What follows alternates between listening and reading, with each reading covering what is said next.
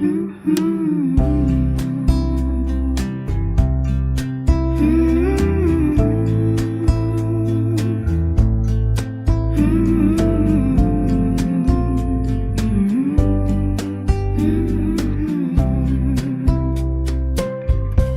on in, set your worries down. From everyday life to rambling around. True stories told with care and grace. This is Mommy Ramblings. Welcome home, where hearts are open. You're never alone. With grace in our steps and faith in our view, we walk this life hand in hand with you. I'm Carolyn, and I'm so glad you're here. Mommy Ramblings, where you're known, you're welcome, and you belong.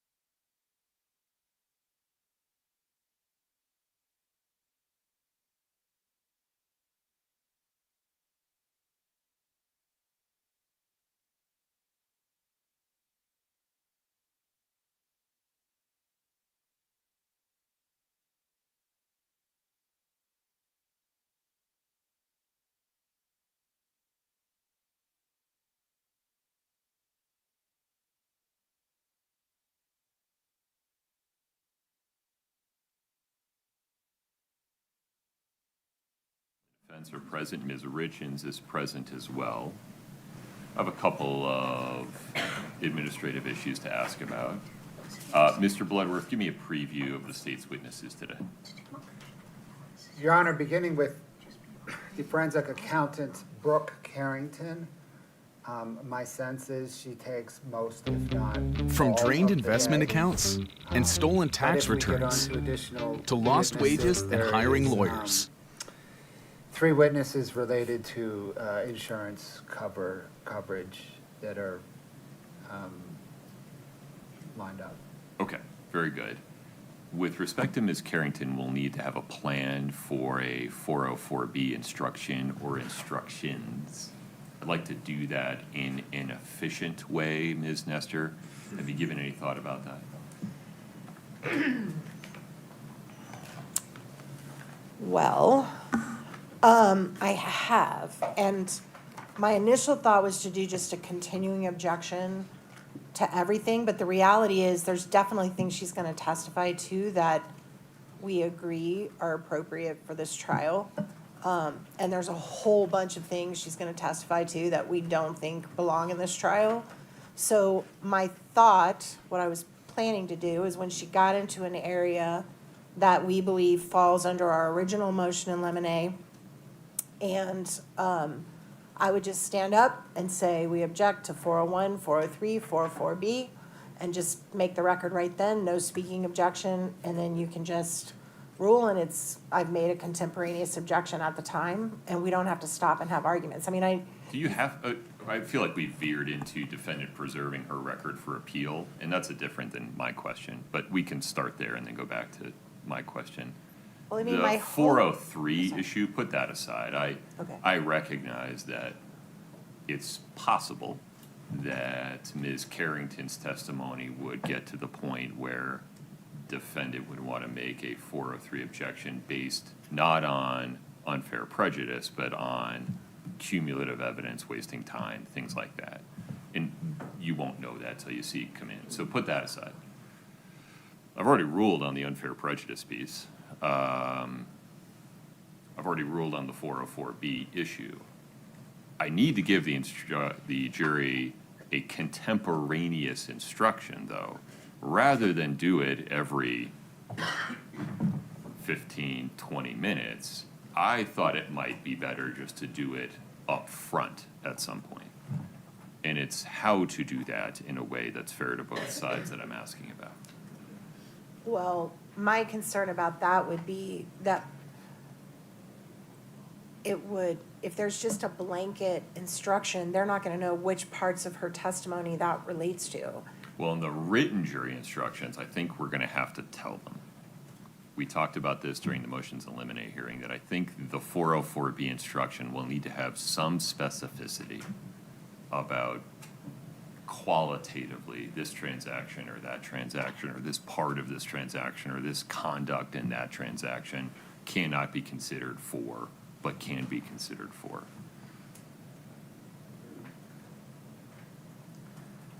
It's just that the expanse of what she's gonna testify to is vast, right? Well, Like she's- maybe, I don't know. She's gonna talk about taxes, she's gonna talk about business, she's gonna talk about assets and liabilities, she's gonna talk about, Yeah, but not all of that is 404B information. that's exactly my point. Right. Which it makes it complicated. I mean, if you're recommending that we start with just an admonishment that some of her testimony will involve, I just don't know how you do it before we get to the topic.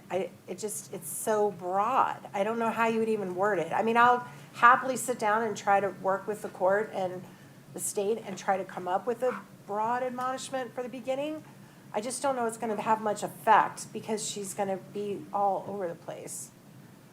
Well, And there is a lot of what she's gonna testify to that we're like, fine. I mean, it goes to motive. I'm Yeah. not gonna be unreasonable. I recognize their theory. I disagree with it, but I recognize it. And if they're trying to establish, her financial condition at the time of death, I think that's gonna come in. I'm not unrealistic about that. But I think she's gonna go pretty far beyond that, right? So at that point, I feel like I'm gonna want a contemporaneous objection, and I may want the court, because as you ruled, I think wisely, in the motion in limine hearing, a lot of this you can't tell till you hear it as it comes in, because it may have a foundation and it may not. And if it doesn't, I may want to be heard at that time and say, look, we shouldn't even go into any of this because they haven't established how it's linked to motive. They haven't established how it's linked to relevance to this case because of the temporal distance, because it's so far removed from any argument of motive. And at that point, we may need to have a quick break and just talk about it. But I'm going to try to, not be unrealistic about what I expect you will allow in, but I also want the ability to object when I think she's gone way past what we're doing. okay, can we have an agreement that there will be no speaking objection? Yes, I wasn't planning on doing that anyway. Okay, Yeah. that may be the best we can do for now, Mr. Bloodworth. Any other suggestions? And I mean, I would say 4143444B, but I won't elaborate. That's fine. I've got to at least put some ground on the record. Yeah, and just don't say the same 3 rules every time unless you mean it. Okay. Mr. Bloodworth, anything further on this? The hope was to try and not unnecessarily slow down the presentation of evidence, but it just may not be possible to do what I am suggesting.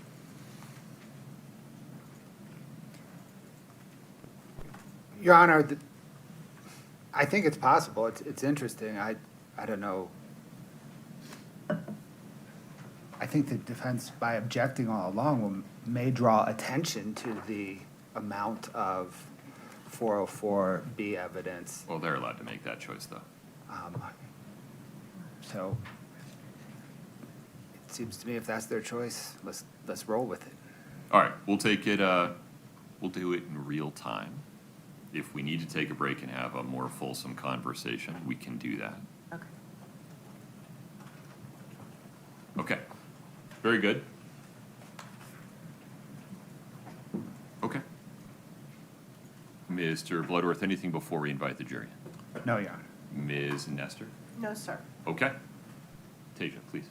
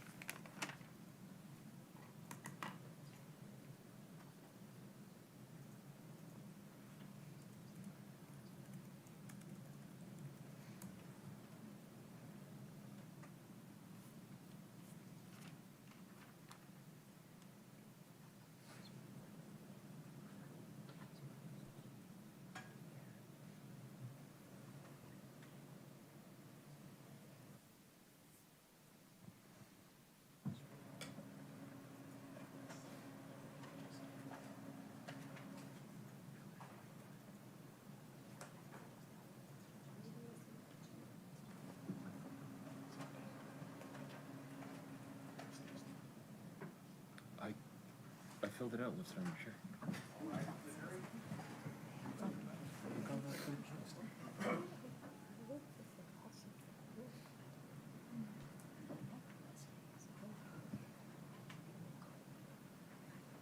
Have a seat as you come in, please. Did it last time. Okay, have a seat.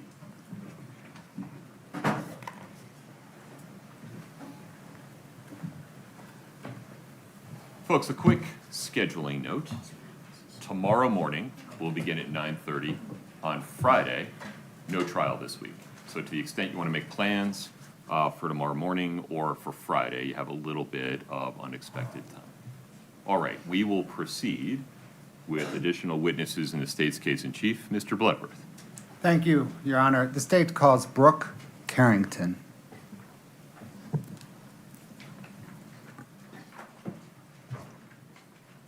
Ms. Carrington, if you'd step in front of Brittany, we'll get you sworn in.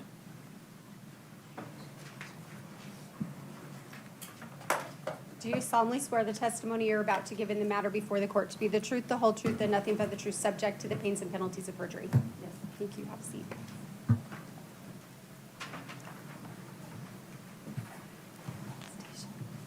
Good morning, Judge. Morning. Good morning, ma'am. Morning. What, ma'am, is your name? Brooke Carrington. Is that spelled Karrington? Yes. What do you do for a living? I am a forensic accountant. What is a forensic accountant? Well, it is based on accounting, but it takes it some extra steps. Further than that, I look for a lot of the source of funds, the disposition of funds, what the transactions really mean, more than just the balancing of transactions and getting to a black and white number at the bottom. I try to understand more of the landscape and more of why things make sense and why they don't in the financial documentation that I look at. More of a narrative? Yes. What, ma'am, is your education and training in forensic accounting? I've been at this for 38 years, and I have a bachelor's in English, I have an MBA, and I have several certifications that support that. Who's your employer? I have a firm. It's a small firm. We're based in Salt Lake City. Do you teach or present as it relates to forensic accounting?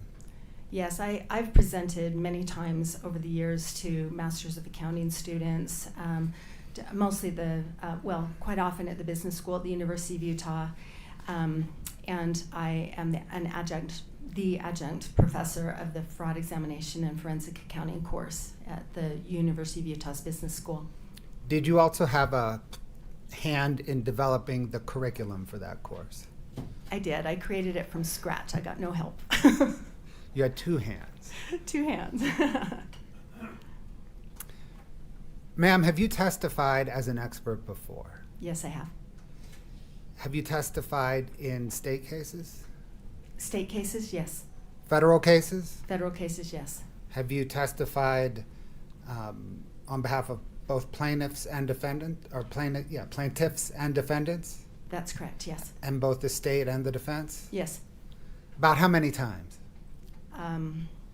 Hundreds. I don't know how many. When did you begin testifying? I think the first time I testified for real was probably in 1991 or two, something like that. And consistently since then? Yeah, fairly consistently, yes. Did the state engage you to forensically examine Kouri Richins' finances and related business practices leading up to and shortly after Eric Richins' death? Yes.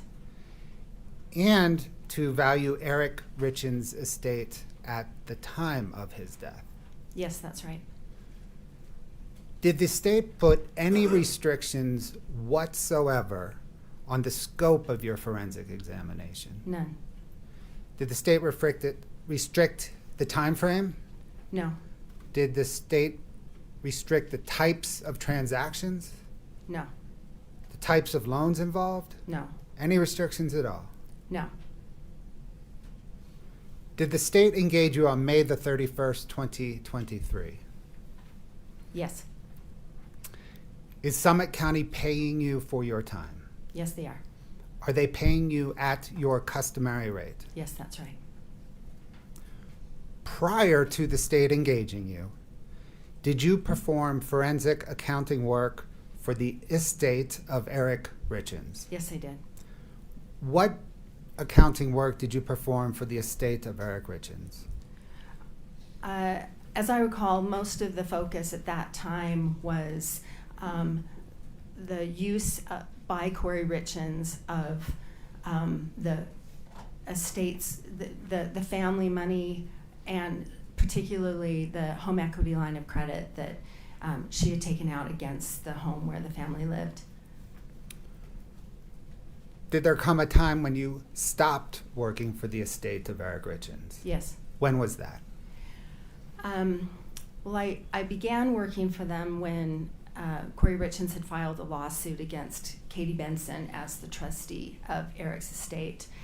And so that was the very end of April into May of 2022.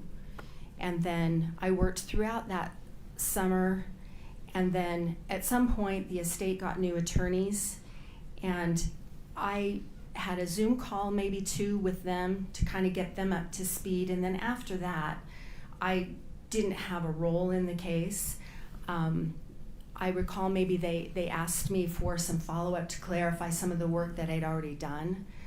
So it's really hard for me to determine exactly when I stopped working, but by the fall of 2022, I was done. I did have some additional kind of follow-up stuff.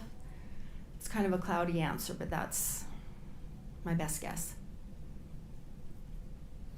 Did the estate of Eric Richins pay you approximately $14,000 for your services? Yes.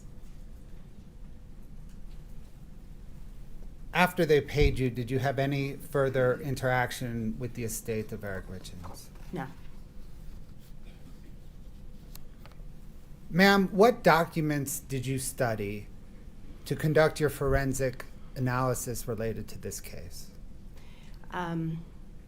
I've reviewed probably hundreds of thousands of documents, and their deeds of properties, the loan agreements for the loans on those properties, loan agreements for a set of payday loans that Kouri Richins had, the UCC filings that are filed with the state of Utah associated with many of those loans, bank account statements for 27 accounts, and those include the family account that Eric Richins and Kouri Richins shared, from which they paid their household expenses, Eric's business accounts, Kouri Richins' business accounts, her personal accounts, checking accounts at America First Credit Union, Navy Federal Credit Union, credit card accounts, the home equity line of credit account.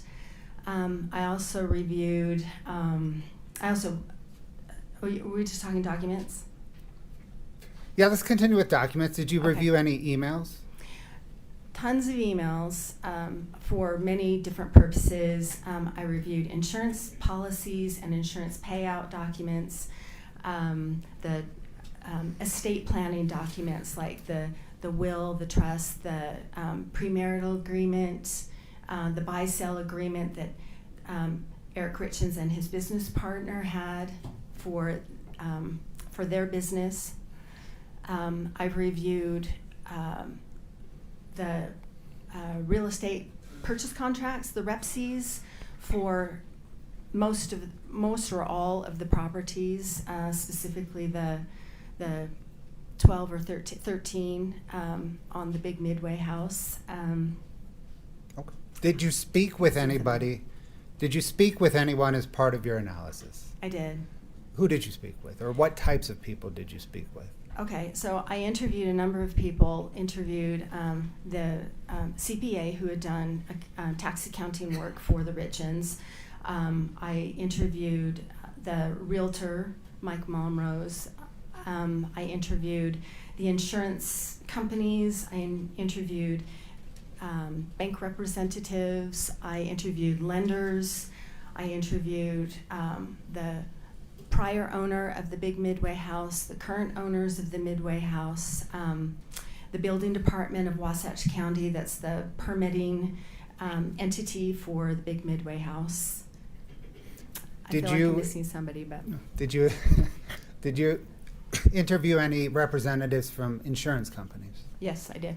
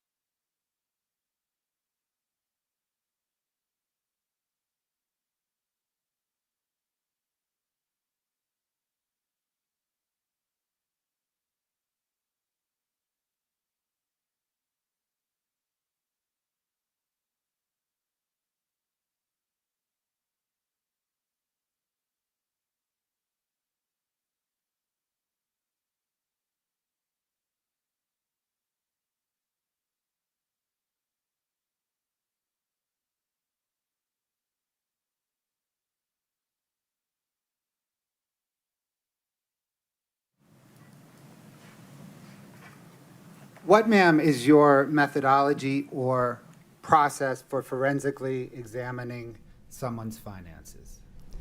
My process usually begins with the bank account statements because though that tells a lot about a business or a person, and helps me understand the landscape of things and helps create a narrative, because those are the things where it tells me the source of funds, how much it is, how often it comes in,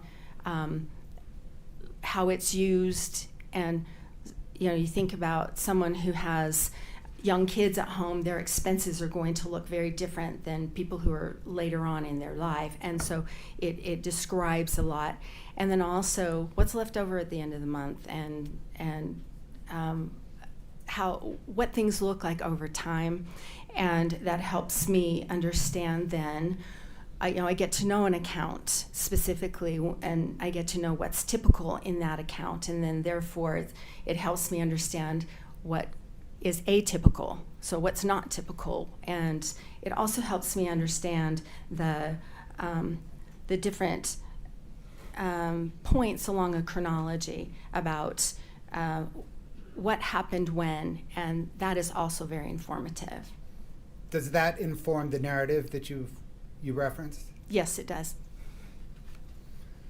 Let's please now step through how you apply your methodology in this case, okay? Okay. Did you apply your methodology in this case by first analyzing Kouri Richins' bank accounts? That was my beginning point, yes. What bank accounts did she have? She had her business account for Kouri Richins Realty, and that's at America First Credit Union. And we refer to the the bank account number by the last four digits, just for brevity, 6577. And then she had a personal checking account at America First Credit Union that's technically a joint checking account. It was opened about the time that Eric and Kouri Richins got married. Over time, I can't see any indication that Eric ever even used that account. So that's what I refer to as Kouri's personal account, 5244. Her Navy Federal Credit Union account, there's just, there's a line of credit there and a checking account. The checking account especially is one that becomes important. The family account at America First Credit Union, that's where the household expenses were paid. It's a joint account. 2204 is that one. And then I know you asked me about Kouri's accounts, but I also looked at Eric's business accounts, 7664, and then he also had a personal account.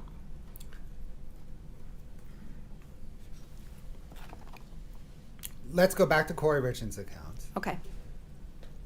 You mentioned business accounts. To analyze her business accounts, did you first have to understand her business? Yes, that's helpful. Scott, can I get 4-4, please?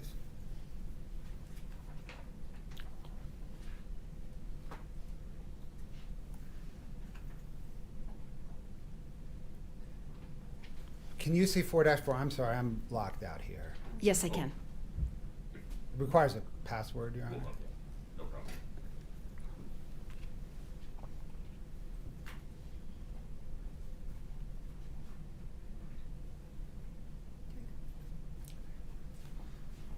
Scott, can you scroll through that, please?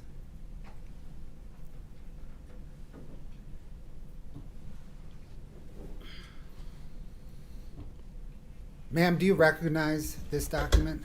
Yes, I do. Yes, I do. And what is it?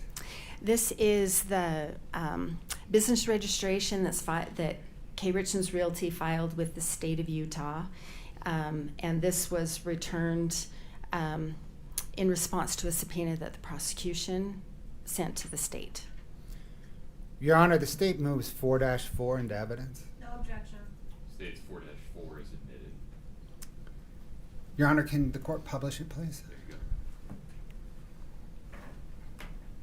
go. Okay, ma'am. What, beginning with the header, does this documents tell us? It tells us the registration number, which is a number the state gives it. The business name is Kouri Richins Realty LLC. It's a limited liability company. It was registered April 26th of 2019. Page 2, Scott.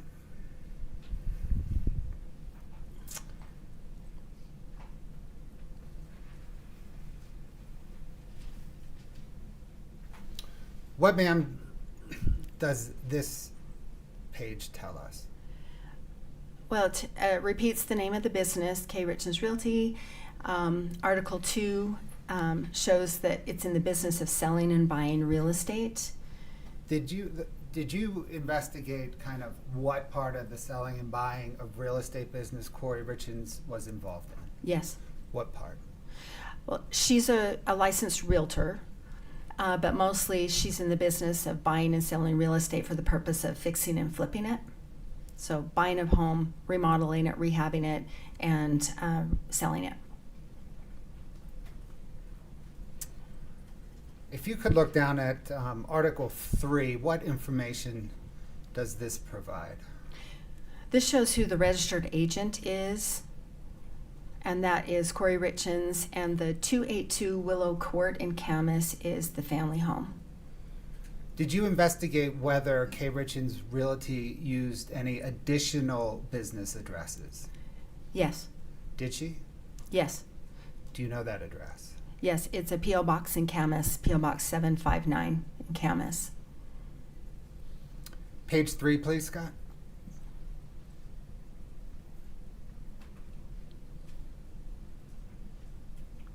What does Article 4 tell us? Article 4 is the section where the members of that company are listed, and this lists Eric Richins at the family home.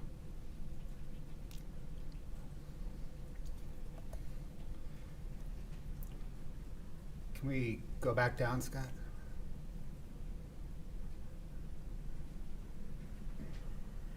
Next page, please.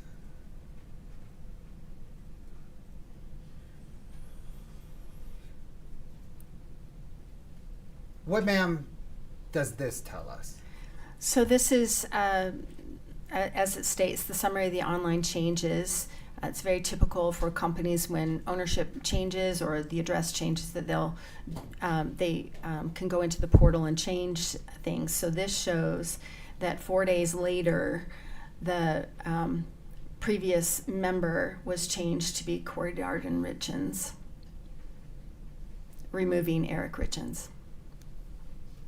So am I right then that the business was registered on April the 26th and then in Eric Richins' name, and then 4 days later the member was changed to Kouri Richins?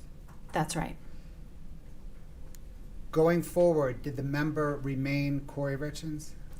That's correct. I've checked it periodically and there have been no changes.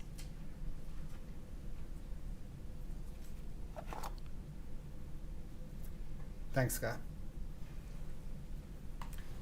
Ma'am, what in terms of financing and accounting is an alter ego? An alter ego is where there are a couple of businesses or a business and a person that are so related that they're indistinguishable. And that can be the commingling of funds, or one relies so heavily on the other for capitalization. There's such a sameness that there's no distinguishing one from the other. Did you analyze the relationship between Kouri Richins and Kouri Richins Realty to determine whether there are any indicators that they are alter egos of each other? I did. Are there any indicators? There are many, yes. And what are they? The use of funds, the transfer of funds between the business and the person assist each other. There is a sameness, the same addresses are used, the same accounts are used. The business account is primarily for business, but there are many personal expenses that do appear there. And so, and the capitalization for the business squarely comes from the acts of Kouri Richins. When analyzing Kouri Richins' business and personal accounts, what first struck you? Well, I usually take a first pass and just to try and absorb things. And when I got to October of 2021, there are many transactions that didn't clear the bank. Either they didn't clear the bank without a fee. Some of them were overdrafted and paid by the bank, and some were just returned non-sufficient funds. Most of us know that as NSF. And the account was perpetually in the hole. Even though there was money coming in, it was going out at a very exhaustive pace. And then Let me stop you there. We'll Okay. unpack this bit Okay. by bit. Okay. Scott, can I get 5-106 Delta, please? Ma'am, do you recognize this document? Can't see it. My apologies. Yes, I do. Did you prepare this document? I did. What material did you use to prepare it? This is drawn directly from the K. Richins Realty account 6577 at America First Credit Union.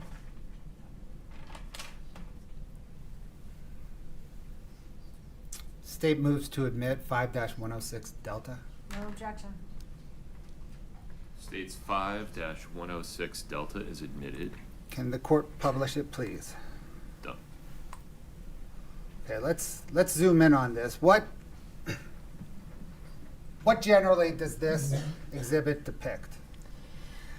So this is just the overdraft and non-sufficient funds transactions for each of these months, just in that one account. And so I started in January of 2021, and this follows through March of 2022. Does this provide us, or does this tell us that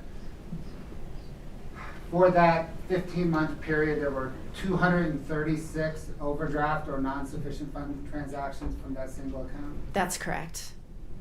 So that, And that the amount of transactions that tried to pass but didn't was $360,000? that's right. And that as a result of that, this account was assessed $5,600 in fees? That's correct. Does this exhibit provide you as a forensic accountant any information regarding trends? Yes. As I mentioned before, I try to understand the chronology of things, and so understand kind of what is typical for an account. So when things change, I can understand that a little bit more, or at least seek to find an understanding of it.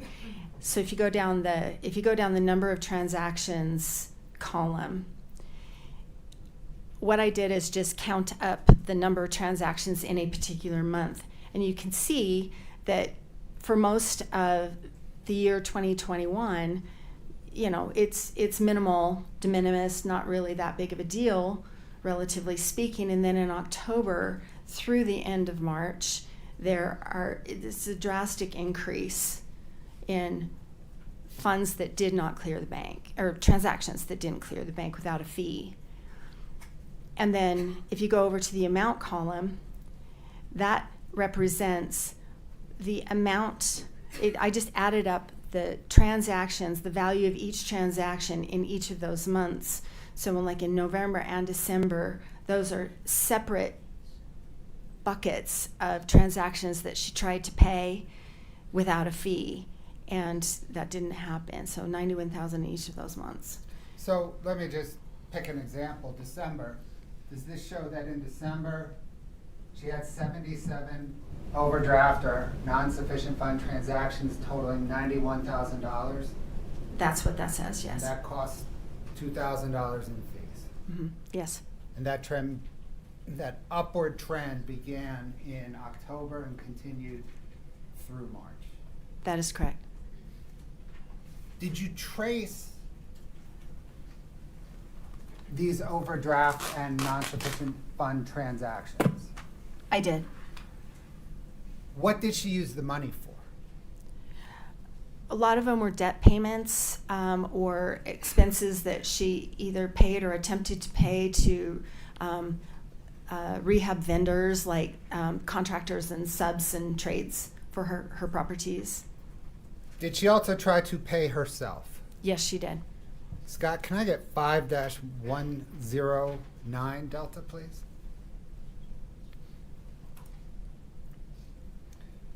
Ma'am, do you recognize this document?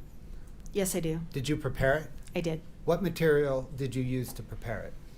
This also drew from that same account at America First, the Kouri Richins Realty account 6577, and the personal account 5244 in some instances, and then also that Navy Federal Credit Union checking account for Kouri Richins.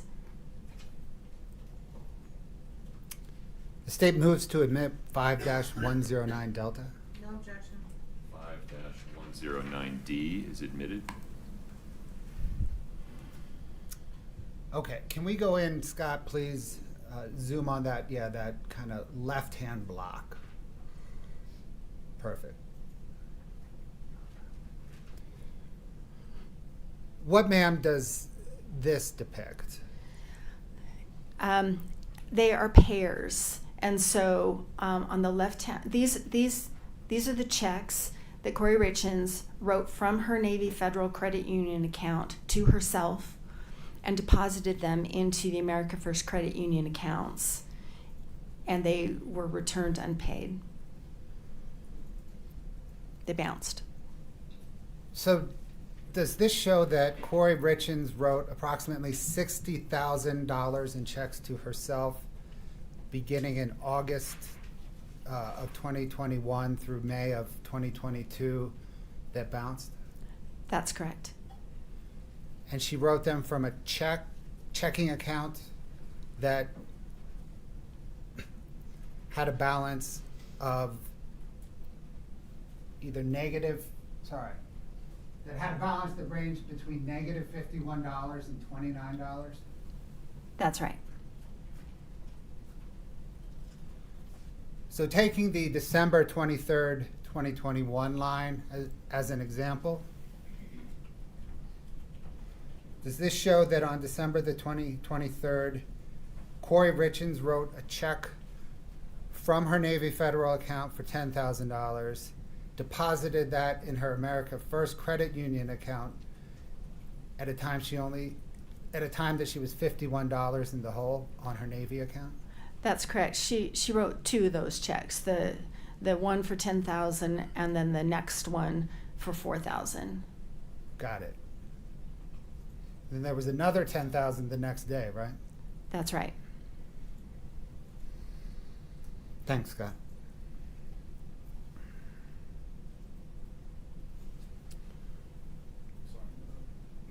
It's frozen up again. No problem. Let's fix it. One moment, please.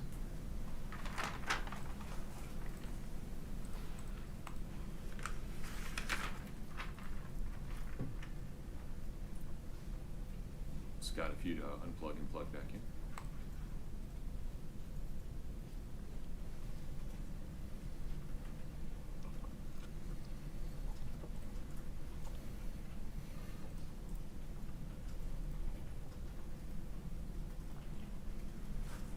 Please proceed.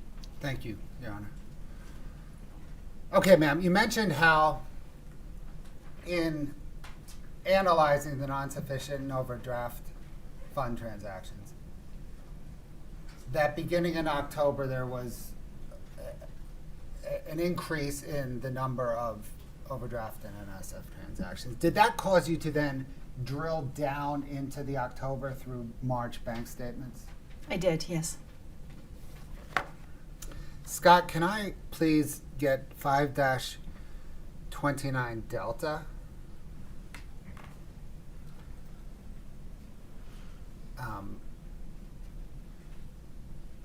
Echo.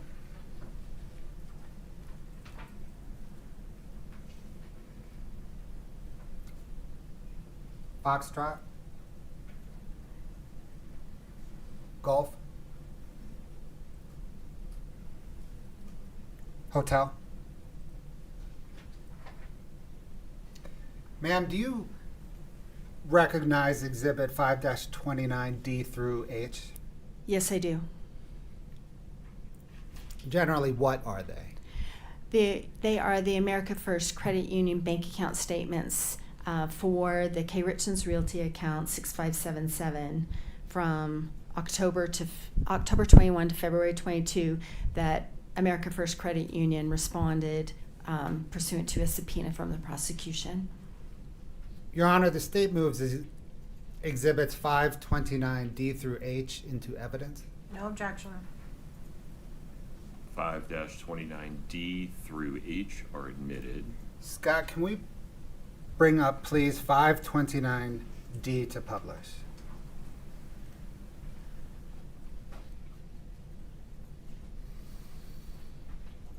Ma'am, for those of us whose spouses handle the banking, what are we looking at? This is a bank account statement. What I'd like to do is, well, did you analyze this bank account statements and the others to, or did you analyze them? Yes, I did. If agreeable, can you maybe grab, there's a hand mic up there.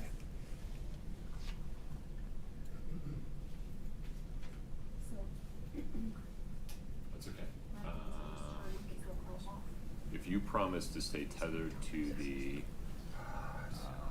podium and turn your lav off, this will work. I just turned it off, Your There Honor. you go. Okay, that's Thanks, good. Judge.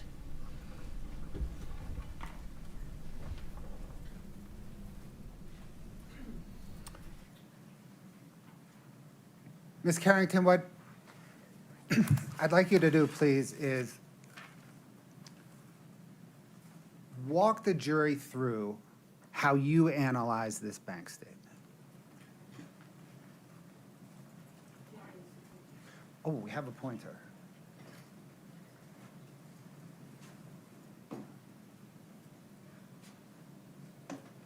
it is. Moses and I don't really agree. And please ask Scott to blow it up, highlight it. Okay. This is where, Scott, would you please, let's start with the header. I don't know. Okay, so this is the header that shows. Scott, am I doing this right? Okay, this is the header. So this will show the owner of the account. This is Kouri Richins Realty LLC. This is that PO Box 759 in Camas that we talked about. And then this is the account statement for October 31st of 2021. Here's the account number 6577. And then this section below is the summary account, the summary of the account. So there's a share savings that is reported on this bank account statement along with the checking account. And it shows at the end of the month, these two accounts were in the negative $1,684.75. So this is that same month that we've just been talking about. And so then I would start to look at the transactions. So Scott, can we do the body, please? Maybe just the checking is fine. Okay, so what happens here is we have the posted date. The effective date is like the date of that the transaction came through, and then the posted date is when it is posted to the account. So you can see in the body here under the description, some of them are very descriptive, and you can tell who the payee is. That's the entity who receives the money on this transaction. Some do not. They say bank-to-bank transfer, and we'll go back to that in a little bit. And then you go over here to the transaction amount. I'm just going to skip it. Excuse me. You go here to the transaction amount, and these are negatives, meaning they're paid out of the account. And if they do not have a negative here, that's a deposit into the account. And then on the far right is the running total balance of the account. Sorry. I have it. Did you? Oh, thank you. Okay, Scott, can we go to the next page, please?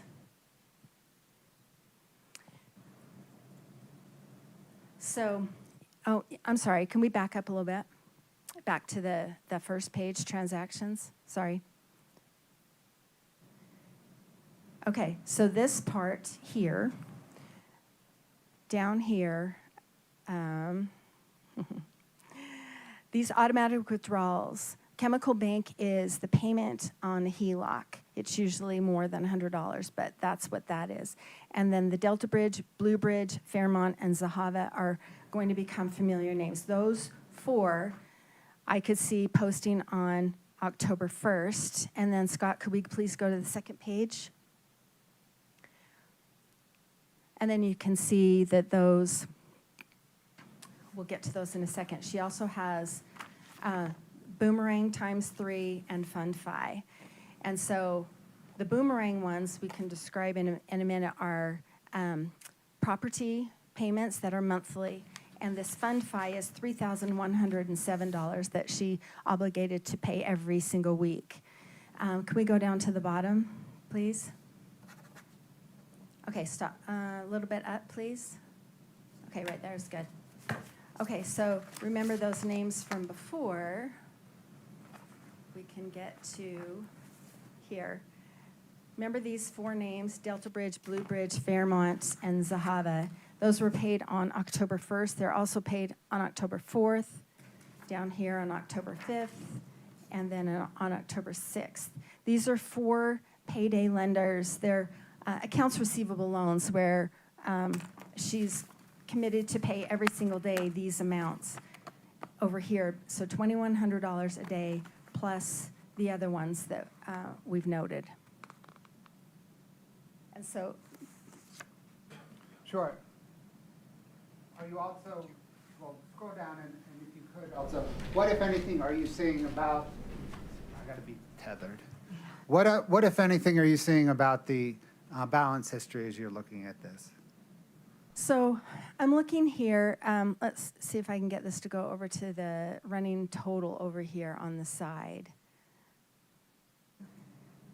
You can see at the top of where we're looking here, she gets down to about $2,600 in the account, and then here comes $16,800 into the account, bumps it back up, and then there's those daily payments that she has to pay, and then she gets another bump of $18,900, and then down here at the bottom you see this $39,000 coming in.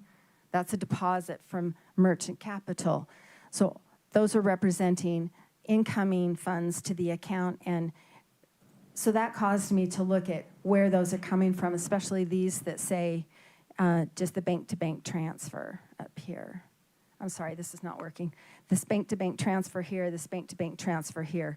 So where did those come from? And so that caused me then to look at the UCC filings.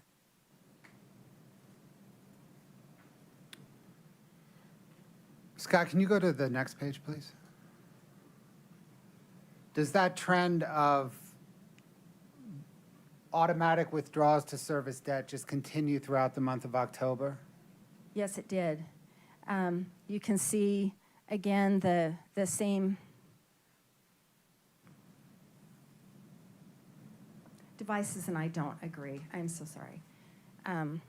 Okay, you can see the same payments here. Then she's added a few. Here's the Advantage platform is a new one. And then you go down here, Fund Fi Merchant is a new one. Greengrass Capital is one that she's been paying for a while, and this one will be significant. Kind of put a pin in this one, $5,438. So she's got all these others that are daily payments. Fund Fi and Greengrass Capital are weekly payments. And so what I started to do was calculate how much were these debt payments and who were these lenders, what are these loans? And so she's obligated herself on these, the consistent for of $2,100 every day. So that's about $10,000 a week. And then she adds the Fund Fi for $3,100 and the Greengrass for $5,438. And that's every single week she has to come up with that money to just to stay current and avoid default, because the default clauses on all of these, they're already starting at high interest rates. But that if they go into default, the interest rate almost doubles.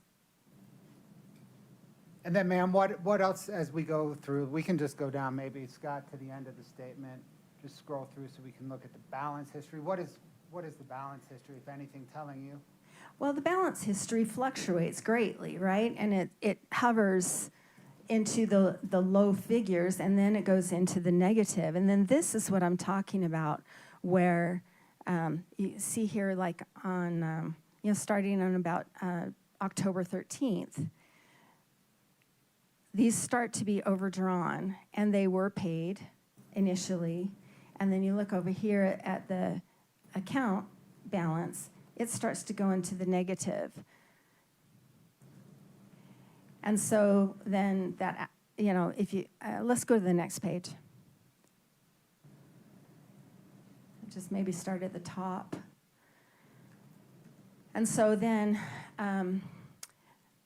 you can see here that these were, the top ones were returned. They incurred a fee.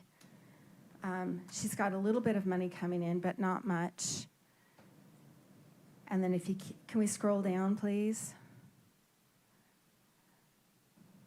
Then this just really caught my eye that something obviously was going on at this time. Here she's trying to pay for business expenses, for debt payments, a couple of personal expenses, and these are all being returned. And she's $6,000 in the hole at the end of this page. Could we go to the next page, please?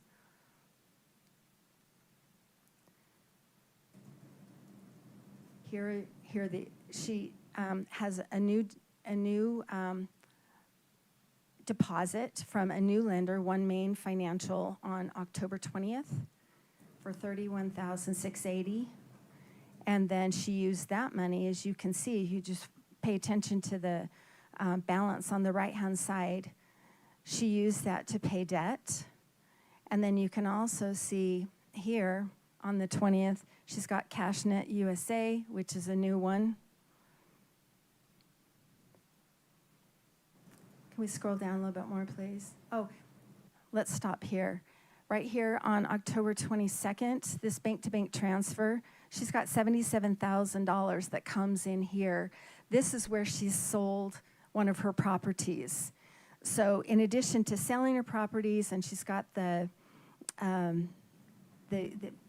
accounts receivable loans, the payday loans, she has money coming in, but then I started to look at the velocity, how quickly, how long did that money last? And so if we keep scrolling down, you can see, and can we continue, please? Next page. She pays for some rehab expenses for painters and things like that.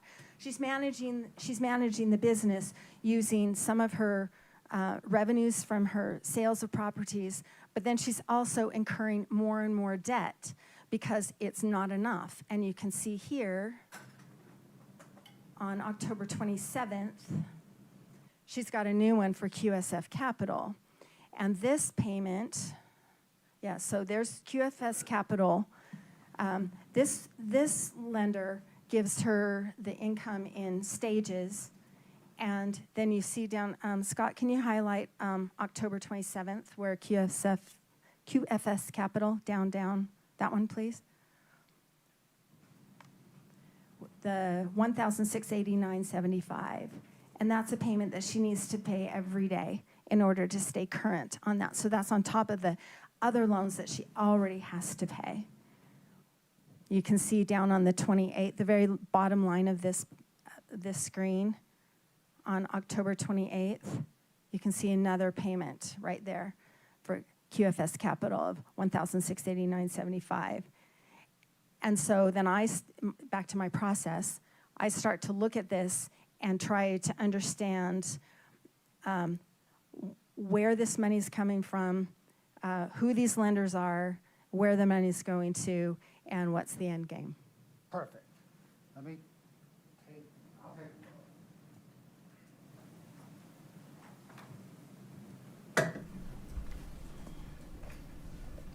Thank you. Okay, ma'am, that was the October statement, correct? Excuse me, yes. My fault. Fine. We're not going to go through November, December, January, February, but let me ask you, do those months present the same as October?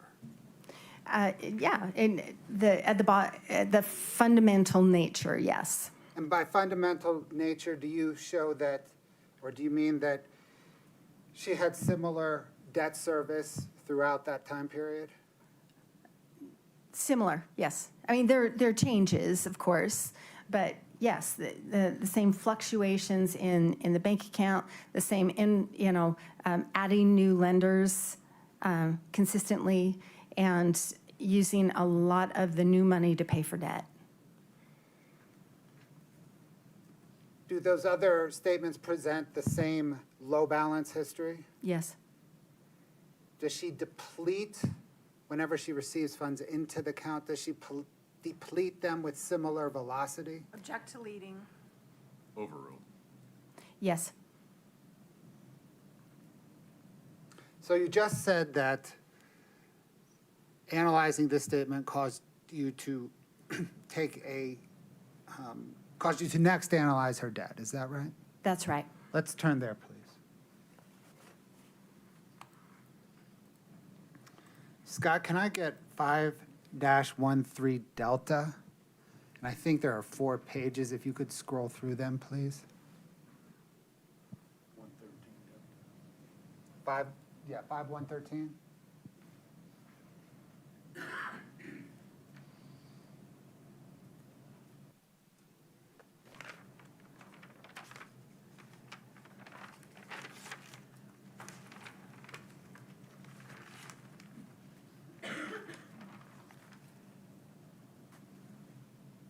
Ma'am, do you recognize that? I do. Did you prepare it? I did. What material did you review to prepare it? So this was a combination of the bank account statements, the loan documents for the accounts receivable payday loans, the credit card accounts, her lines of credit at different banks, and the home equity line of credit. Your Honor, the state moves to admit 5-113 Delta. No objection. 5113D is admitted. Can we please publish the first page?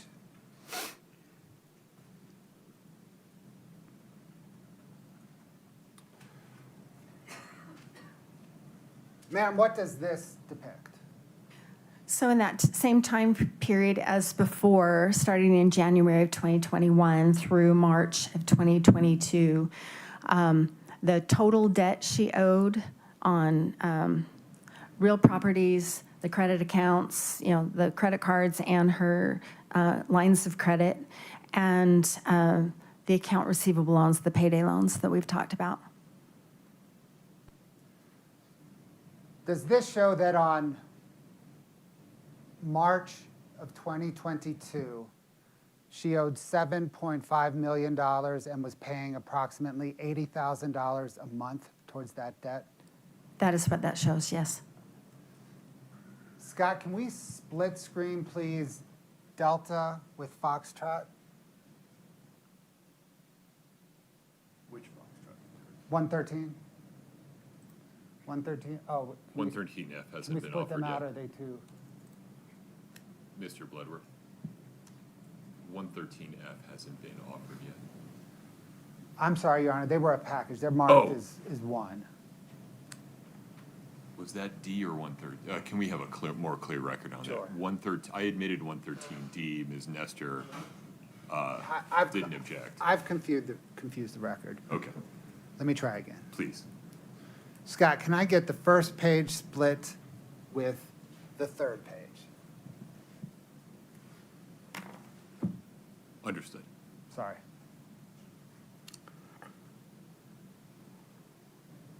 Ma'am, what does this depict? So this is just a graphic depiction, a line graph that uses the information from the chart. And, Go ahead. sorry. The orange line along the bottom is the total debt paid, and then the blue line above is the total debt owed. And this is for, again, all the real estate, all the lines of credit, credit cards, and the payday loans.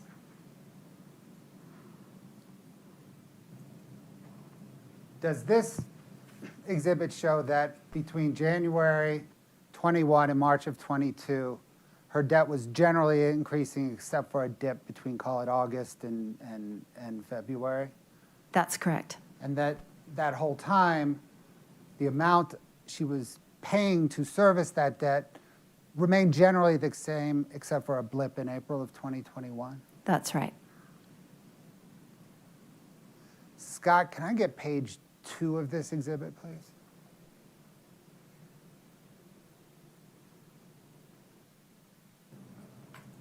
And we can take down page 3. Ma'am, what does this depict? This is that same concept. I just wondered if we might want to discuss this without the real estate. So this is just the loans, the lines of credit, the credit cards, the payday loans, and yeah. So I've just taken out the loans on the properties.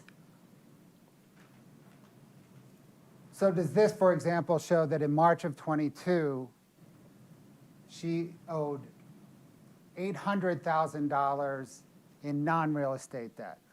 That's what this shows, yes. And she was also that month paid about $80,000 to service the debt, That's right. which is about the same $80,000 she was paying to service everything. It is the same, and for most of her real estate loans were balloons. So her notes were balloons, like a 6 months. She'd borrow here, and they did not require monthly pay. Most of them did not require monthly payments, and so that's why you'd see the same numbers there. Scott, can we split that with page 4, please?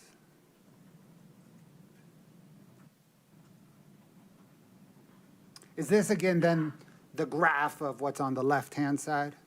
That's right. So the same concept, just without the loans on the real estate. The total debt owed seems to flatline about October 2021. Yes, it pretty much does, yeah. Why? There are a lot of reasons why. I don't know all of them. It looks to me like she's just exhausted her funding sources, and there are very few new funding sources that kind of come in after that first period. You know, we talked a lot about some of the new ones. Kind of after that, there weren't a lot of new ones. And so that's the explanation I believe is correct. Thank you, Scott.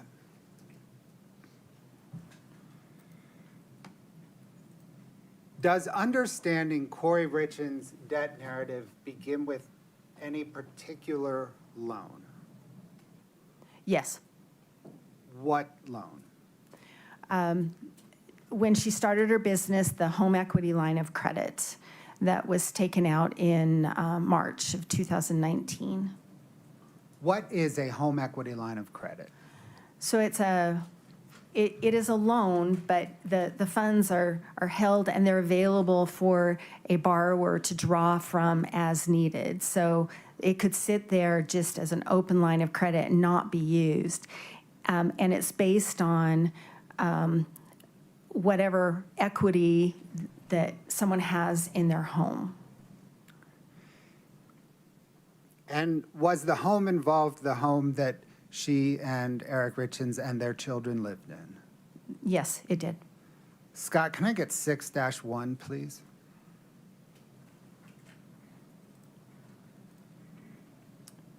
Ma'am, do you recognize this agreement? Yes, I do. What is it?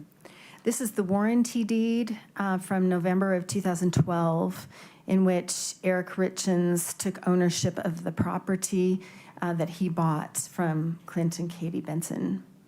This is the Willow Court home. Your Honor, the state moves 6-1 into evidence. No objection. State 6-1 is admitted. Scott, if you could zoom in on kind of the top half.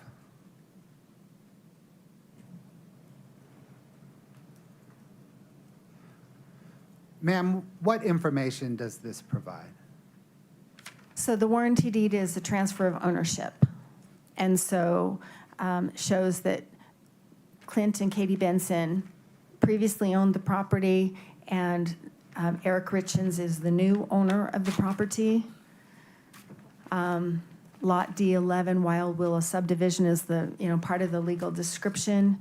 And then finally, there is the date of November 9th, 2012.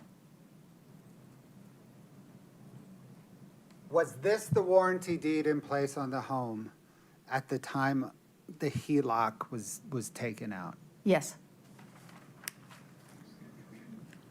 Thank you, Scott. Can you please bring up 5-4?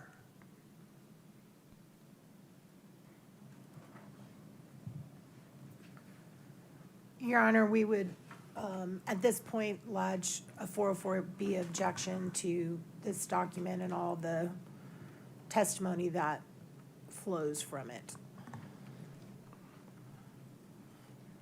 Would you approach, please?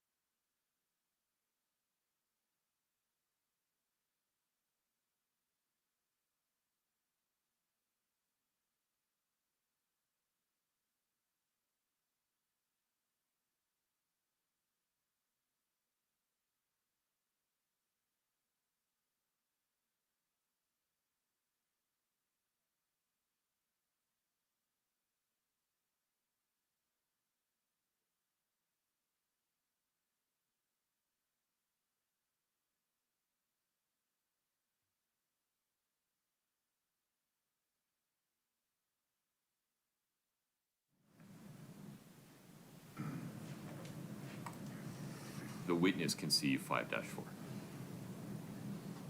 State moves to admit 5-4. Any objection, Ms. Nestor? Just same objection, but I understand what was said at the bench. Okay. States 5-4 is admitted. I'll publish it now. Scott, if you could zoom in, please, on that top third. Yep. Ma'am, what is this? This is the HELOC, the home equity line of credit.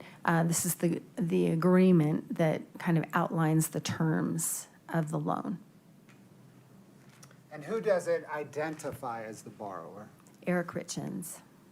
And what does it identify as the credit limit on the loan? $250,000.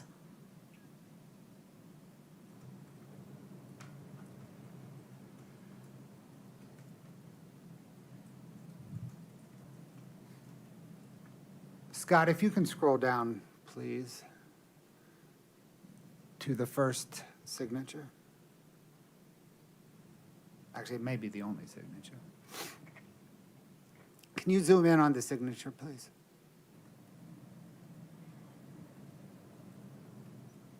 Ma'am, who does this show signed as the borrower?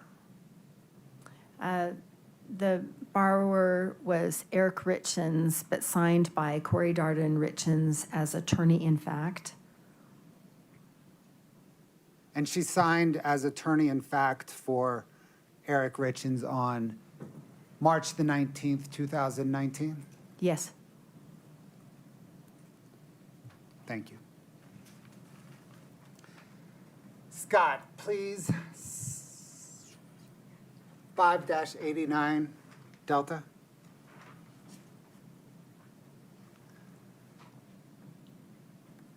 Ma'am, do you recognize this document? I do. Did you prepare it? I did. What material did you use to prepare it? I used the HELOC statements from TCF Bank / Huntington Bank. Your Honor, the state moves to admit 5-89 Delta. No objection. 5-89D is admitted. Ma'am, what does this depict? So along the top are the months, every other month, but each bar represents a month. And the negative numbers indicate the balance of the loan as of that month. So for example, on March 1st, March of 2019, there was a draw of $60,000 shortly after the loan was approved. And so that stayed at that balance for a few months. And then following that, every month I've just taken the balance of the account and depicted it in a bar. And the bars go downward because this is a negative number. It's the amount owed? That's right. And so I've got like on the left-hand side, those are negative numbers. And you can see the negative 250,000. That's the limit, the credit limit of this loan. And so you can see relative to the credit limit where the balance was in any given month. What did you determine was the balance on the HELOC at the time of Eric Richins' death? At the time of his death, it was over its limit, $254,000. Did you analyze the payments made towards this balance? Yes. You mentioned the 60 was a draw. So what did your analysis show regarding payments? With the exception of one, the payments were interest-only payments, so the minimum payment. And then you can see in October of 2020, there's a rise in the balance. There was a $50,000 payment made in October 2020. And so that's why the balance is different there. And then by the June and July of 2021, it was at its balance or exceeding. So am I right then that but for the one $50,000 payment in October 2020, the only payments were minimum monthly interest payments? That's correct. Were you able to trace the HELOC draws to see where the money went? Yes. What did you determine? They were by and large for rehab expenses related to Kouri Richins projects.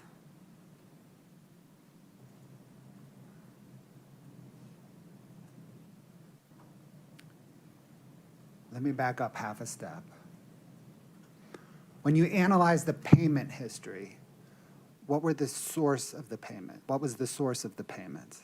The source of the payments that made those interest-only payments and the $50,000, those were from the K. Richins Realty accounts and sometimes from the Corey's personal checking 5244 from America First.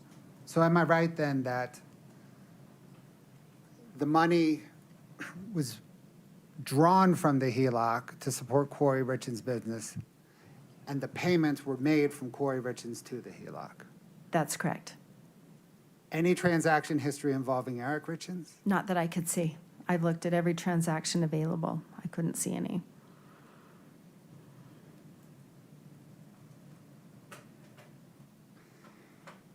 Thank you, Scott. Can I get 5-6, please?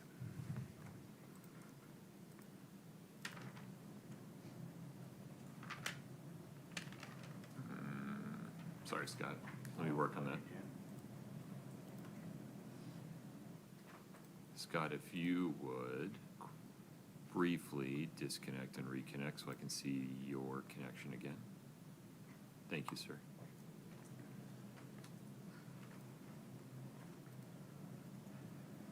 And there you go, Mr. Bloodworth. Scott, can you scroll through that, please?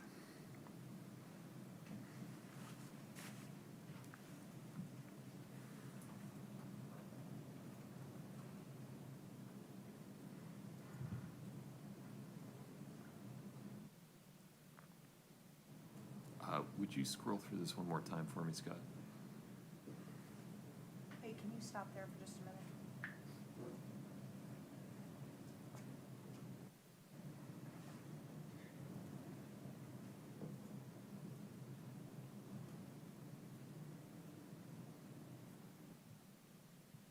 One more page. Okay. I now understand. Go ahead. Ma'am, do you recognize this document? I do. What is it? This is the original draw of $60,000, a copy of that. And this was from TCF National Bank / Huntington Bank in response to a prosecution subpoena. Your Honor, the state moves to admit 5-6. No objection. 5-6 is admitted. Scott, if you could zoom in on the check. Ma'am, who's the check made out to? It's payable to Eric Richins. And do you know why? Object to speculation. Can you lay a little foundation?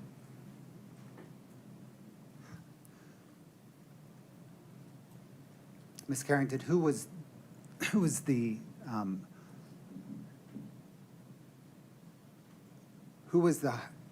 home equity line of credit? Who was the borrower for the home equity line of credit? Eric Richins. Is it typical for the borrower to be the named payee on draws of an account? Yes.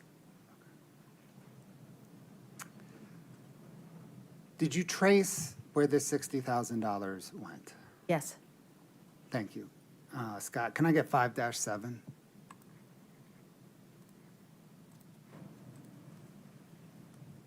Your Honor, at this point, I renew my 404B objection.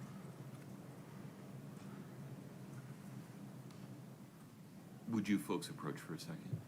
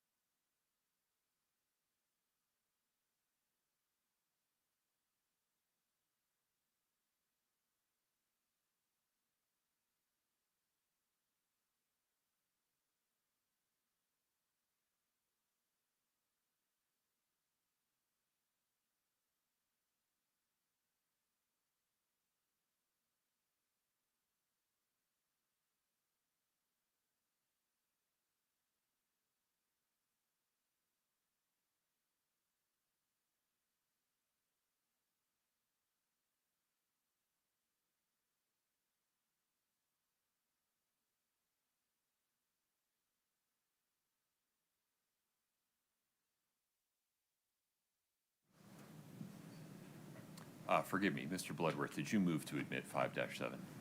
I did not. I do so now. Okay. Any additional objection, Ms. Nestor? None other than what I've already covered, Your Honor. Okay. 5-7 is admitted. There you go. Ms. Carrington, what are we looking at? This is the bank account statement from America First Credit Union for Kouri Richins. This is that personal checking account 5244 for April of 2019, which would have covered the March of 2019 transactions. And did you trace that 60,000 draw that we just looked at into this account? I did. Can you please show us where it lands in this account? Yes, I think it's the second. If you can see on March 29th, there's a deposit of $60,000 into the account. Did you then trace the funds from that account? I did. Where did the funds go? Basically for rehab expenses and debt payments. Well, yeah. Thank you. Thanks, Scott.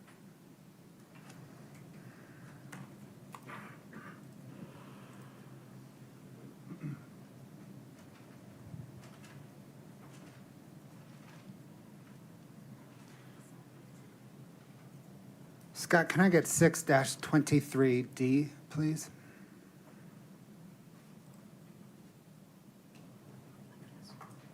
Ma'am, do you recognize this document? I do. Did you prepare it? I did. What material did you use to prepare it? I used the loan documents for the different properties, the deeds, the warranty deeds and trust deeds for the properties, the bank account statements for Kouri Richins Realty and Kouri Richins. I think that's it. Your Honor, the state moves to admit 6-23 Delta.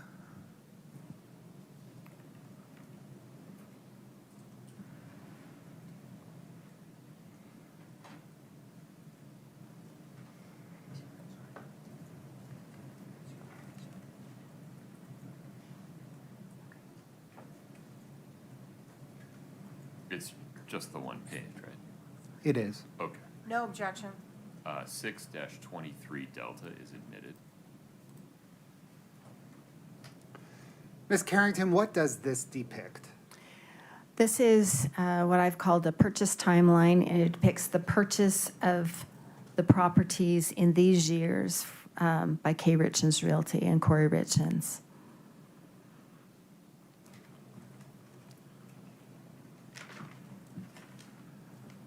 What trend information, if any, does this depiction provide? Well, the numbers of, there are a couple of things. The numbers of projects from 1 in 2019 to 5 in 2020 to 15 in 2021, and then finally the one large project in 2022. And then also the aggregate amount. So this is based on the purchase price. So she purchased one for $215,000 in 2019, and then when you get to 21, it's $6.7 million for all of those projects.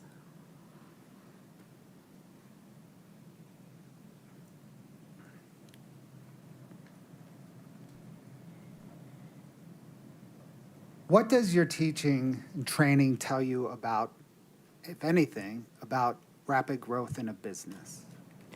I look at a lot of businesses, and it doesn't matter what kind of industry or what kind of business or what kind of solvency they have. Managing growth is really challenging, and managing this kind of exponential growth is challenging for any kind of a business. And so this depicts that, I mean, you don't really need to know much else, but to see a growth from 5 projects to 15 from one year to the next, or 2.2 to 6.7 in 1 year, that presents a challenge for anybody. Did you analyze each of the purchases depicted here? Yes, I did. Scott, can I get Exhibit 6-24 Delta, please?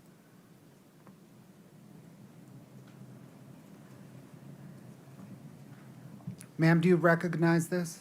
I do. Did you prepare it? I did. What material did you use to prepare it? A lot of those same documents, a lot of the deeds, the warranty deeds, trust deeds, the trust deeds show or reflected of the loan. So all the loan documents, the primary lender, all the second, third, and fourth lender, position lenders that I call rehab lenders, the settlement statements for the purchase, the settlement statements for the sale, and then what the rehab expenses were. And for that, I've used what Kouri Richins reported to her tax preparer, and then I did an analysis of every transaction in her accounts to understand what the expenses We'll were. get there in a minute. Thank you. Okay. I want to admit it first. Sorry.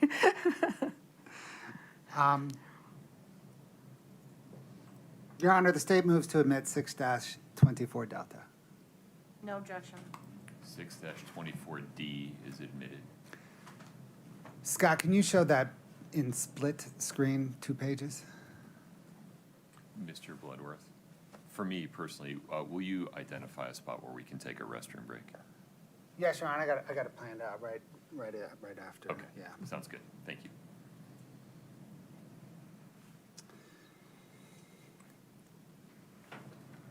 Okay, do each of these columns, and we're going to drill down in some here in a minute, but do each of these columns vertically depict one of those transactions, one of those Yeah. property transactions? Yes, each column is one property.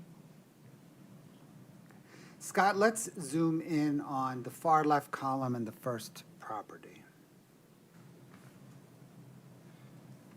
Can you please explain to the jury what that far left column, purchase, sale, rehab expenses, depicts? Yes. So at the top, it's the 550 house. The address is 550 and 550, and it's in Heber. So it's called, I call it the 550 house. It was $215,000 to purchase. I'm sorry, ma'am, let me stop you. I mean, interrupt. I'm one column to the left. Oh, sorry. Okay. The first section is the purchase. So that's the purchase, what she borrowed to buy it, and there were other funds that she borrowed, and then the closing costs. And so the equity in the property at the time of the purchase. Okay. And then what's the next column, the next section, the sales section? That's, so when she sold it, what was the sales price? She had to repay those borrowed funds. If I knew the closing costs, I've included them. If I haven't, if I wasn't sure I had the final settlement statement, I didn't include it. And then I get what the net proceeds were at the time of the sale. So that would have been the amount that landed in her bank account. Okay. And then the bottom, rehab expenses section. What is that and how did you calculate it? So the rehab expenses, as I said, she reported some to her tax preparer, her CPA, and most of the times I went back to her bank account and I looked at her memo notations about which project a specific expense was for. They're not all labeled. Let me stop you there. Okay. Why did you not use the expenses that she gave to her tax CPA? They were not correct. Okay. Objection, Your Honor, can we approach? Yep.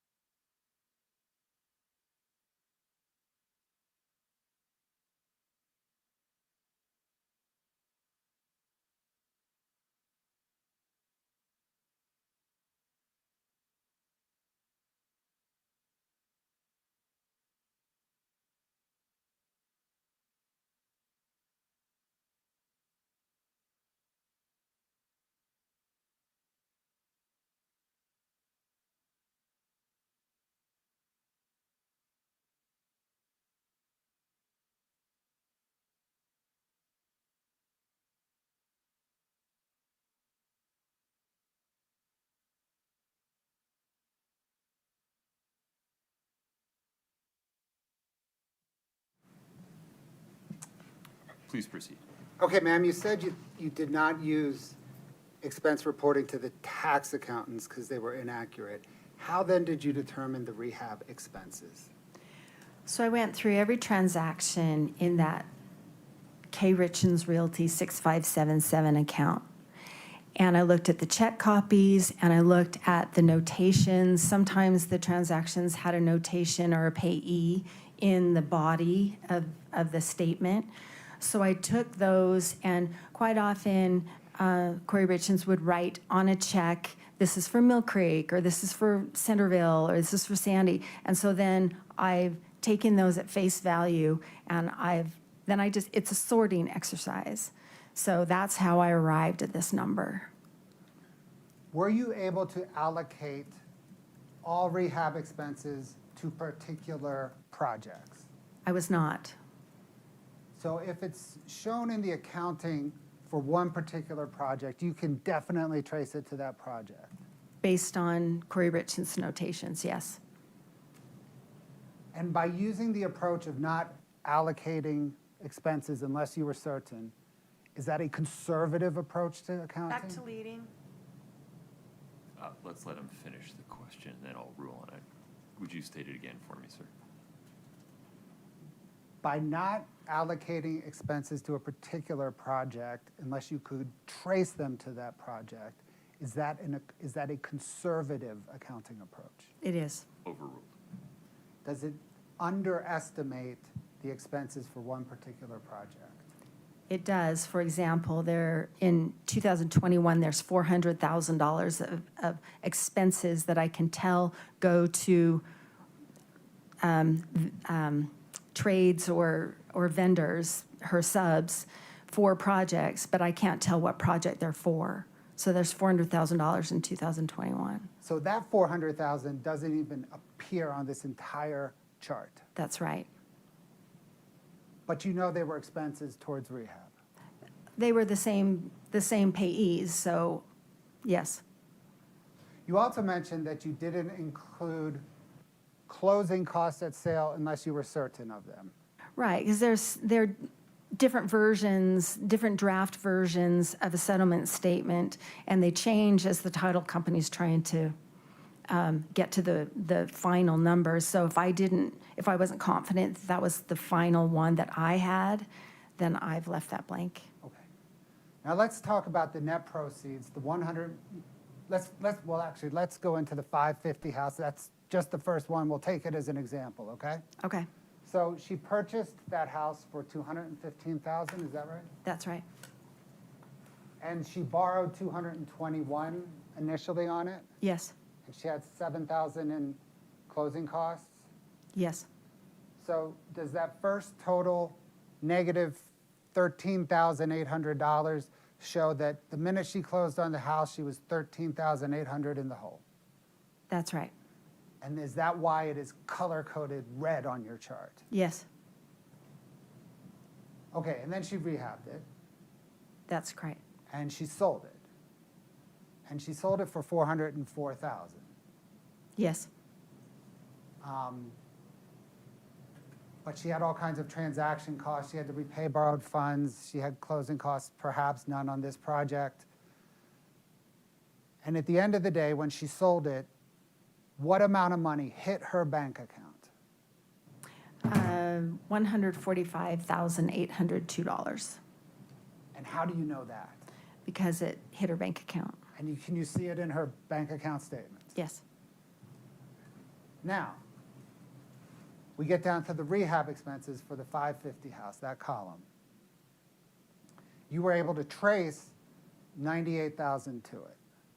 yes, There may be more out there, but you were only able to trace $98,000 to it.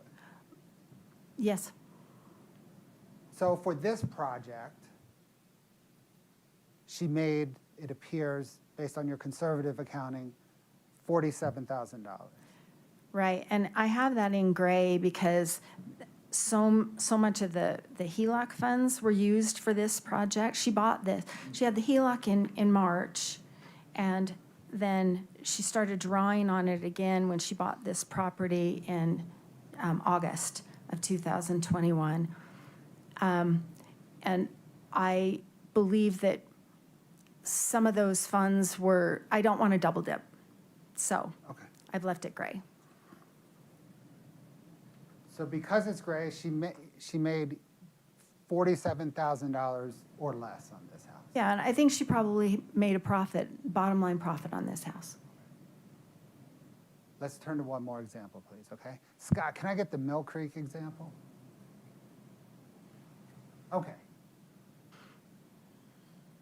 To make sure we all understand. She purchased, does this say that she purchased the Mill Creek house for $650,000? Yes, And that she borrowed 3 times right away, $721,115 and 41. yeah, so she bought this in March, so the borrowed funds of 721 is what she borrowed out of the gate. And then the 115 came a few months later. Okay, and how about the 41? And that was also a few months later. So kind of equity at the time of purchase or within a few months of purchase, she was $228,000 in the hole on this house. Yes, She sold it for $115,000, or sorry, $1,115,000. that's correct. But she had closing costs. She had to repay what she bought on it. And she had $836,000 in costs unrelated to the rehab. Is that correct? Right, that's just the loan, and you'll notice that the repayment of borrowed funds is the same amount as the borrowed funds above. Right. So, I'm sorry, I can't remember exactly why I did that, but that is, interest should be on top of that. So that's a conservative amount. There should be interest payment, or interest costs. And why did you not include the interest costs? I can't remember. I had a reason, and I can't remember. But your reason at bottom was it was conservative to not include them? It was, she had to repay at least what she borrowed, Okay. so. But at the end of this transaction, when it closed, how much money hit her bank account? $32,467.43. And were you able to trace rehab expenses to this project? Yes, How much did you trace to this project? 188,000. But there could be more that you were unable to trace. There could be more, There yeah. could be more out of that pot of 400,000. This was a big project, and yes, So at the end of the day, 32 minus the 188 left her losing $155,000 on this project? at least that, yes, Maybe more? yes. Okay, Scott, let's back out of the whole shebang and go to the far right column.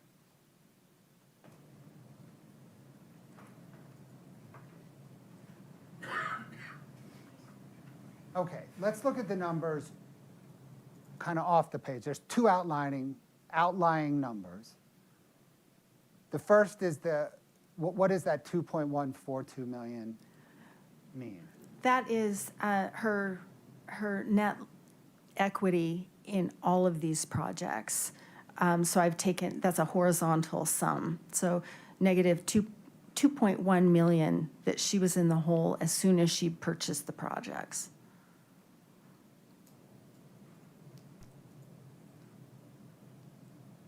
Then we go down to that negative 469,000. What does that number mean? That means again, that's a horizontal sum across all properties. What I estimate her net loss was on all those properties. Yes, net loss on all those properties. So she lost 469,000 based on this accounting.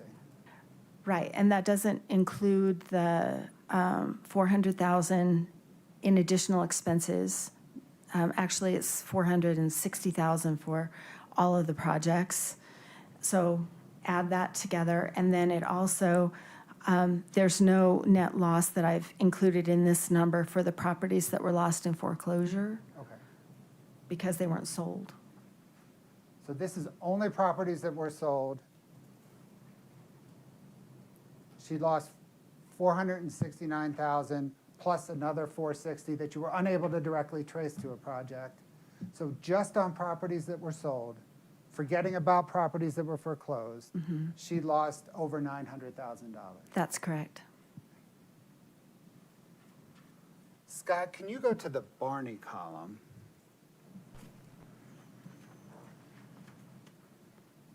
Okay. I just want to show the Barney column.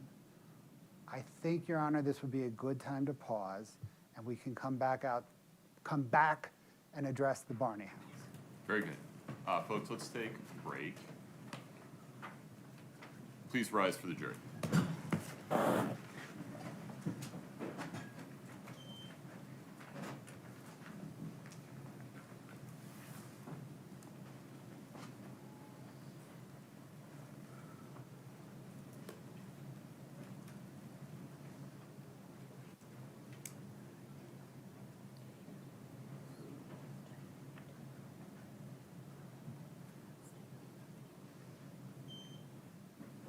Ms. Carrington, you are welcome to take a walk, use the restroom. Please do not speak to anyone during the break. 20 of 11, is that agreeable, counsel? Yes, sir. Ms. Nestor? Yes, Okay, sir. we'll be in recess until 10:40. Thank you.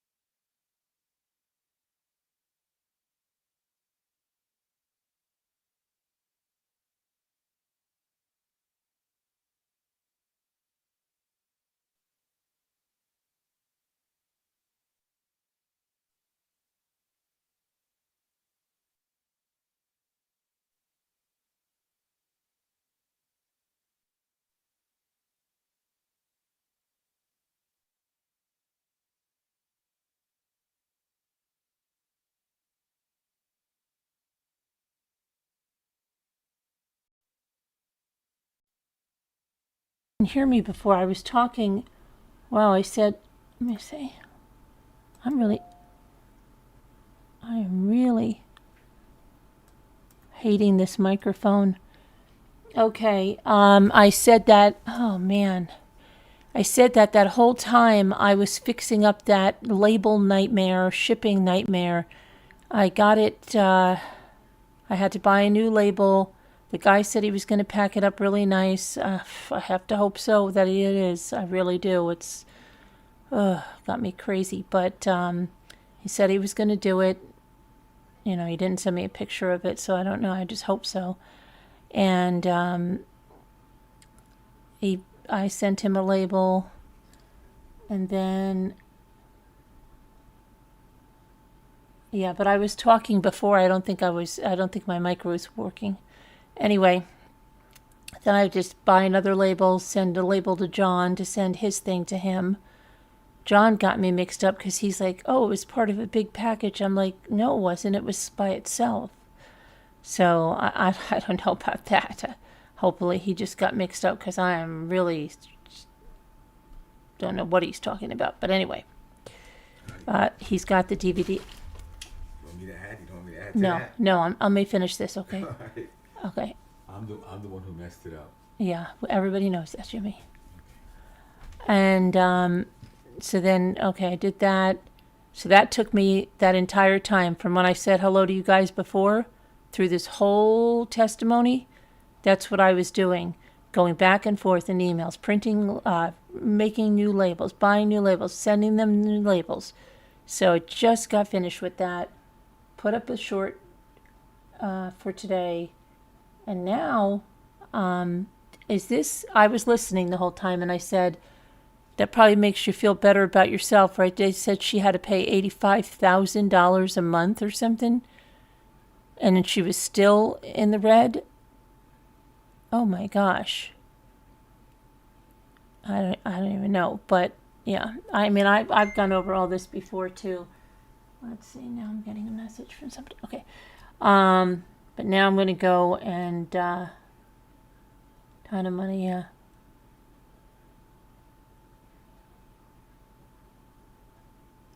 Did they say this is not a lunch break, right? This is just their morning break. When are they coming back? Because now I'm on to, I got to go make some calls about this electricity. Oh my gosh. Okay.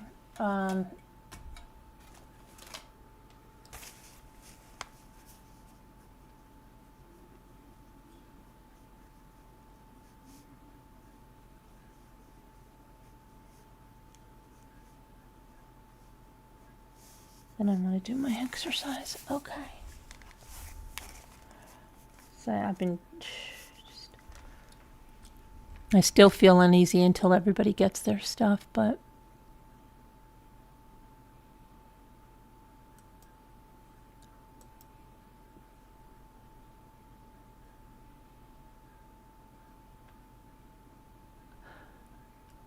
oh. Okay.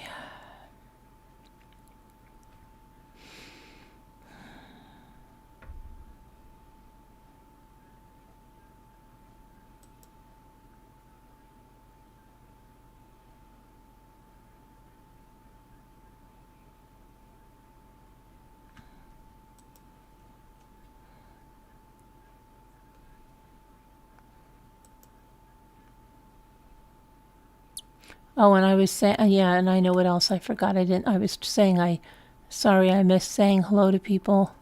And then I said hello to people, and then you didn't hear that either. So let me go back. Hi, pretty girl.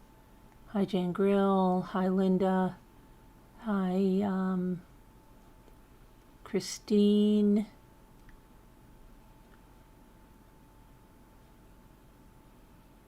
Who else did I miss? Margaret, I said hello to you before. Lee Show Runs. Alicia Murder. Christine Polk. Hi, Christine Polk. Patty, our new member, Patty.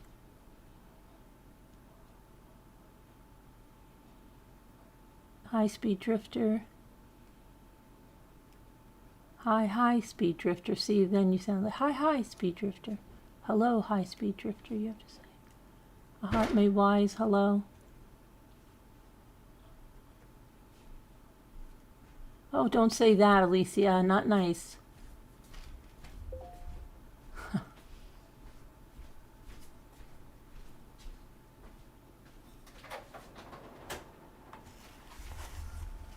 Not nice.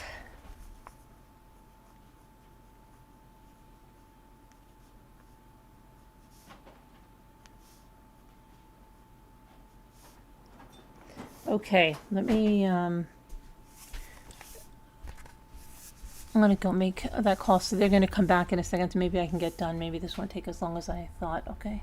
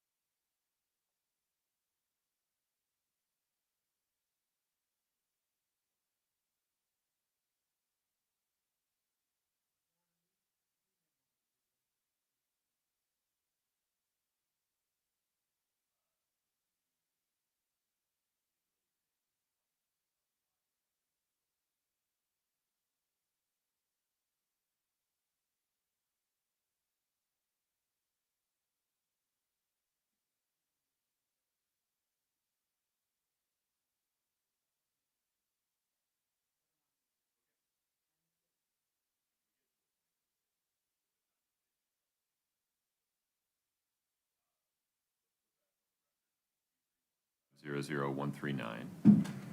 Forgive me, Ms. Nestor, the Barney House, among other things, went into foreclosure, correct?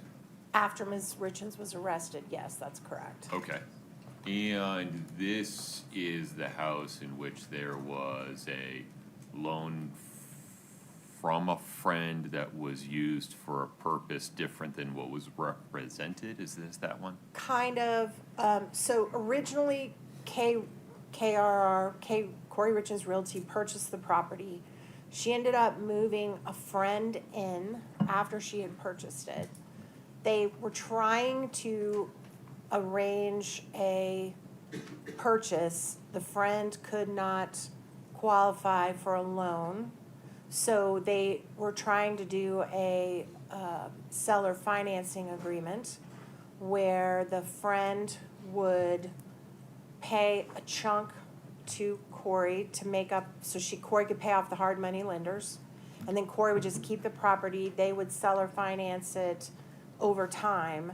There was a dispute right before Ms. Richins was arrested.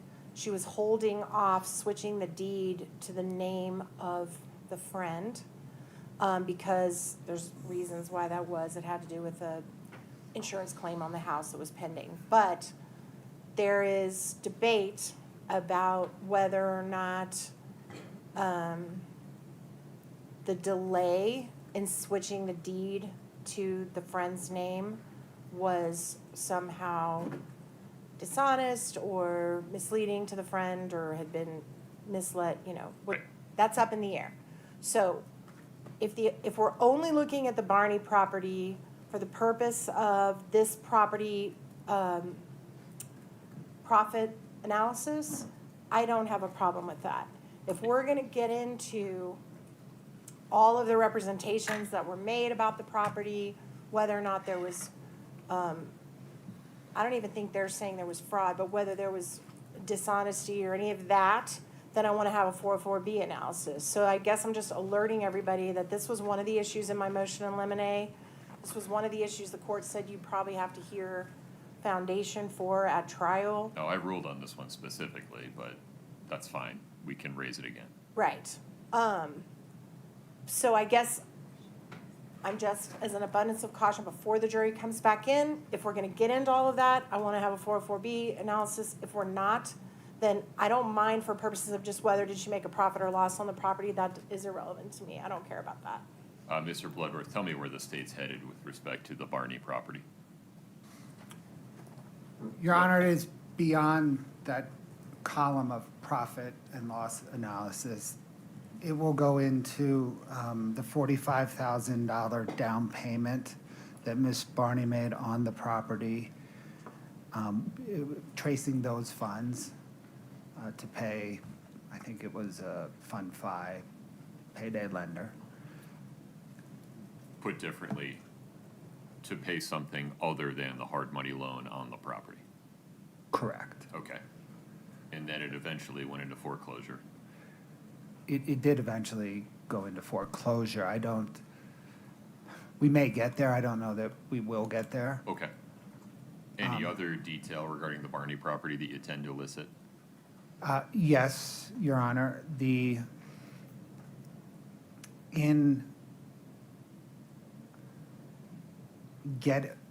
So initially the Barney property was financed by a more traditional mortgage lender. In getting financing on the Barney property in June of 2021,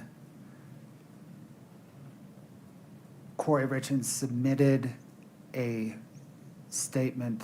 bank statement to the lender purportedly from AFCU showing a certain balance. Her bank statement from AFCU shows a different balance. C&E's bank statement from AFCU shows that first certain balance. And so it would be an exercise in admitting those three bank statements and moving on. I think that is consistent with the court's ruling. The other issue that may arise is there was an email from that hard money lender questioning Ms. Richins about her credit score in comparison to the available cash in the purported bank statement. And then in response, Kouri Richins provides an explanation of her credit score that is relevant because, well, the inquiry is relevant because the lender had noticed a disconnect between her balance and her credit score. Kouri Richins' response is relevant because she had a very different response to a different lender in response to a similar question. Okay, so Ms. Nestor, I think it would be appropriate to give the jury a 404B instruction to the following effect, and we can have a conversation about the details here, but something to the effect of, you are about to hear evidence that defendant's representations to her lenders were not accurate before the acts charged in this case. This evidence is not admitted to prove a character trait of the defendant or to show that she acted in a manner consistent with that trait. You may consider this evidence, if at all, for the limited purpose of determining a non-character issue such as motive. Keep in mind that the defendant is on trial for the crimes charged in this case only.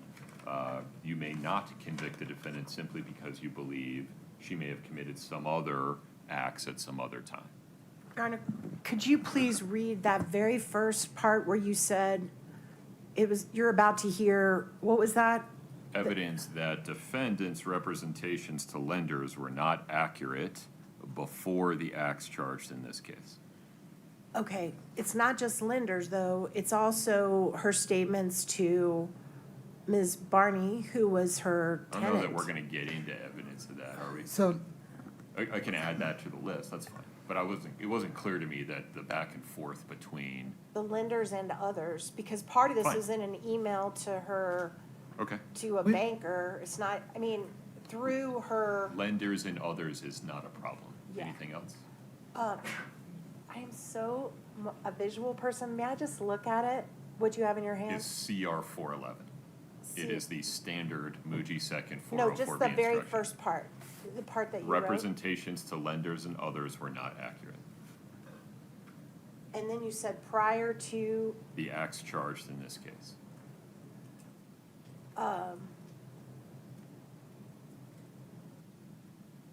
give me just a minute.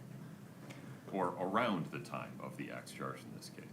There's no science to this. Yeah, It's I the understand. point is the cannot consider it for the character-based purpose.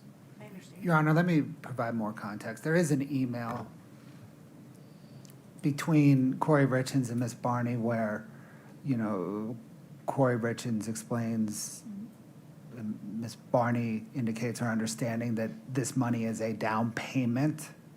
We will get to that email with Ms.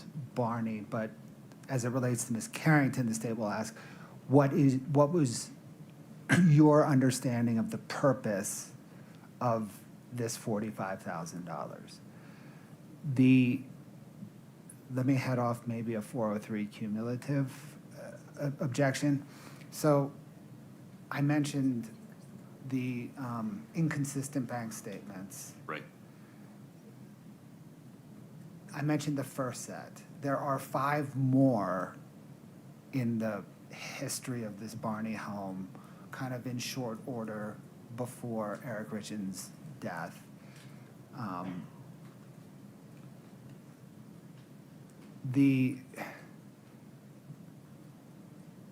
They are not cumulative because they show an evolution between Kouri Richins and the lender of essentially the lender saying, I need to see this, Kouri Richins provides this number. And then When that doesn't get the job done, lender comes back and says, I need to see a bank statement showing this, and then Ms. Richins comes back with a bank statement showing this. So there is a relevance to the iteration that is beyond a cumulative effect. And remind me the month and year that this is all occurring?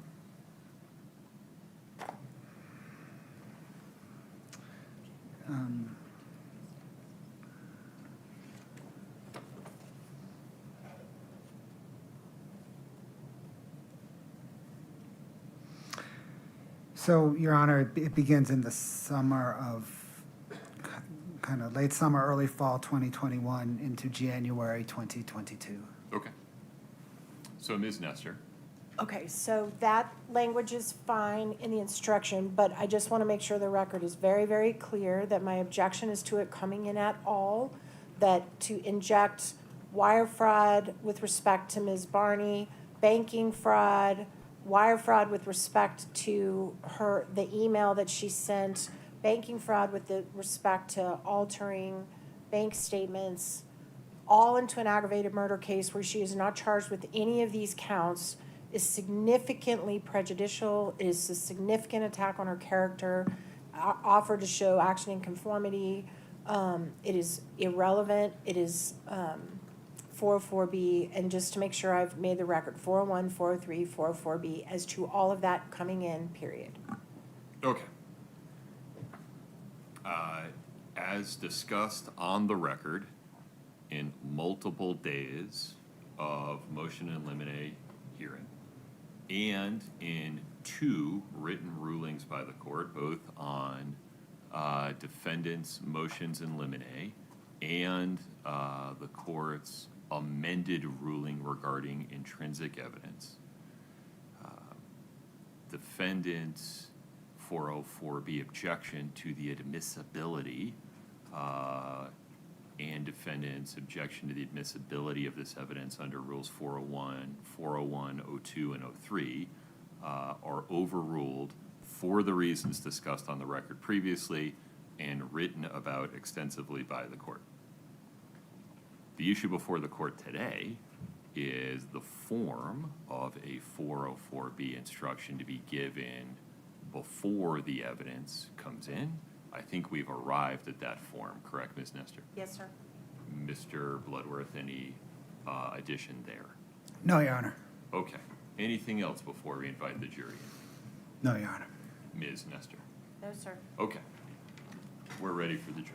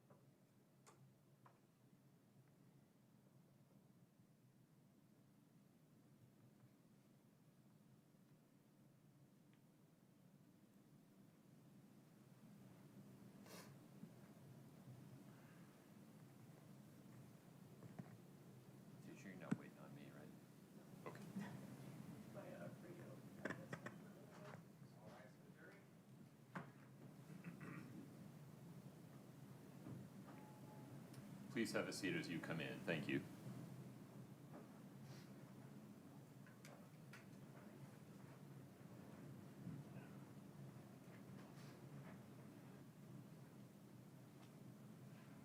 Please have a seat.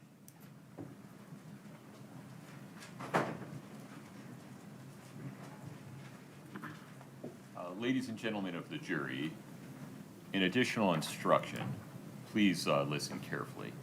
You are about to hear evidence that defendants' representations to lenders and other individuals and entities were not accurate during the time before the acts charged in this case.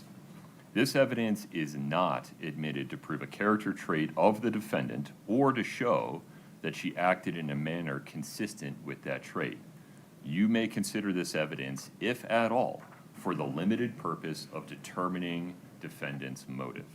Keep in mind that the defendant is on trial for the crimes charged in this case and for those crimes only. You may not convict the defendant simply because you believe she may have committed some other acts at some other time. Mr. Bloodworth, please proceed. Thank you, Your Honor. Ma'am, when we left off, we had highlighted the column labeled 299/Barney. Do you recall that? Yes. What does 299/Barney refer to? There's a house, the address starts with 299, and it's a house where Kouri Richins' best friend, Chelsea Barney, lived. So that's my abbreviation of that house. And did you analyze that purchase transaction? I did. Are you familiar with Iron Bridge Financial? Yes. What is Iron Bridge? They are a hard money lender, and they are the lender that Kouri Richins engaged for this particular property purchase. What, ma'am, is a hard money lender? Hard money lenders are typically, it's called hard money because the terms are hard, and they're hard. The interest rates are higher than conventional loans, like from a bank or a credit union, typically. They also have very strict default clauses. They're usually used for shorter term lending. So there will be like a specific term, usually 6 months or 12 or something. And the terms are defined at a certain interest rate. And then upon default, it's an exponential growth. You know, the default, or excuse me, the interest rate quite often will double or other terms, yeah. And do fix and flip businesses often use hard money lenders? They do. Did Kouri Richins apply to Iron Bridge for a loan secured by the Barney home? Yes. Did you review the materials in Iron Bridge's loan file? I did. Scott, can I get 5-57, please?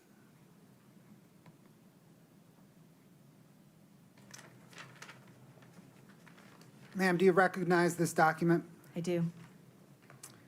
What is it? This is an America First Credit Union bank account statement for Kouri Richins Realty. The account 6577 for May of 2021, and this was directly from Iron Bridge in response to a subpoena from the prosecution. Thank you, ma'am. Your Honor, the state moves to admit 5-57. It's previous objections, Your Honor. 5-57 is admitted.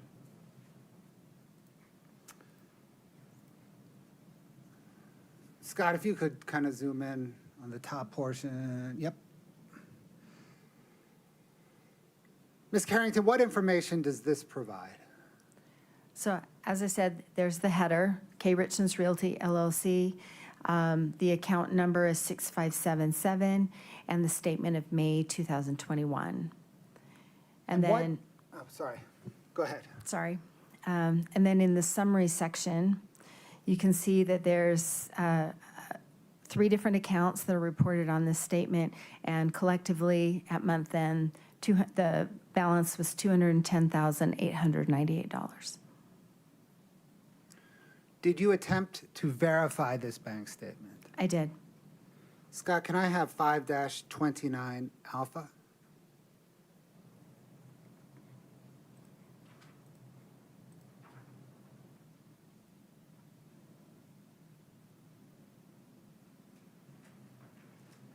I think the witness can see it. Okay.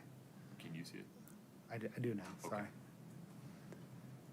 Ma'am, do you recognize this document? I do. What is it? It is the America First Credit Union statement for Kouri Richins Realty from America First for the account number 6577 for May of 2021. And this was directly from the credit union pursuant to a prosecution subpoena. Your Honor, the state moves to admit 529A. Same objections. 529A is admitted. Published now. Yes, Your Honor. Okay.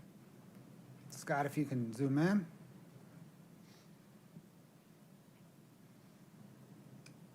Ma'am, what does this present? This shows in the header, the Kouri Richins Realty LLC. This time it's using that PO Box 759 in Camas. This is for the account number 6577, and this is the May of 2021 statement. And what does it show as the balance? It shows 2 accounts, not 3, and the total at month end is $15,609.93. Thank you, Scott. If you can swoop to 5-32B.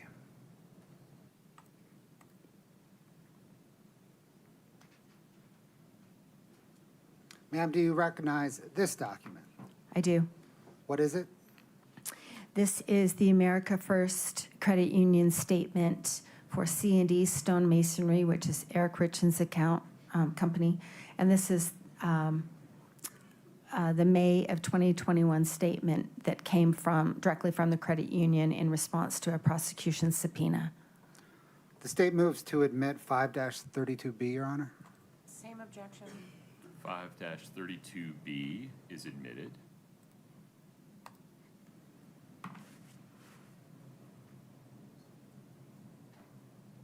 And what, ma'am, does this present? So in the header, we can see the company is C&E Stone Masonry LLC, which is Eric Richins and his business partner's company, and their account is 7664, and this is the account statement for May of 2021. And what is the ending balance? The ending balance of those 3 accounts is $210,898.61. Is it accurate then that the statement provided by the lender Ironbridge contained the header of Kouri Richins Realty and the account summary for C&E Stone Masonry? That's right, and also the body of the transactions. Scott, can I get Exhibit 2-6, please?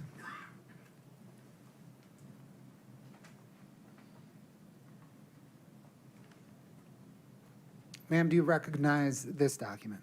I do. What is it? It's an email string between Ironbridge and Kouri Richins, and this was from Ironbridge in response to a subpoena from the prosecution.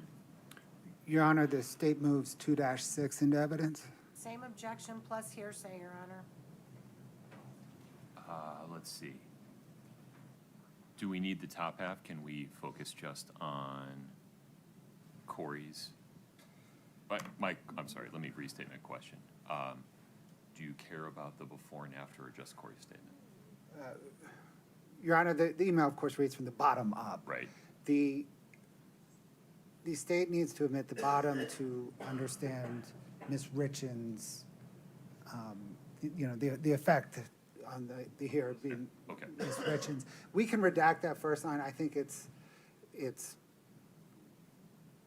doesn't matter either way to the state. Objection to instructing the jury that they cannot consider any of these statements other than those written by Ms. Richins for the truth. No objection to that instruction. Ms. Nestor. Not to the instruction, but remain my objection to the entire document. Okay. So, ladies and gentlemen, you're about to see an email string. Ms. Richins' portion of the email string you may consider for any purpose to whatever extent you decide. The other portions of the email string you may consider only for the effect they had upon Ms. Richins, upon the listener, not for the truth of any matter asserted in those other portions. Published 2-6. Yes, please, Your Honor. Brittany, in case I didn't say it, 2-6 is admitted. Scott, if you could scroll down to the bottom and enlarge that, please. Yes.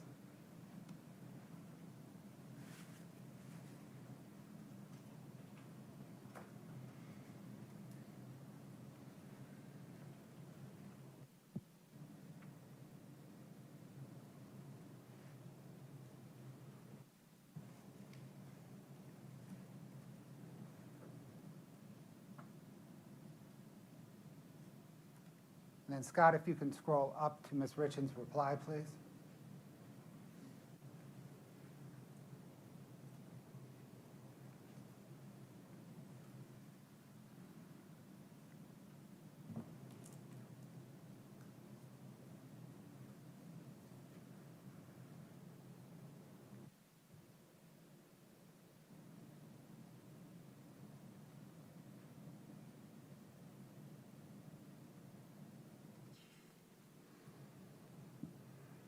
Thank you, Scott.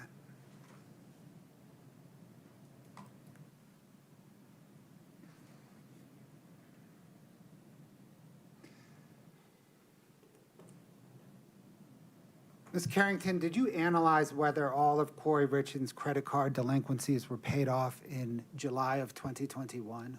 I did. Were they? No.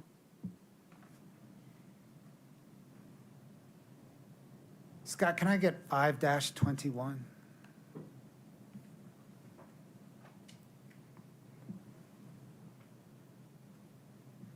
Ma'am, do you recognize this document? Yes. What is it? It's the promissory note between Kouri Richins and K. Richins Realty and Iron Bridge for the purchase of this house.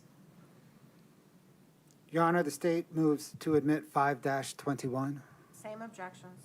5-21 is admitted. Scott Wright, if you can zoom in, please, on that top portion. Ms. Carrington, what information does this provide? Well, starting with the top on the right is it's called a bait stamp number. That's something that's applied after the fact, so that tells me that this came from Iron Bridge. This is then the secured promissory note between K. Richins Realty and Iron Bridge, and the loan amount, where it says principal amount, is $346,500 at a 10% interest rate. And it also tells me that this is a note that matures, means it's due on January 8th of 2022. For context, ma'am, what at this time were traditional mortgage interest rates? They were at those historic lows, 2.5%, 3.5% for a 30-year mortgage. And did this loan involve a balloon payment? It did. So am I right then that for the 6 months term of the 6-month term of the loan, Kouri Richins did not owe any money? This one, it was a balloon, but this one did require monthly payments. Okay. but then everything was due on January the 8th, 2022. That's correct. So it was started in the summer, and she had the monthly payments on it, and then she had to either refinance or pay it off by January 8th of 2022. Thank you, Scott. Did Kouri Richins endeavor to refinance? Yes, she did. And did she use Excel Financial Services to try to refinance that loan? Yes, she did. Scott, can I get Exhibit 5-60, please?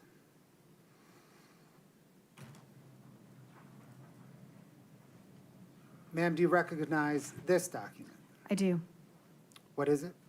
It's the America First bank account statement for Kouri Richins, her personal checking 5244 for July of 2021. And this is from Excel Financial and its principal, David Ige, in response to a prosecution subpoena. The state, Your Honor, moves 5-60 into evidence. Same objections. 5-60 is admitted. Scott, can you blow it up?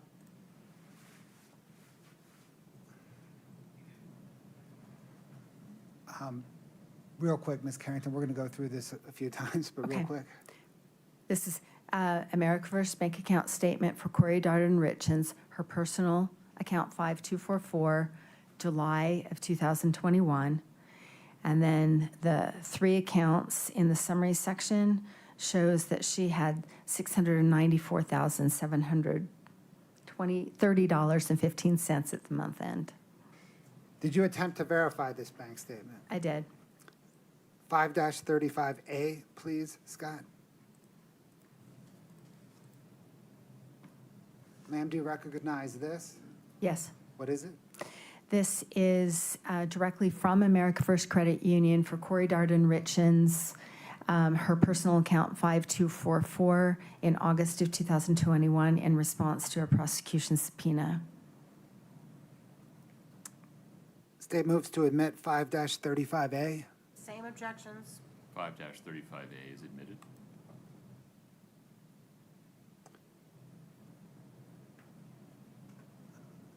Scott, if you could enlarge it, please.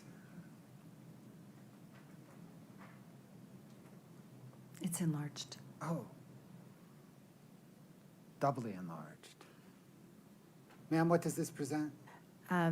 That this is Kouri Richins' account using that P.O. Box 759, the account number 5244, which is that personal checking account, August of 2021, and the total of the two accounts is $1,893.94 at the end of the month.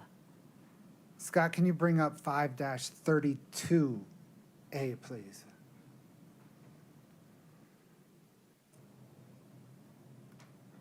Ma'am, do you recognize this? Yes. What is it? It is the American First Credit Union account for C&E Stonemasonry, the account 7664, January of 2021, that came directly from the credit union in response to a prosecution subpoena. Your Honor, the state moves 5-32A into evidence. Same objections. 5-32A is admitted.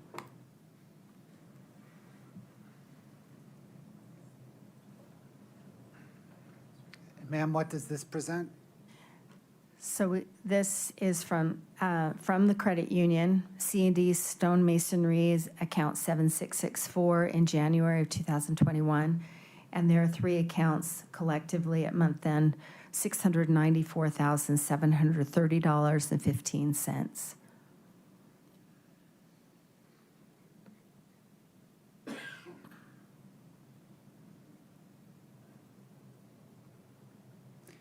Thank you, Scott.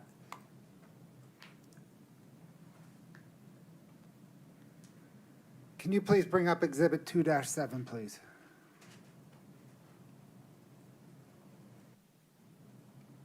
Ma'am, do you recognize this document?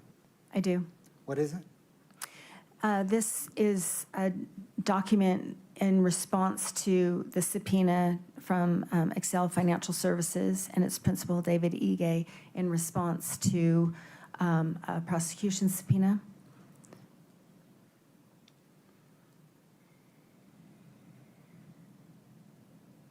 Your Honor, the state moves Exhibit 2-7 into evidence. Same objections, Your Honor.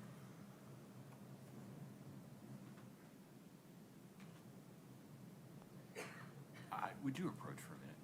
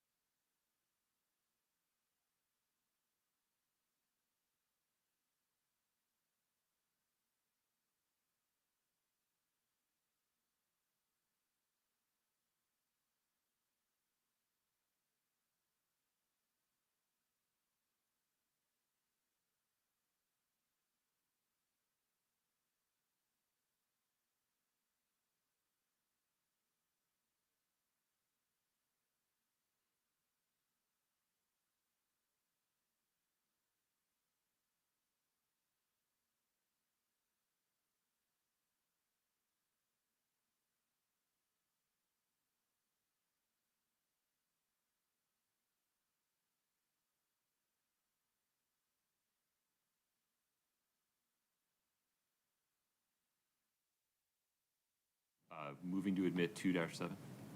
Yes, Your Honor. States 2-7 is admitted. One moment, please. Ma'am, I'm sorry again, was this information that came from Excel Financial Services and its principal, David Ige? Yes. Scott, if you could enlarge the bio portion of, thank you.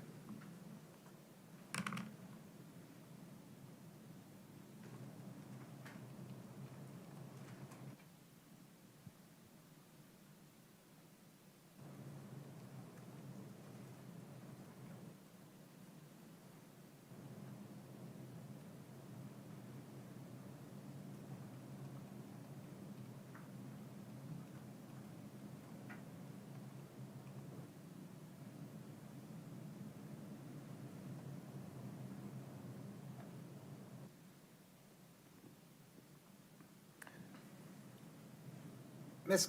Carrington, did you analyze Kouri Richins' finances to determine if she employed anyone, and if so, how many employees she had? Yes. How many employees did she have?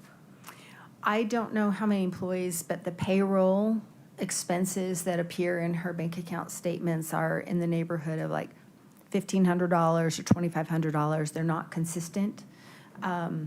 So I don't know how many, but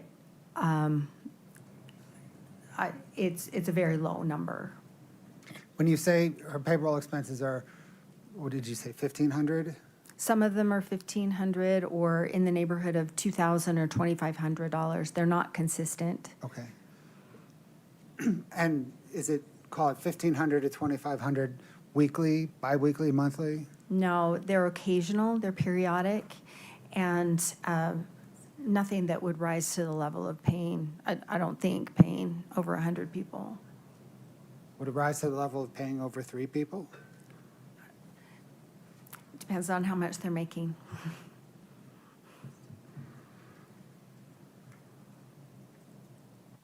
In your analysis, did you find any evidence that Kouri Richins profited $1 million on any 5 of her deals combined? No.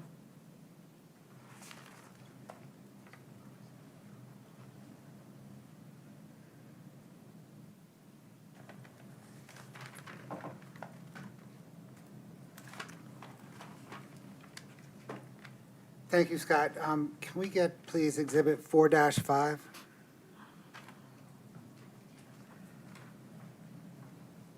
Ma'am, do you recognize this document? Yes. What is it?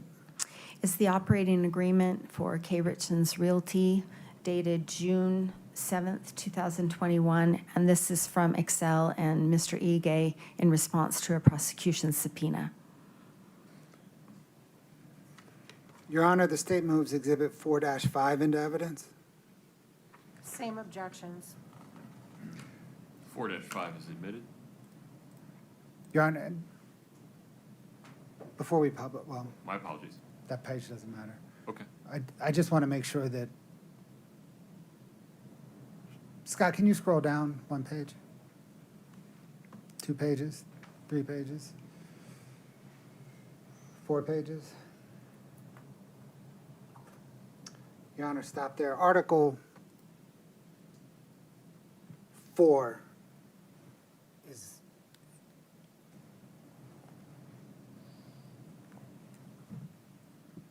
that's the relevancy. Okay. I may be missing a nuance here. Ms. Nestor, anything, folks, I apologize. In an abundance of caution, please approach the bench for a moment.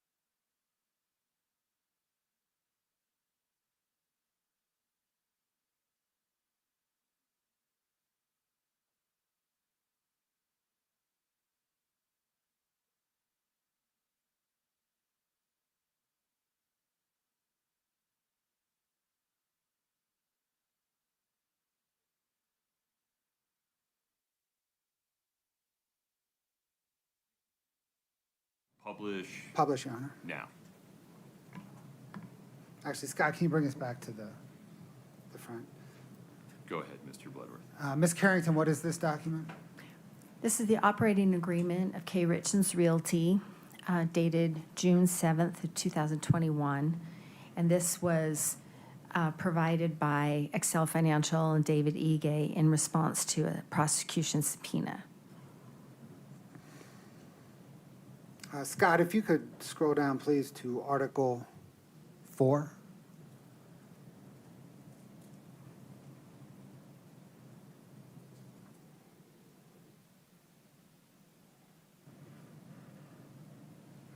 Thank you.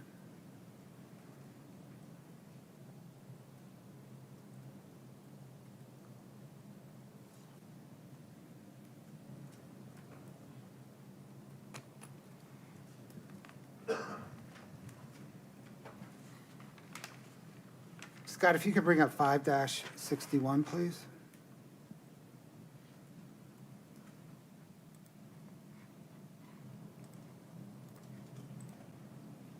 Ma'am, do you recognize this document? Yes. What is it? It is the America First Credit Union statement for Kouri Richins, the account 5244 for September 2021 that was sent by Excel Financial and Mr. Ige in response to a subpoena from the prosecution.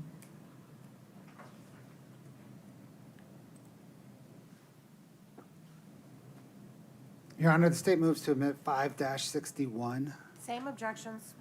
5-61 is admitted.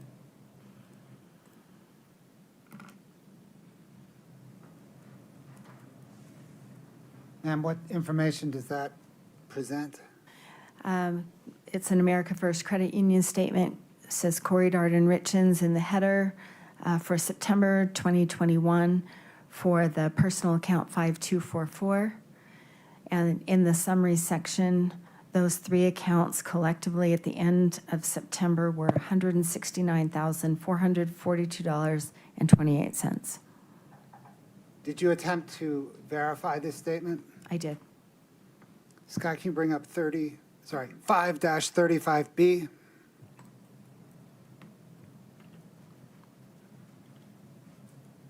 Ma'am, do you recognize this document? Yes. What is it? This is the America First Credit Union statement for Kouri Richins, her account 5244 for October 2021. This came directly from the credit union. And then if you look in the, oh, I'm sorry, I'm getting ahead of myself. This came from, in response to a subpoena from the prosecution. State moves to admit 5-35B. Same objections.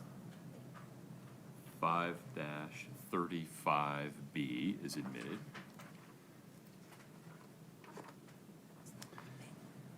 Scott, 5-32D.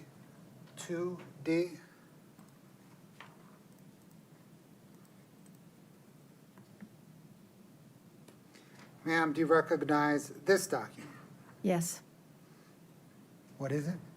This is the America First Credit Union statement from the credit union of C and E Stonemasonry, account 7664 in September 2001, directly from the credit union in response to a prosecution subpoena. State moves to admit 5-32D. Same objections. Can- 5-32D is admitted. Scott, if you could zoom in. Ma'am, what does this present? That for the account for C and E Stonemasonry, the account 7664 in September 2021, the three accounts collectively were $169,442.28. Thank you.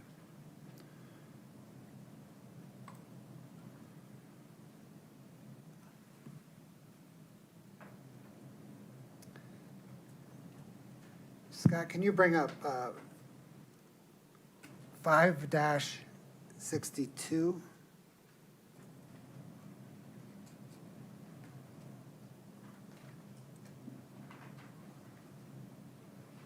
Scott, can you bring up can you take 562 down? Can you bring up 5-29D? Split screened with 5-29C?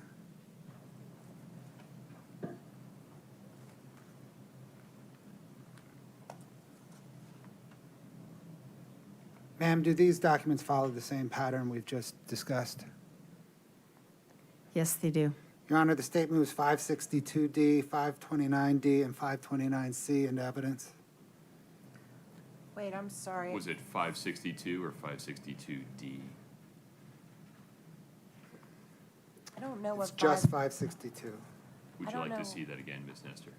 Yes, so same objections to 529C and 529D. I don't remember seeing 562, so if we could just put that up for a second. Sure. Same objections. Okay. 5-62 and 5-29D and -29C are admitted. Okay, Your Honor, we're not going to publish them. I Understood. think everybody understands. Okay. I'm going to bring up another set of three. Scott, if you could start with 524. Would you pause for 1 second? Do you need a moment? Do you need any clarification?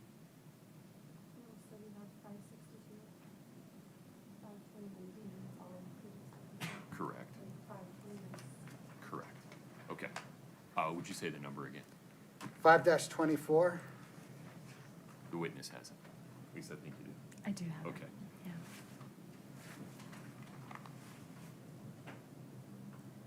I'm tracking wrong.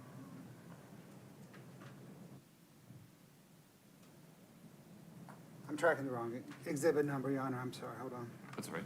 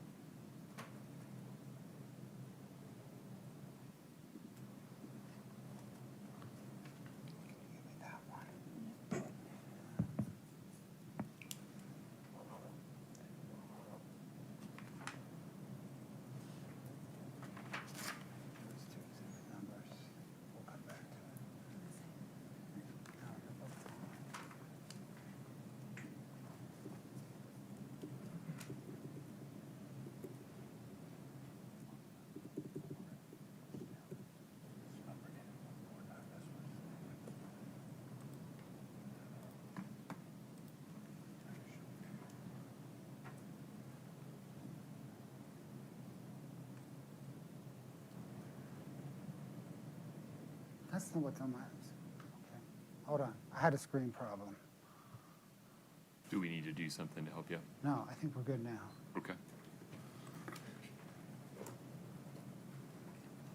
The page that I'm seeing and the witness is seeing doesn't have a sticker on it. Can we go back to page 1 so I can make sure? 5-24, correct? Yes, Your Honor. Okay. And I apologize, Scott, I go back to wherever Mr. Bloodworth wanted you to be. That's page 149.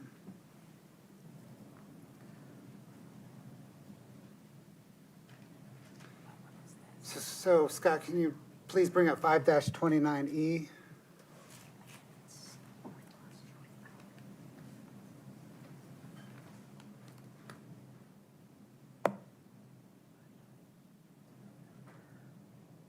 And then 5-32E.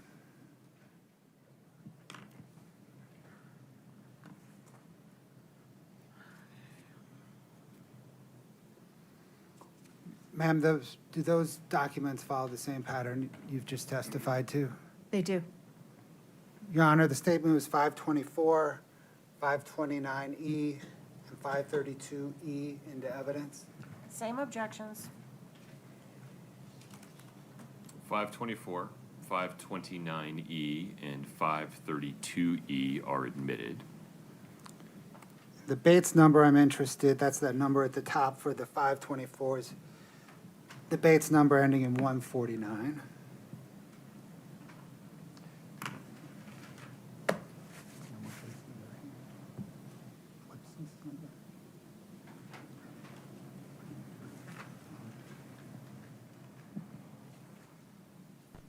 Scott, can you bring up 5-29F? And 5-32F?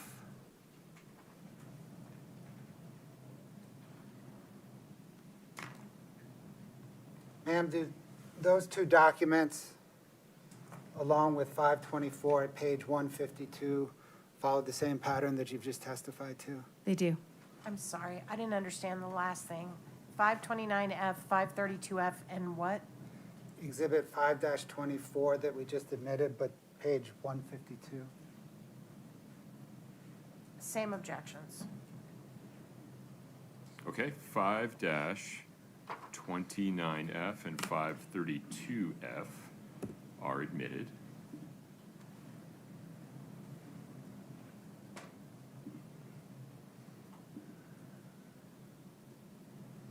Ma'am, I want to ask you now about a $45,000 set of wire transfers related to the Barney home. Do you know what I'm talking about? I do. What is your understanding of the purpose of those wire transfers? Those were in January of 2022 from Chelsea Barney to Kouri Richins for the purpose of a down payment to buy the 299 Barney house. So was the down payment, Objection to speculation about what it was for and hearsay. Move to strike.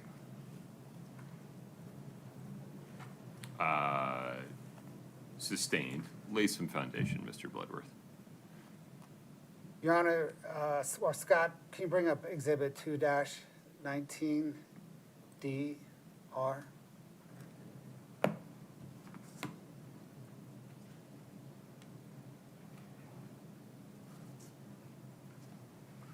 Would you mind blowing it up, Scott? I can't read the text.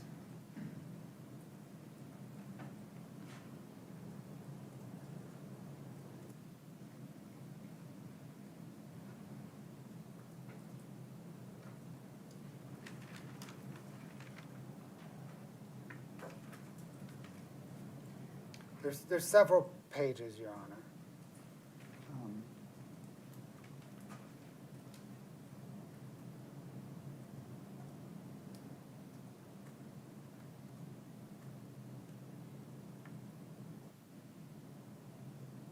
And just so the court knows where I'm going, I'll just move to admit it.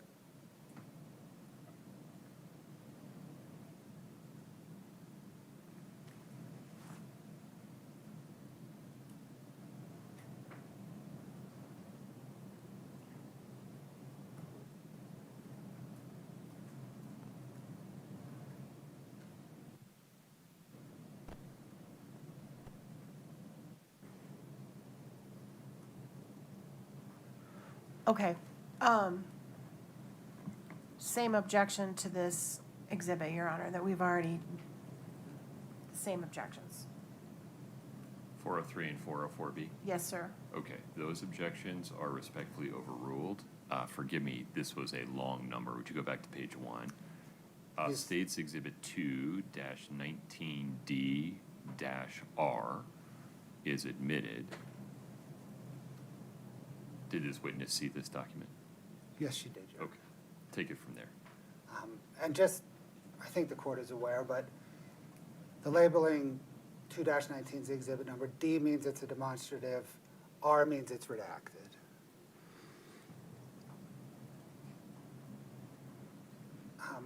Ms. Carrington, have you seen this document before? I have, yes. Your Honor, can the court publish it to the jury? Yes.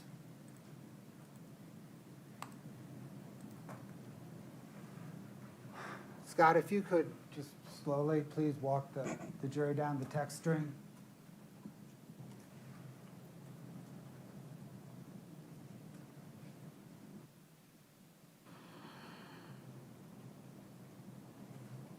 Ma'am, is this a text string between Chelsea Barney and Kouri Richins?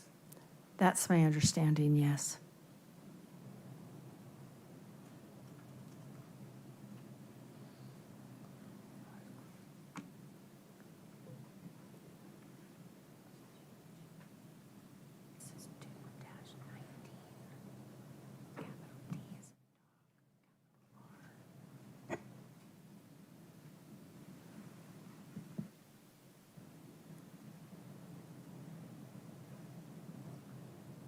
And Kouri Richins is in blue, right, at the 1987 number?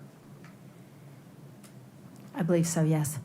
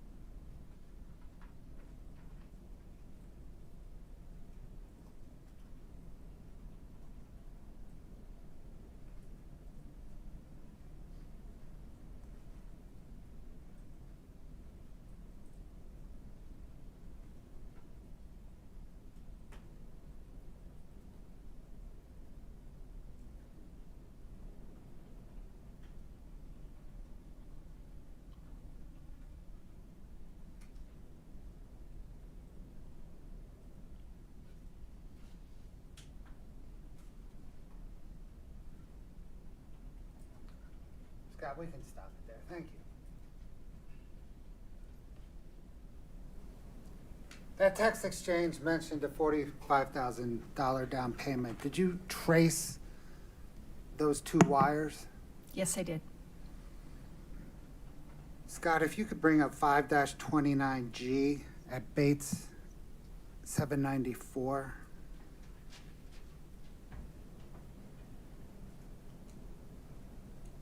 Your Honor, this has already been admitted.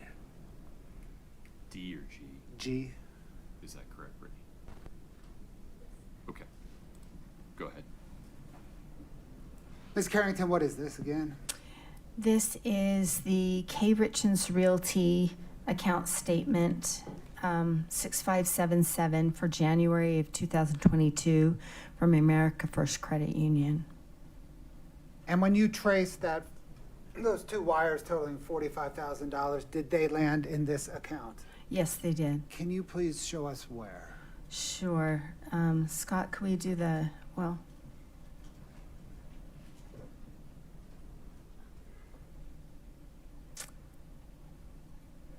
let's see, it's the middle.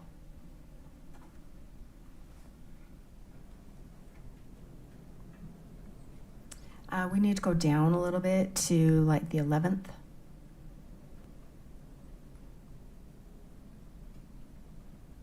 The 12th, like the 11th and 12th. Yes, thank you. So you can see on the 12th, the $26,700 coming in. And then if you go down a few other lines, also on the 12th, down a little bit more right there, that bank-to-bank transfer, that's $18,300 coming into the account. Those are those two wires from Chelsea Barney. And Scott, if you can move it to the left. At the time they hit the account, what was the account's balance? It was in the negative $1,996.68. Did you then trace the funds from this account? I did. Can you please show us what happened to that money? Well, the majority of it, well, a lot of it, almost half, went to the family account, the $19,299 on the 12th, the middle transaction.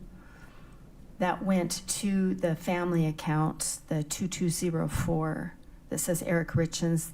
That's the joint checking account that Eric and Kouri Richins used for family expenses. Your Honor, can we just have a continuing objection to this whole line on the same grounds? Please proceed, Mr. Bloodworth. And, sorry. And then also, there were, she paid debt payments. Okay, so the $19,300 went out. And then how long did it take her to deplete the rest of that $45,000? Well, we have to account for another $9,000 that came into the account, but it was gone within a few days. Did any of it go to a mortgage on the Barney home? No. What did it go to? The transaction that's highlighted, the $19,299, that is the same amount that was paid to FundFi, which is one of Kouri Richins' payday lenders. So that money went from this KRR account to the personal joint account, and That's then correct. to FundFi to pay off debt. The part of that's true. So this amount on January 12th went to the family account. And if we go to the family account, you can see right before this payment had been made. So this money going back to the family account replenishes that exact amount. Let's do that. Let's go to 5-33A.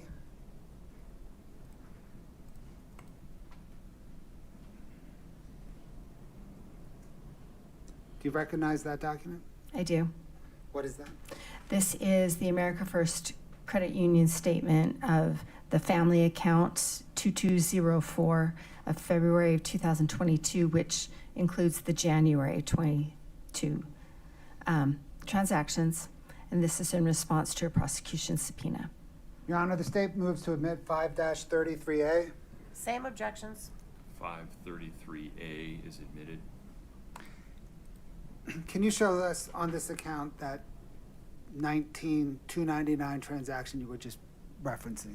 Yes, Scott, I think it's on the second page, yes. Thank you. So you can see on January 10th, a bank-to-bank transfer of $19,299. So that came out of the family account. And I know from tracing this, that went to Fund 5 for Kouri Richins. And Fund 5 was one of her payday lenders? Yes. Scott, can I get Exhibit 5-30, please?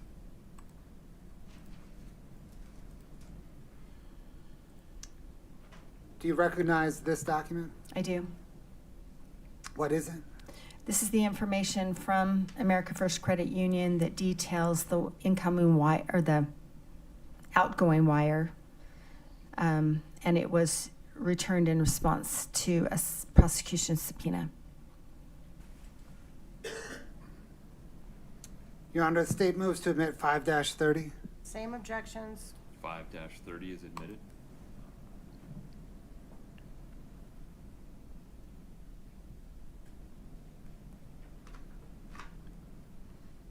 And what information does this present? This tells us the date at the top left, January 10th, 22.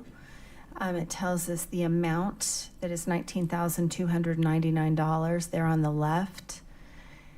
And in the middle column, it tells us that it came from the account 2204-9, but 2204. That's the family account. On the right column, it tells us the beneficiary, who's the receiver of the wire, is Fundify Merchant Funding. And then if you go down to the bottom, so the originator is the person who sends the wire, the beneficiary is the one who receives it. So this is instructions or notations from Kouri Richins or someone who sent this to pay off K. Richins. That's the instruction.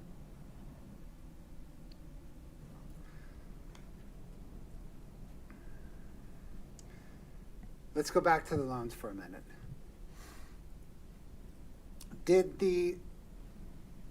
You had testified earlier that that Iron Bridge loan became due on January the 8th, 2022. Is that right? That's right. Did Ms. Richins make that balloon payment to satisfy that loan on January the 8th? No, she did not. What happened? She extended that loan for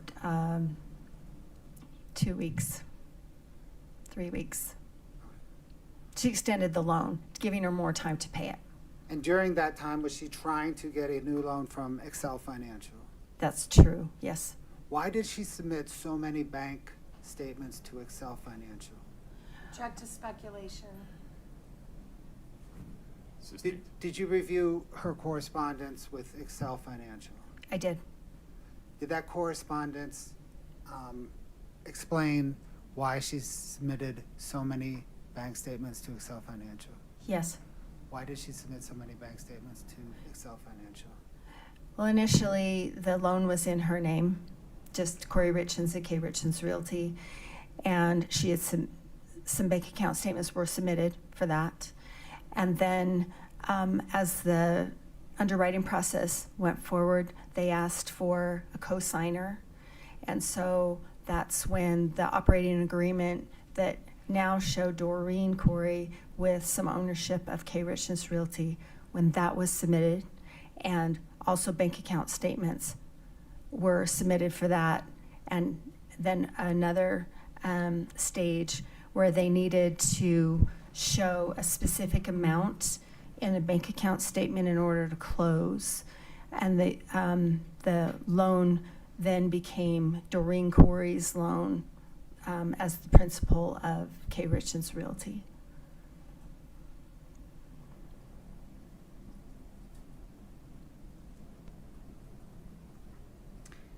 Did K. Richins Realty ever enter into a financing agreement with Excel? No. What then happened with the Iron Bridge loan once it was extended once? It remained unpaid, and it was extended again to March 8th, 2022. Thank you, ma'am. Your Honor, this may be a good point to break. Any objection, Ms. Nestor? No, sir. 12:40 reasonable, Mr. Bloodworth? Yes, sir. Ms. Nestor? Yes, sir. Ladies and gentlemen of the jury, normal instructions. Please don't talk about the case. You'll have access to your devices, and so please be careful to not read, watch, or listen to any report about the case from any source. Please don't do any research about the case. You're welcome to talk to each other about all kinds of other things, but not this case. Please rise for the jury.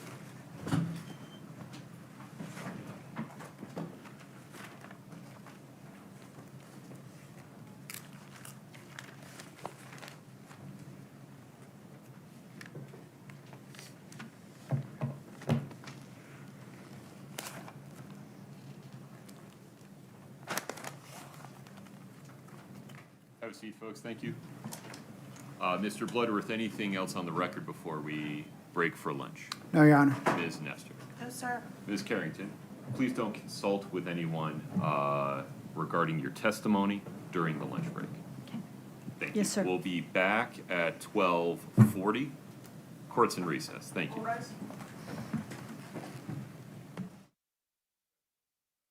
Lunch break, lunch break. Sorry, I'm still on the phone doing crap. But I'm listening. So, hi to everybody that's come in. Thank you for watching with us. And I'm going to hopefully get this stuff straightened out during the lunch so I can be back chatting. It's a nightmare. All right, I'll talk to you guys in a few minutes, maybe, hopefully.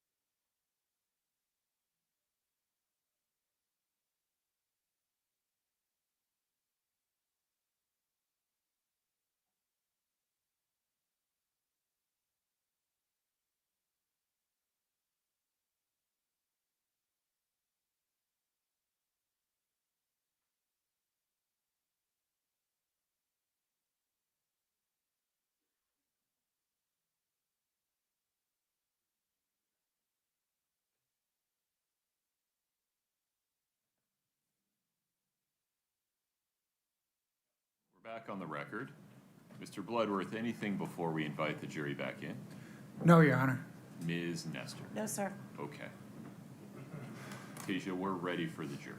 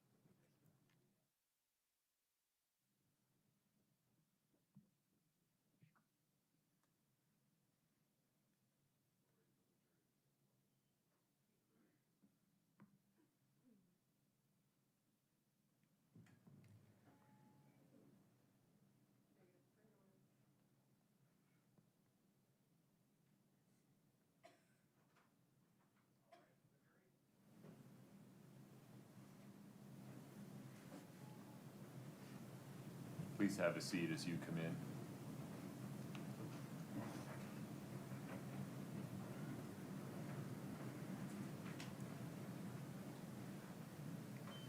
All right, folks, have a seat, please. Ladies and gentlemen, we will continue with testimony from Ms. Carrington. Ms. Carrington, you are still under oath. Mr. Bloodworth. Thank you, Your Honor. Scott, can we please have 8-12? Your Honor, this is in evidence already if the court could publish. Understood. One moment. There you are. Ms. Carrington, do you recognize this home? I do. Is this one of the projects of Kouri Richins' real estate business? Yes, it is. Did she use Boomerang Finance to finance this project? Yes, she did. Thanks, Scott. Can I get 5-58, please? Ma'am, do you recognize this document? I do. And what is it? This is an America First bank account statement for Kouri Richins Realty, K. Richins Realty, account 6577 from June of 2021. This is sent directly from Boomerang in response to a prosecution subpoena. Your Honor, the state moves to admit 5-58. Same objection. 5-58 is admitted. Scott, if you could zoom in. Ma'am, what, again, does this information or does this statement present? This is, like the others, this is Kouri Richins Realty, the account 6577 for June 2021. And you can tell at the top, this came from Boomerang. And then the summary section says, calculates the three accounts. The total is $702,831.96 at the end of June. Did you attempt to verify this bank statement? Yes, I did. Scott, can I get 5-29B, please?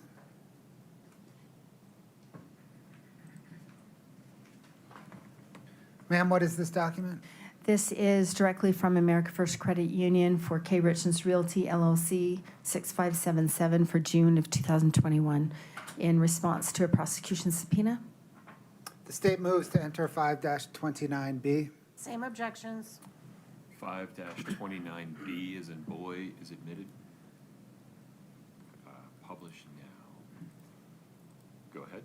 Again, Ms. Carrington, can you show what information this bank statement presents?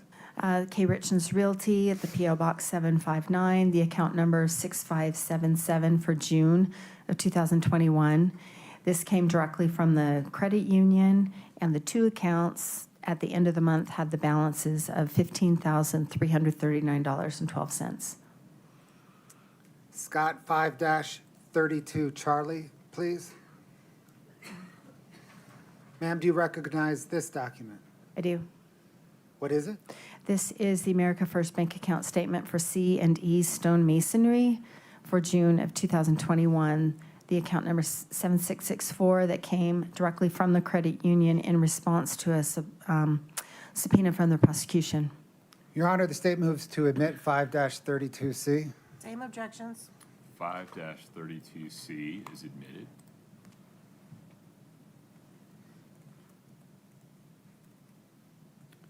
One more time, ma'am. Okay. This is the America First Bank Account Statement for C&E Stone Masonry, the account 7664 from June of 2021. This one came directly from the credit union, and you can see in the summary section the three accounts totaling $702,831.96. Thank you. I want to switch gears a little bit now. You've used the term funding sources a couple of times. We're going to talk about funding sources, okay? Okay. Scott, can I get 5-93 Delta 2? Ma'am, did you recognize this document? I do. Did you prepare this document? Yes. What material did you use to prepare this document? This is based on the lender documents, the loan documents from the lenders for each of the properties, the home equity line of credit, the bank account statements, settlement statements for the purchase and the sale, and the deeds, the trust deeds that were recorded with the different county recorder offices. The state moves to admit 5-93D2. No objection. 5-93D2 is admitted.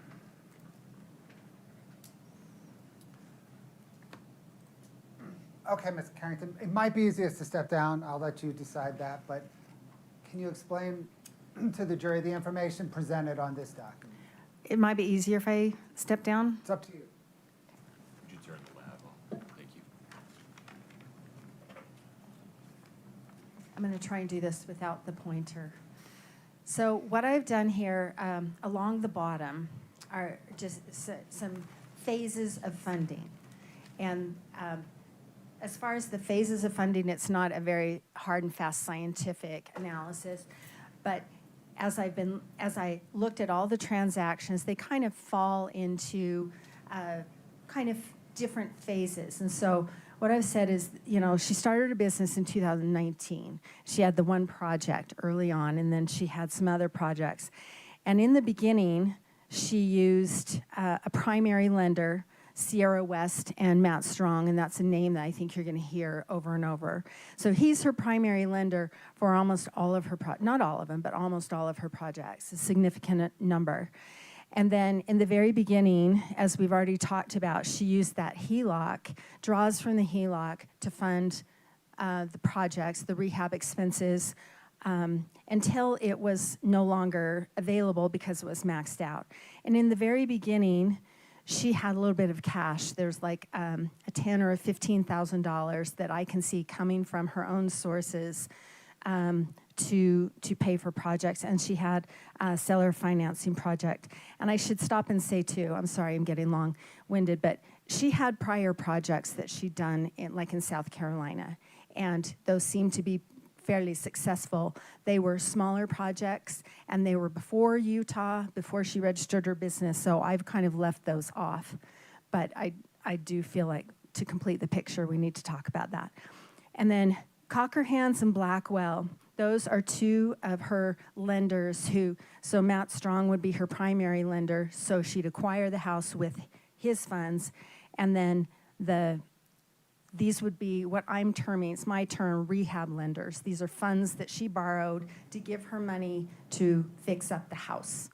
So I have put these, what I'm trying to depict here, that as time went on, the proportions change a little bit. And then, as time went on, the funding sources changed. So no longer was she using her own cash. That was only in the very beginning. And the HELOC was, as you've seen, remember the chart where it was maxed out pretty quickly. Your Honor, object to narrative. Okay. Mr. Bloodworth, ask a question. I'll ask the question, Your Honor. What changes from the first column to the second column? Okay, from the first column, there's the HELOC and the seller financing and cash. Those don't appear in the second column because those are no longer available. What changes from the second column to the third column? The third column, you can see that the proportions change here. This is where we've talked about Iron Bridge and Boomerang, and Doreen Kouri, as you've heard, comes in. My understanding is that is Kouri Richins' aunt. The accounts receivable loans, those are those payday loans. We've talked a little bit about those. And then Cockerhands and Blackwell are still part of her lenders here. How does Doreen Kouri contribute as a funding source? As far as actual funds coming in, I have not been able to locate any funds that came in from her, but her name during this time period is used. She's on that operating agreement that's dated in June of 2021 that gets submitted in the fall of 2021. Her credit is used for the Excel financing and the David E. Gay potential refinances, so she's part of that process.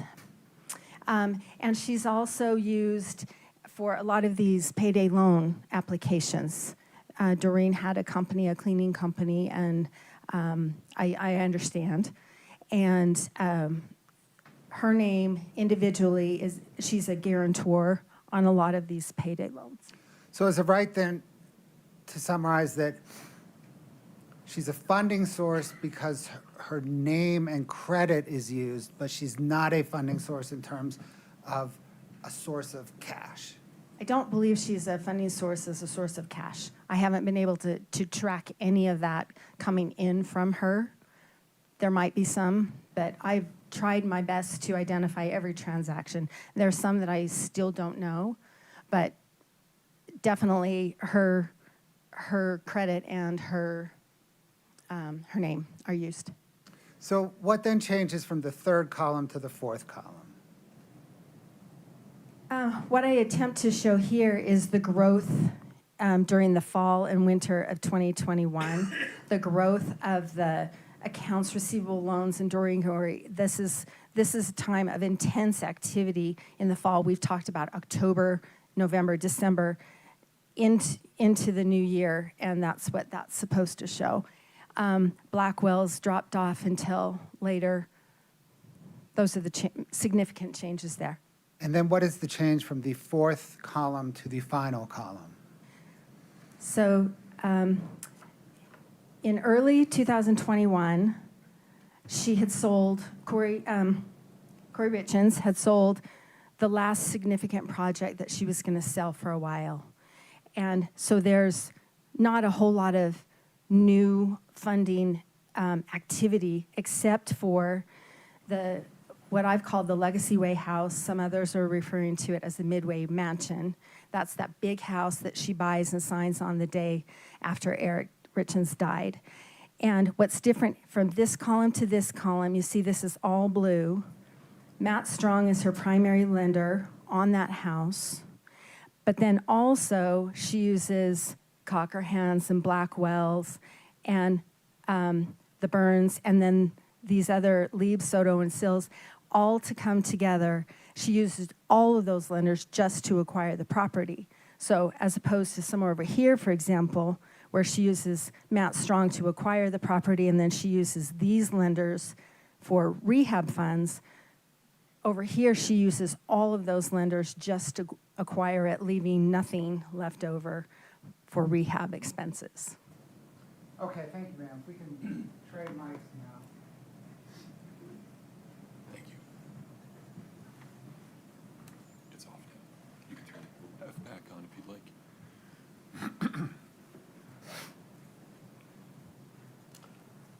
Okay, ma'am, let's talk about the accounts receivable loans portion of that chart. What are accounts receivable loans?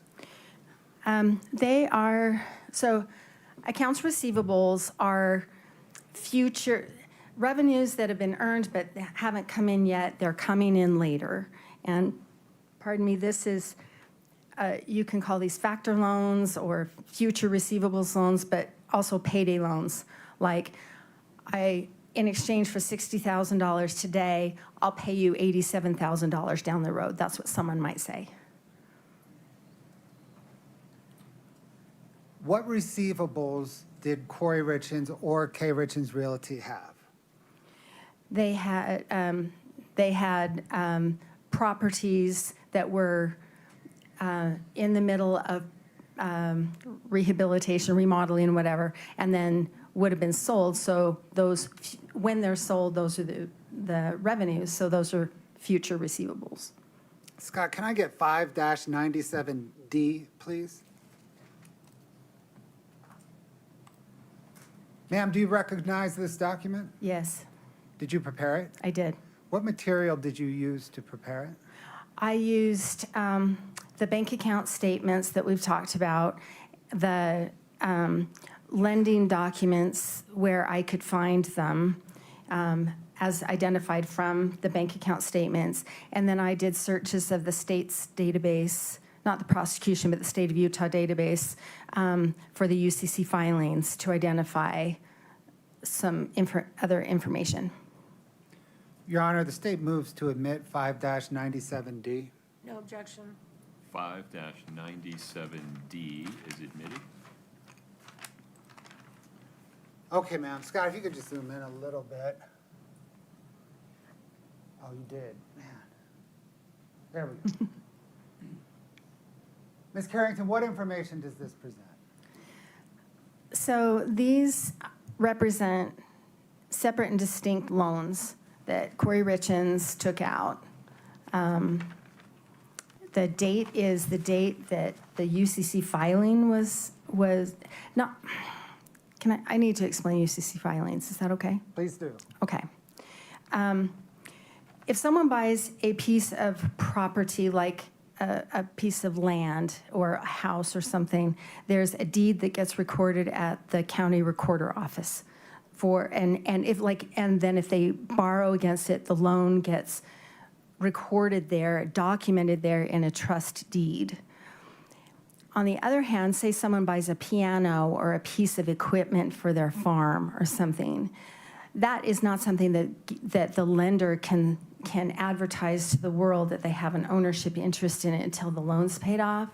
So they can't record it at the county recorder's office. So they file something with the state of Utah or whatever state they're in that says, I own this property until this borrower pays back the loan. And it's called a UCC filing. It's Uniform Commercial Code. And that's with the Department of Commerce at the state. So what I did is all public record. So I pulled up whatever UCC filings I could find under Kouri Richins, K. Richins Realty, Doreen Kouri, any of those. And I was able to piece together a lot of information. And this is the result. So does this present that she borrowed $645,000 of payday loans that she received, well, that's the amount she owed, right? And then she received $474,000 of that? Yeah, and I could see how I can make this a little bit better, but so then the column that starts with net funds, that's the amount that hit her bank account. And you can see that I've got some gray shaded areas. I can tell from her bank account that she's paying this loan.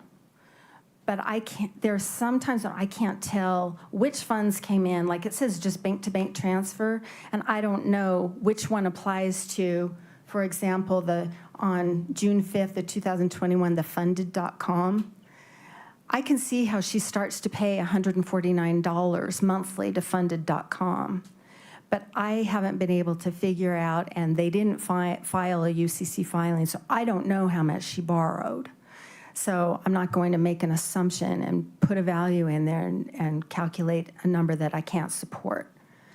So the net funds column, she got at least $474,000 into her bank account.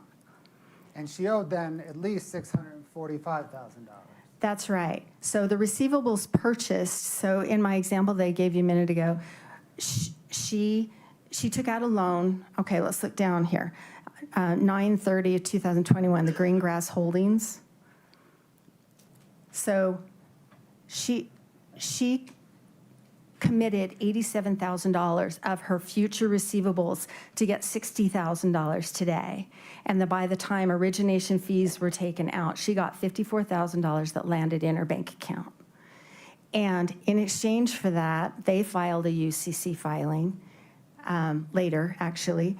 But the payment that Kouri Richins committed to was that payment that we've seen, that $5,438. And she committed to pay that every week until the loan was paid back. And so she got $54,000, but she had to pay back $87,000.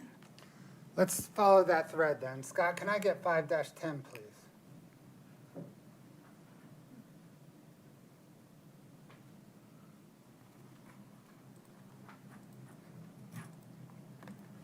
Do you recognize that document? Yes, I do. Is that the green grass funding revenue purchase agreement that you just referenced and you showed the line item? Yes, it is. Your Honor, the state moves 5-10 into evidence.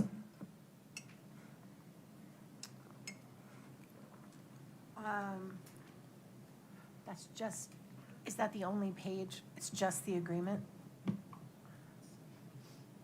Just 2 pages? Keep going.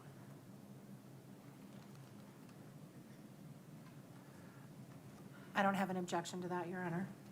States 5-10 is admitted.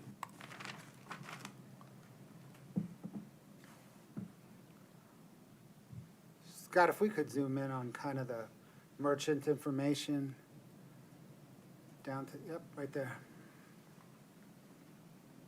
Okay, Ms. Carrington, what does this tell us? So this is the agreement between K. Richins Realty and other companies with Greengrass as of September 30th, 2021. Did you investigate those other companies listed under the merchant's legal name? Yes, I did. What did you determine?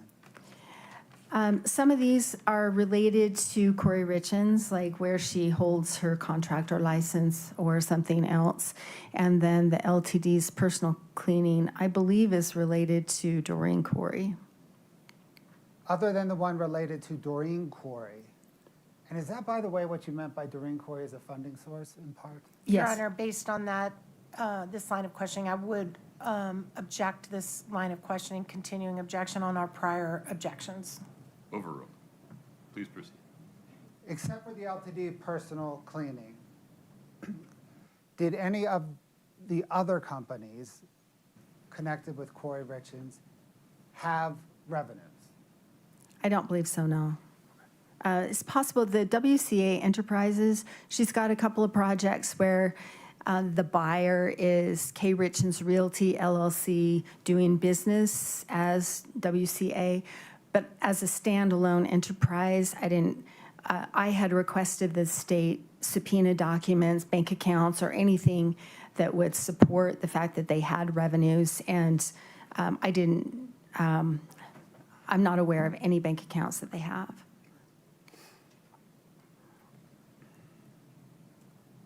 Scott, can you scroll down to the loan amounts?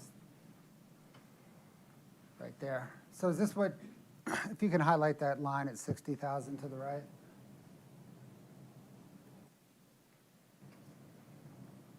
I think you already did, but just to be super clear, can you please explain that line?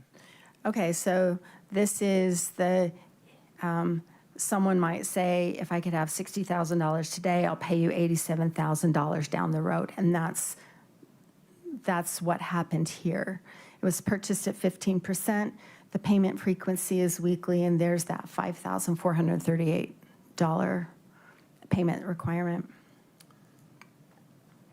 And did we see some of those payments being withdrawn from her bank account in that October statement that we reviewed early on? That's true, yes. Did Kouri Richins continue to pay on that loan throughout the end of 2021 and into early 2022? She did not. Why not? What happened? So this document, you can see at the very top of the document, this is from Kings County Court in New York, the very top, right there. And the date there is December 9th, 2021. Greengrass filed a lawsuit against K. Richins Realty, all of these companies, Kouri Richins personally and Doreen Kouri personally, for non-payment of the debt. I can identify a small set of payments, and after that, payments were not made from the bank account, and that is also what the complaint says. Objection to this whole line of questioning based on our former objections, Your Honor. Overruled. Scott, can I get 4-17, please?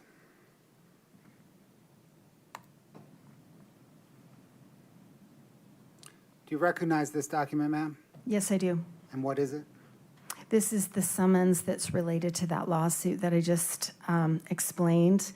And I believe somewhere there's the seal on the document. Oh, it's the summons and the complaint.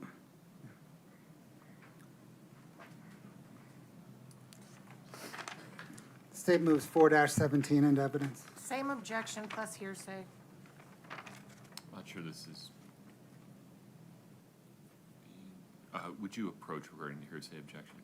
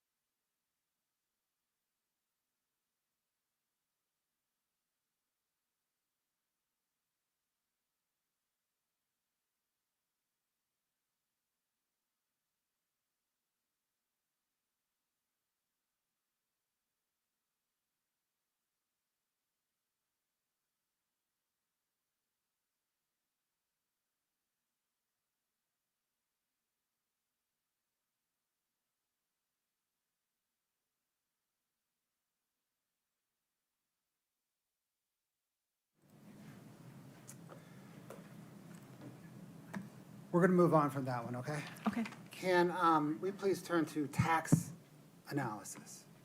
Yes. Did you analyze Kouri Richins and Eric Richins' tax returns? Yes, I did. What types of returns did you analyze? The married filing joint returns for 1920, 21, the business returns for C&E, and a separate tax return for that Kouri Richins self-prepared for 2019. How do each of the business returns relate to their joint personal return? So Eric's business, he had a business partner, and their earnings that he and his business partner drew from the company were reported on a K-1. It's a document then that gets filed with their personal return. I'm sorry, I'm trying to be succinct.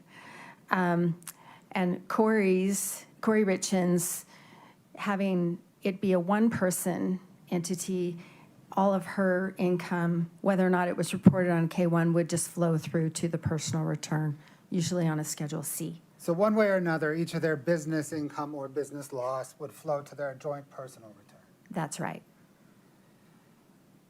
Did you analyze KRR's, Kouri Richins Realty's return? Yes. Were her tax returns helpful in understanding her financial narrative?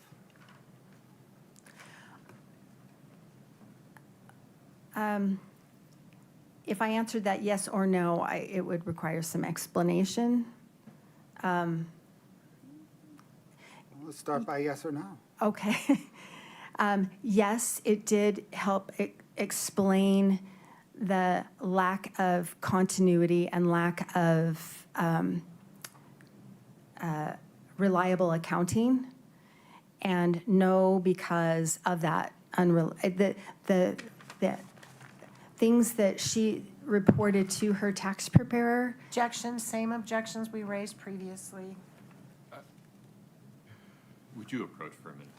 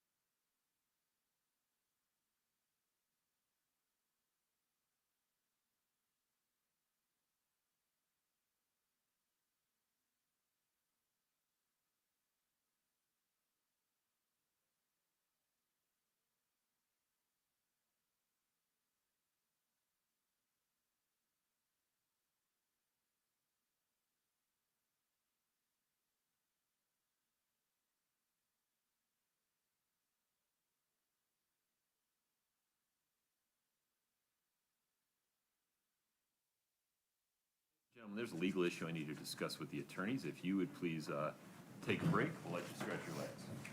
All right, Vickery.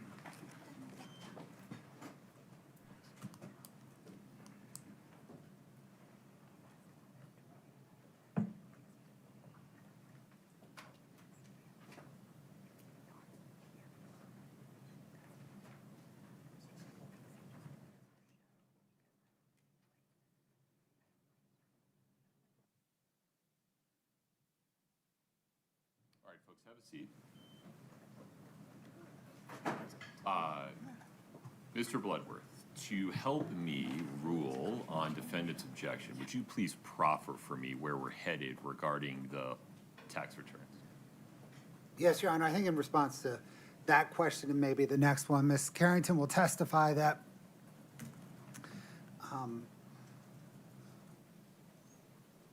Kouri Richins Realty's tax return were unhelpful for Ms. Carrington's analysis because Kouri Richins' expense reporting to her accountant was inaccurate. Okay.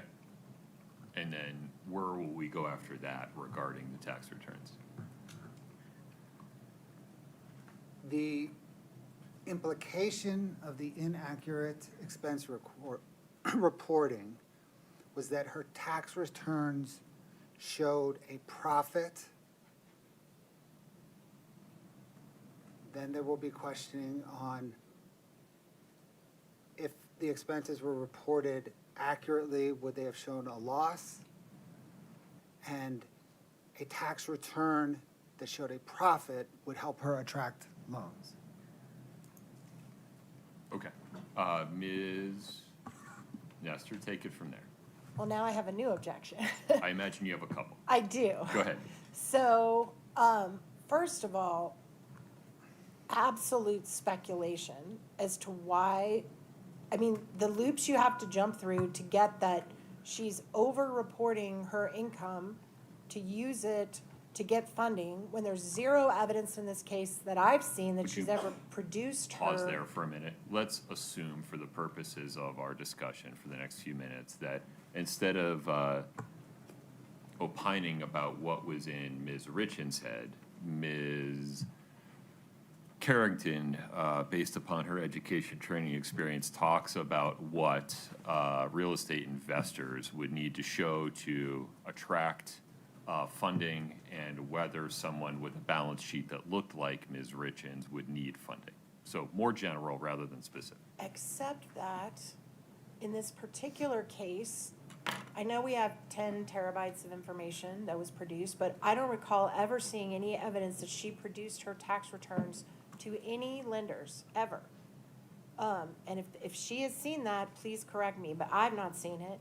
So if there's no evidence in the case to support this speculation, then it is speculation, it is prejudicial, it's harmful, and it shouldn't come in. But I also think if she's, to whatever extent, for whatever reason, if she's filing false tax returns, that's a crime. And that's another crime, wrong, or bad act under 404B. And again, has zero relevance to whether or not Ms. Richins killed her husband. And so I object on all those grounds. Okay, one step at a time. Addressing these issues in the order that they were raised by defendant. Mr. Bloodworth asked the questions in a way that does not require or invite Ms. Carrington to speculate about what was going on in Ms. Richins' head, but speaks more broadly or generally based upon her education, training, experience about why real estate investors in Ms. Richins' circumstances might benefit from making their tax returns look a certain way versus another. Any clarification on that? No, yeah. Okay, that resolves the speculation objection. Next, moving to the 404B issue, the court determines that evidence regarding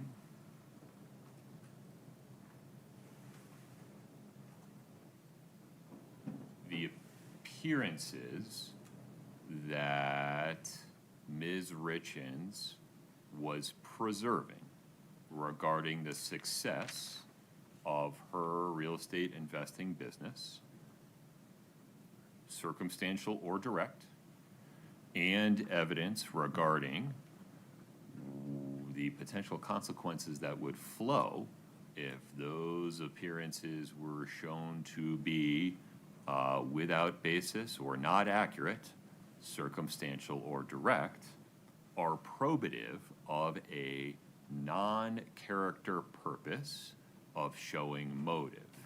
That is, that she, put bluntly, needed money to maintain appearances and to prevent the financial calamity that would show that these appearances were not accurate and the personal consequences that would flow from that.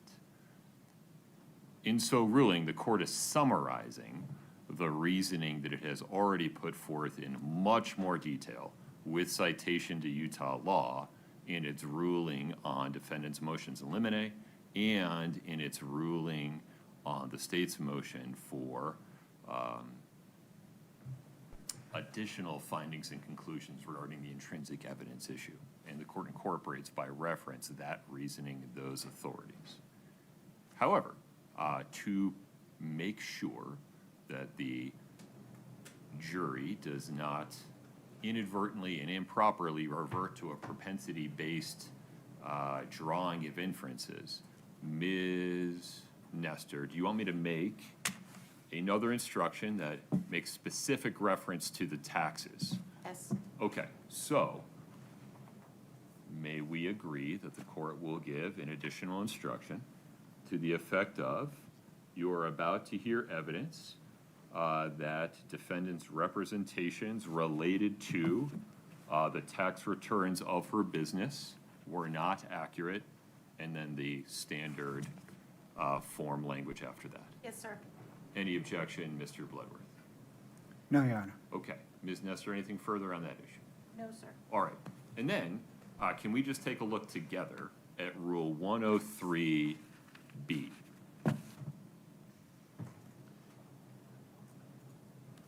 Which states that once the court rules definitively on the record, either before or after trial, a party need not renew an objection or offer of proof to preserve a claim of error for appeal. I respect genuinely that Ms. Richins disagrees strongly with many of the court's pretrial rulings. That disagreement has been preserved for the record. It will be reviewed on appeal. To the extent defense counsel is worried about having to reassert any of those objections, they need not do so under Rule 103B. Totally respect what you're saying, Your Honor. My only concern is that as we litigated this, we did not go document by document and say, these documents are the ones we have problems with. These are the documents we're okay with.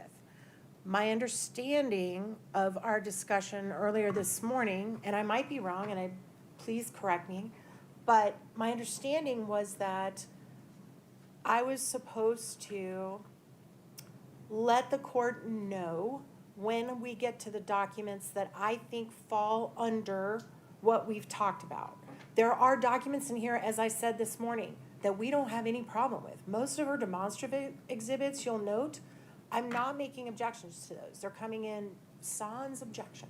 But some you doubled down on regarding the Barney house. And so it's hard to tell whether you're just reasserting the objection every time or if you're choosing.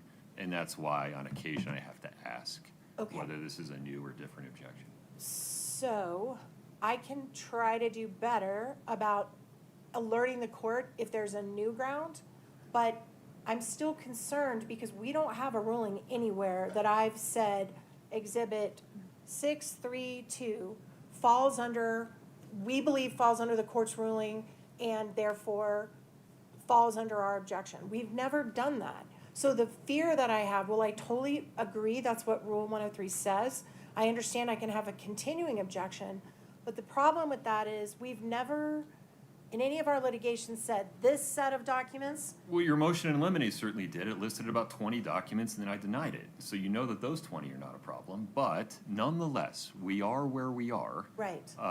So feel free to proceed as you are, but to the Okay. extent you want another specific ruling Okay. because you feel like we haven't discussed it before, you Alert have you. to say more. Otherwise, I won't Understood. know what you're talking about. Absolutely understood. So my intention, for the record, is to try to comply with the court's ruling not to have a speaking objection. When I say previous objections, I'm saying this document, we believe, falls under what you've already ruled on. If I have something that's new that I don't think you've ruled on at all, I will let the court know that. I appreciate that. Thank you. Okay. Anybody need a break before we invite the jury back in? Mr. Bloodworth? No, Your Honor. Ms. Nestor? No, you're Okay. Tasia, we're ready for the jury.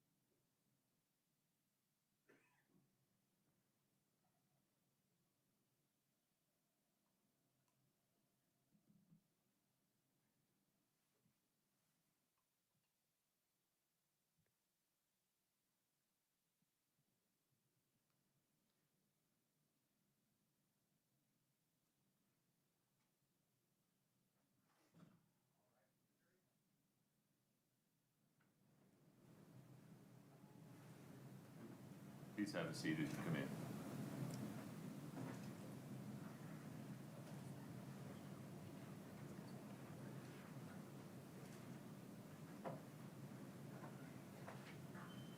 Okay, please have a seat. Ladies and gentlemen of the jury, an additional instruction. You are about to hear evidence that defendant's representations related to her business's tax returns were not accurate. During the period of time before the acts charged in this case. This evidence is not admitted to prove a character trait of the defendant or to show that she acted in a manner consistent with that trait. You may consider this evidence, if at all, for the limited purpose of determining whether defendant had any particular motive. Please keep in mind that the defendant is on trial for the crimes charged in this case and for those crimes only. You may not convict the defendant simply because you believe she may have committed some other acts at some other time. Please proceed. Thank you, Your Honor. Ms. Carrington, let me pick up with that last question. Maybe we'll just answer it again to get back on track.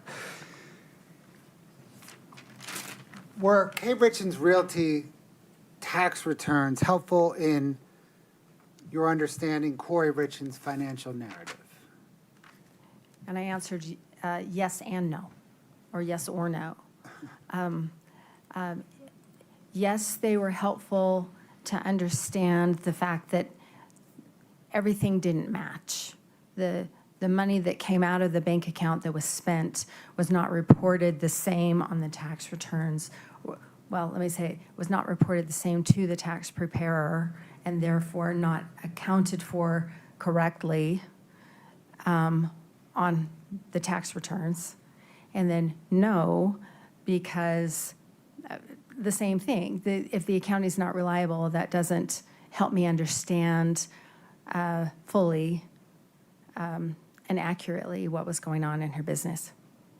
Does this relate back to how you had to calculate expenses as it relates to Kouri Richins rehabbing homes? Yes, that's along the same lines, yes.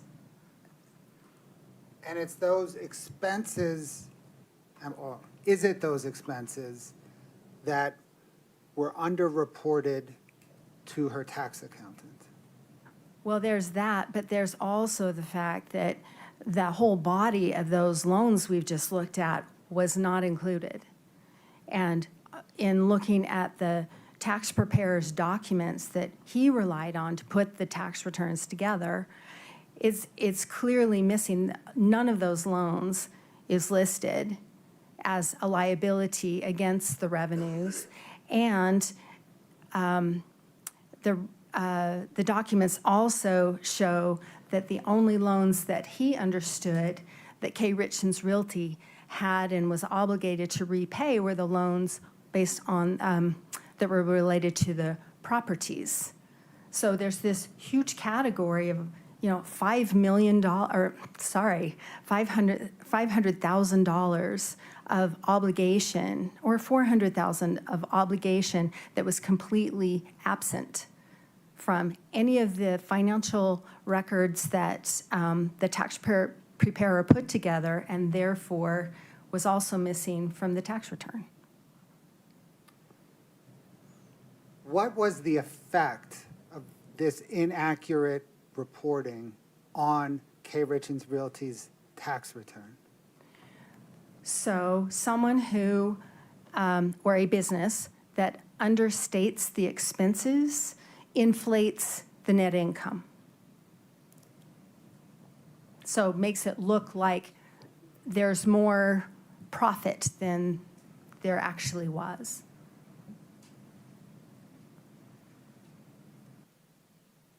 Wouldn't there be a tax advantage to having a business loss?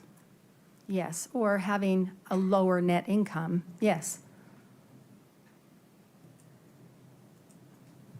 Setting Kouri Richins aside for a moment, based on your training and experience as a forensic accountant, why would a business person want to inaccurately, from a tax perspective, want to inaccurately report their expenses and end up paying more tax? Most, I don't know. If taxes, if expenses, revenues and expenses are reported correctly, there is a tax liability, assuming they made a profit. If those are understated and it makes it look like they made more profit, they would owe more tax. If the opposite were true, they would pay less tax. And so it depends on what that person's or business's objectives were. What would a business objective be to want to pay more taxes? Back to speculation. Overruled. To avoid showing a loss so that the business appeared more successful. Why would a business similar to Kouri Richins, a business with a financial position similar to Kouri Richins' financial position, want to appear more successful? Well, if things had been reported accurately, she was operating at a loss. And so that would have been reflected, especially for 2021, that would have been reflected in an accurate tax return would have shown a loss there. And during the time, especially the tax return that was prepared in the fall of 2021 that wasn't accurate, that's a time when she was actively seeking funding for, she acquired 3 new properties in November, and she, Back to speculation. Overruled. factually speaking, she acquired 3 new properties in November of 2021, adding $1.1 million to her debt. She didn't pay anything toward those acquisitions, so she borrowed everything to acquire those properties. And in December is when she put the offer in on that big house. And so these are months that coincide with the inaccurate tax returns in which new projects were being acquired or contemplated, and funding was being sought for those. Did you investigate whether Kouri and Eric Richins had any tax liabilities? Yes, Did they? yes. Do you know about how much? I know at least number. What is the at least number? Let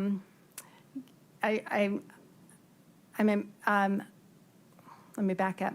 State tax liabilities, tax liens were about $70,000. And federal was about 80,000 at least. So 150,000 at least. And were those a joint liability since they filed jointly? That's correct. Scott, can I get Exhibit 5-36?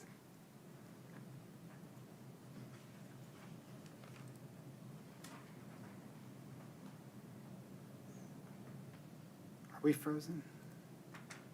It's possible. Let me fix that. My apologies. Scott. Or maybe it's a scroll down problem.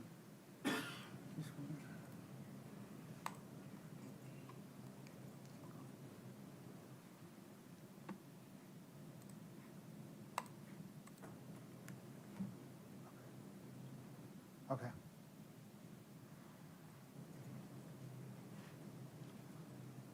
Ma'am, do you recognize that document?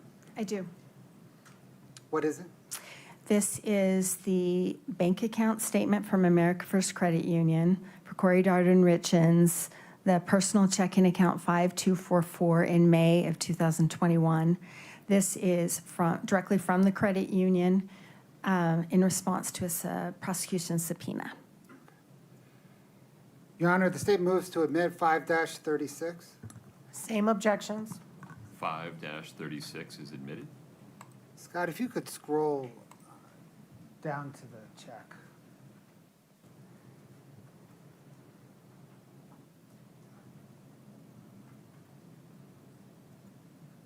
Yeah. Ms. Carrington, what is this? This is a check from the C&E Stonemasonry account, and it's payable to Eric Richins, dated April 29th, 2021, for $36,000. And the memo on it indicates taxes TC-546, and that tells me that's a Utah State Tax Commission payment. And based on your analysis, did C&E provide Eric and his business partner, Cody, for that matter, distributions in order to pay their taxes? Check to hearsay. I don't understand the hearsay objection there. That's how she knows. They told her. Why doesn't lay some foundation for how she knows? Did in reviewing the C&E accounting materials show that C&E distributed to both Cody and Eric Richins estimated tax estimated tax payments? Yes, no one has told me that, but I can see from reviewing all the bank accounts that there are pairs of transactions, and they are for Eric Richins and his business partner habitually over several years, and they are for different tax liabilities. One moment. The hearsay objection is overruled. Please proceed. Thank you, Your Honor. Ma'am, did you trace this check? I did. If we can go back to the main document, Scott. Can you show your tracing of this check? Sure. Scott, if you can scroll down, down, down. Okay. Right there.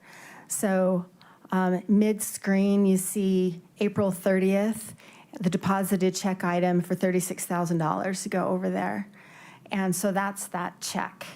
And they're included in this exhibit is the deposit slip, so I can match that up, plus the check copy came with this, so I know this is the same $36,000. And then, sorry, At the time that was deposited, what was the account balance? 83 cents. Okay. Can you pick up the tracing from there, please? Yes. So in doing a tracing, I look at the balance at the time a specific transaction is made. And so then I have to match up, but for certain funds, other transactions would not clear the bank.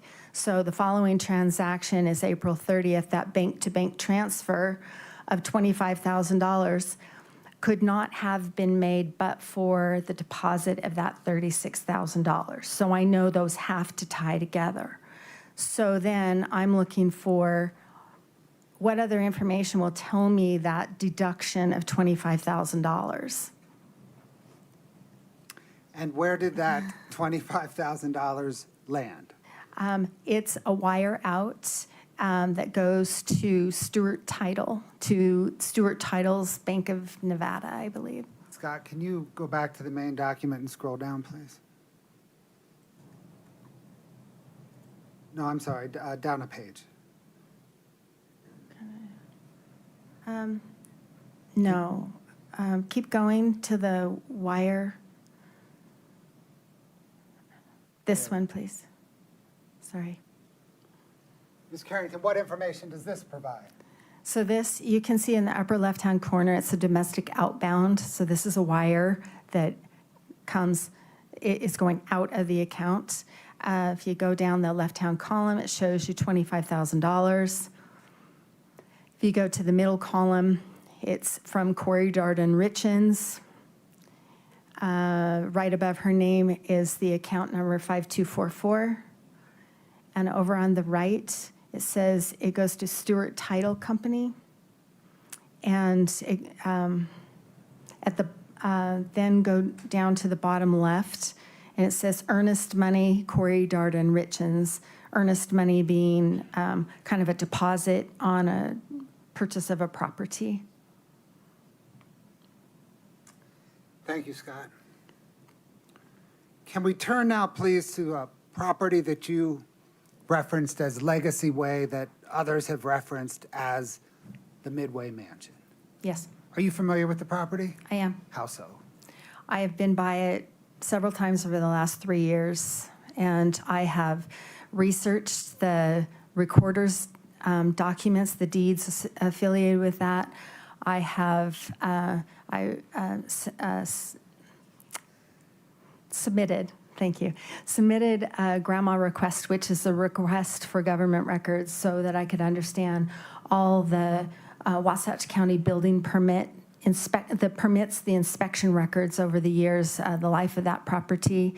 I have interviewed the prior owner before Kouri Richins bought it. I've interviewed the current owners.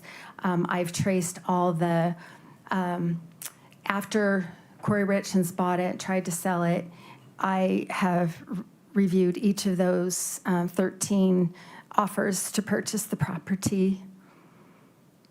And I've also looked at the bank accounts and the loan documents for her purchase. Let's please start with the drive-by. Scott, can I get 6-7? Do you recognize this? I do. Is that the Midway Mansion? It is. State moves to admit 6-7. No objection. 6-7 is admitted. Scott, can you zoom in a bit?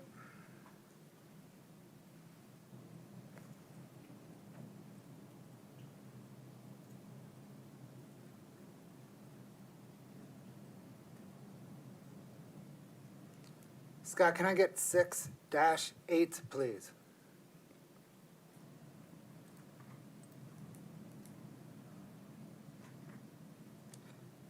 Ms. Carrington, do you recognize this document? I do.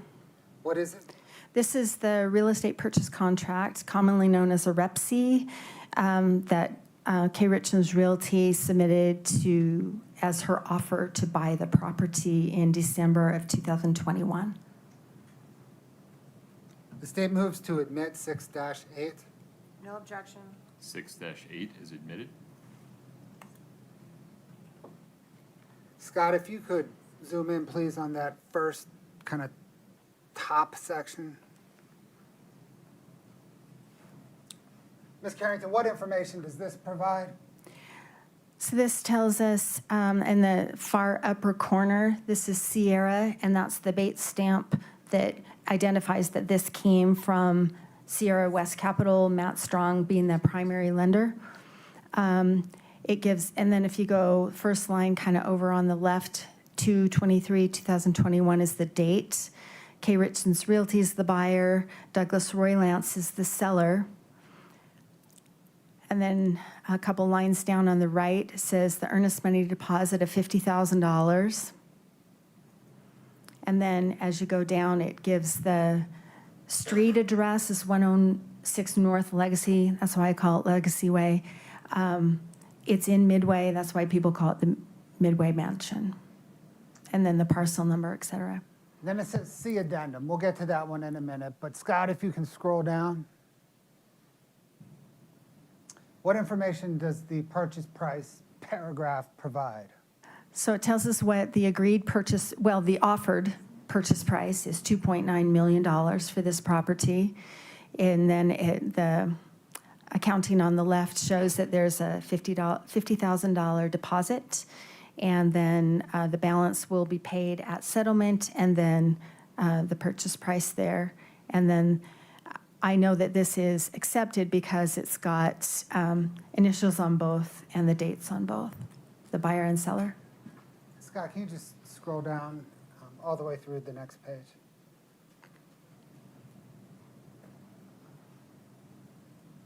Keep scrolling. Keep scrolling. Keep scrolling. Let's stop there, thank you. Let's zoom in on the contract deadlines through the signature. Yep. Thank you. Ms. Carrington, what information does this provide? So this gives a chronology of different steps that need to be taken. It's very typical in every transaction, most transactions. Sellers have a duty to disclose any of the warts and problems with the house. Those are due by January 7th of 22. Due diligence means that's the opportunity for the seller, that's an opportunity for the potential buyer to do any homework, anything that they need to do as far as due diligence before they sign. That's due February 4th. Financing and appraisals, that's also for the buyer to arrange financing, funding, do any appraisals that they want to do, and they have until January 7th to do that. And the settlement deadline, that means this deal has to close by March 4th of 2022. Does that March 4th date hold any significance in this case? Yes, it does. What's that? That's the day that this property deal closed and Kouri Richins purchased this house. Did she purchase it on March 4th or March 5th? I'm sorry, March 5th. March 4th is the date that Eric Richins died. Thank you. Let's discuss the warts and problems, please. Scott, if we can go down to just keep it up. zoomed out, right there. Is that the addendum that was referred to earlier? Yes, it is. Addendum 1. Okay, I'm going to walk up and present you with a printed copy of 6-8. And this is the addendum on my right that discloses all the warts and problems. Yes. I've circled a few of the paragraphs on that disclosure, that addendum. Can you please read those paragraphs aloud to the jury? Okay. Bear with me. This is paragraph 2. Buyer is to acknowledge and affirm and agrees that these parcels, parcel 1, parcel 2, are sold as is. Buyer acknowledges, affirms, and agrees that both building structures have extensive vandalism, theft, as well as flooring and other structural concerns that may need or will require replacement or repair.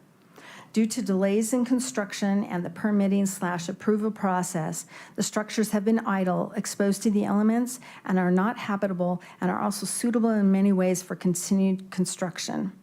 Damage has occurred because of the idle status of the projects. Buyer affirms buyer's intent in moving forward with the building project or abandon the project altogether based on buyer's own investigation of said structures in their state of idleness, disrepair, unfinished, and uninhabitable quality. Additionally, animals may have taken up residence in the ventilation systems for which there may be additional damage.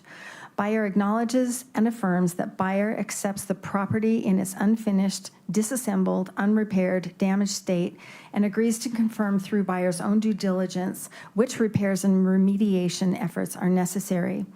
Buyer acknowledges and affirms buyer's own actual or potential costs of repair, remediation, demolition, remodel, restart, reconstruction, and/or completion in moving forward with the building projects. Buyer agrees to purchase and accept the parcels, buildings, structures, and all aspects of the purchase of said parcels on an as-is basis and waives and releases any and all claims against seller or any deficiency, unexpected outcome, or unknown condition, cost, delay, failure, or liability. Paragraph 3. Buyer acknowledges, understands, and affirms that sale of said property is sold without all or necessary or desired permits, certificates, or allowances to build or complete the building process from Wasatch County or other governmental agencies. And buyer is and buyer is to be solely responsible for obtaining any required building permits from Wasatch County or any other necessary government entity.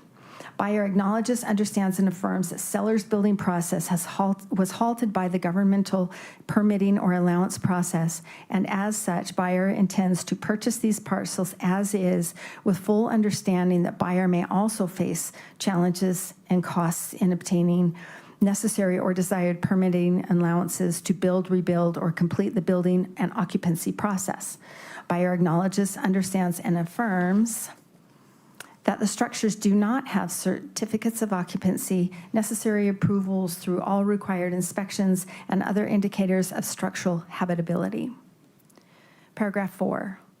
Buyer acknowledges that seller has been working with the Army Corps of Engineers over a lengthy period of time and that this entity is currently requiring additional wetlands evaluation of various materials, including water, environmental, etc.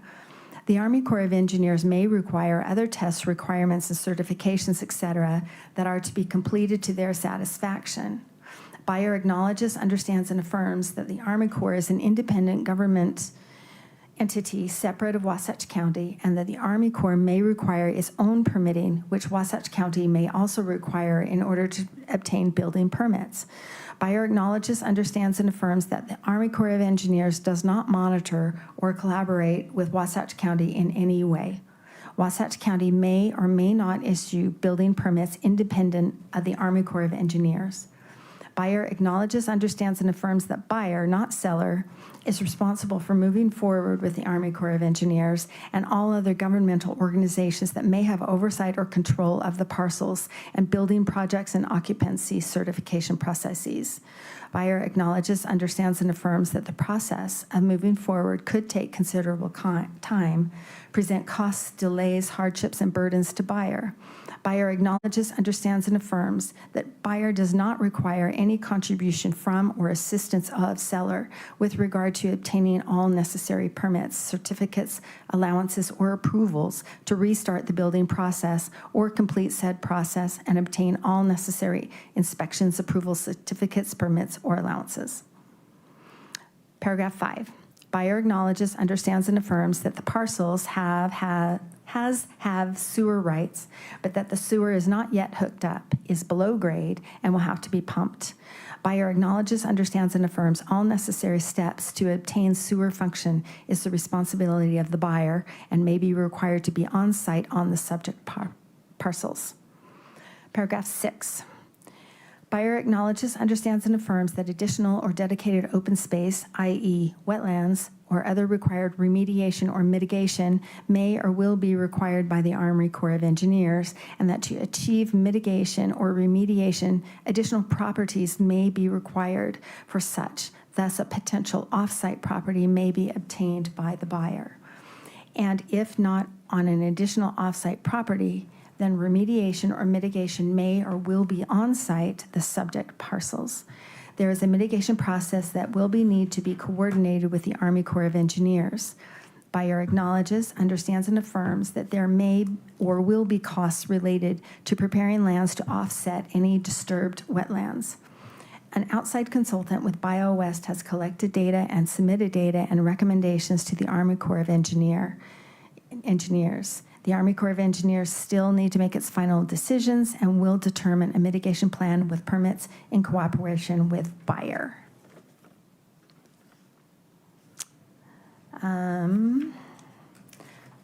Paragraph 12. Buyer acknowledges, understands, and affirms that the Army Corps of Engineers may or will require further evaluation and study of wetlands underneath mounds of fill soil on the parcels. So seller will provide access to buyer's consultants or any other third parties related to studying groundwater or soils for the Army Corps of Engineers. Thank you. You're welcome. Ms. Carrington, in your experience reviewing REPCs, have you ever reviewed a REPC like that? No. Scott, can you please bring up 6-9? I will retrieve the exhibit. Thank you, ma'am.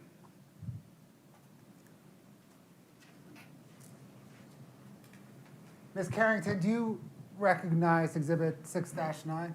I do. What is it? This is the settlement statement for the Legacy Way Midway Mansion property, where Kouri Richins Realty is the buyer and Douglas Roylance is the seller. And this is the final version of the sale. The state moves to admit 6-9. No objection. 6-9 is admitted.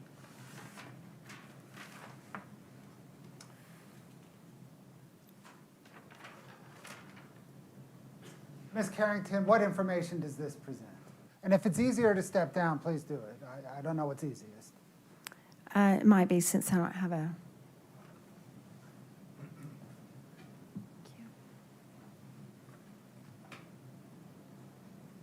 Okay, this is not actually as complicated as it appears. So this is the property address here, the buyer, the seller, and the lender is Sierra West Capital. So that's the Sierra West Matt Strong stuff. So now over here shows the settlement date and the disbursement date as March 4th of 22. And then this is the internal file number at the title company. This shows the sale price. This is the buyer's version. There is a seller's version, but this is the buyer's version. This is the sale price of the property at $2.9 million.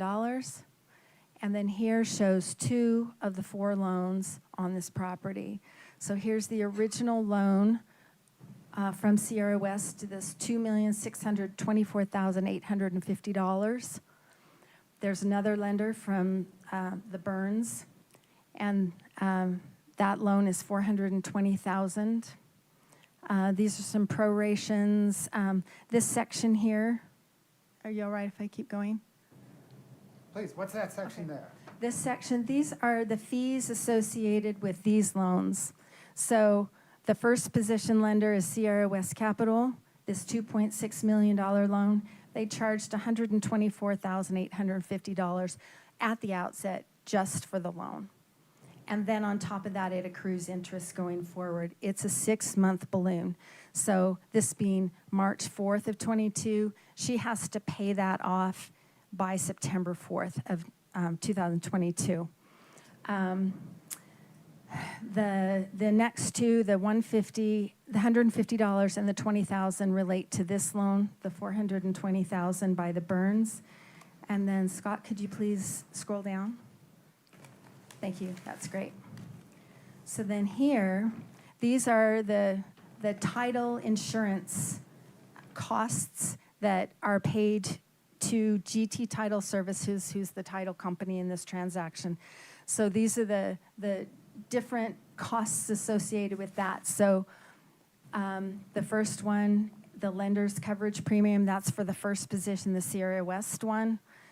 Second position is the Burns, the $420,000 one. The third position loan is going to be this. For some reason, this is down here. I don't know why. But this third position lender funds is $150,000. That's an aggregation of a bunch of people who got together, and they pooled their resources to loan $150,000 on this deal. And here is the buyer's portion of the real estate commissions, the 2% at $58,000. The other side paid $1,000 per their agreement, and then some recording fees. On top of this, there's one more loan from David Cockerhands that came in before this. He gave her the money for the earnest money. So did Matt Strong. So they both gave her the $50,000 for the earnest money. But later, the fourth position lender of $67,000 recorded his deed. I don't understand why it's not incorporated here, but it's not. But it is still attached and recorded on the property. So this tells us that all in all, there needs to be $3,201,230 that the buyer needs to come up with. And as I said, there's also that other $67,000. So she borrowed $3,259,000 against this property to buy it for $2.9 million. And then there was a little overage, and so this $87,240 came back to her, and we can see that go back to her bank account, and that hits her bank account.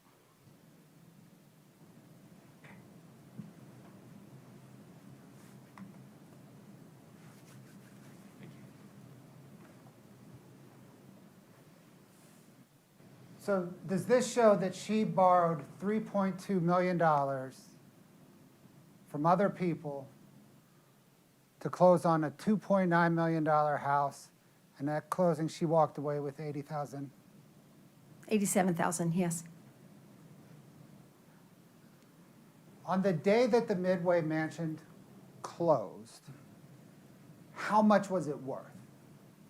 $2.9 million, because that's what she paid for it. That was the agreed price on that for that transaction. Is the real estate market like other markets in that the value of something, whether it's gold, oil, real estate, the true value on any given day is what a willing buyer and willing seller agree to?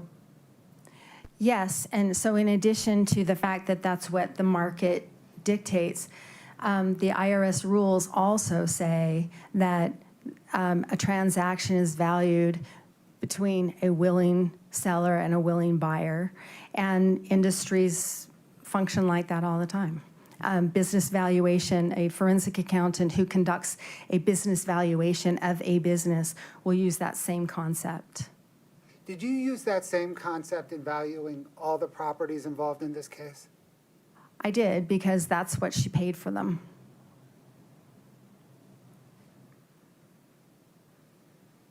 Scott, can we get 5-114, please? Bless you.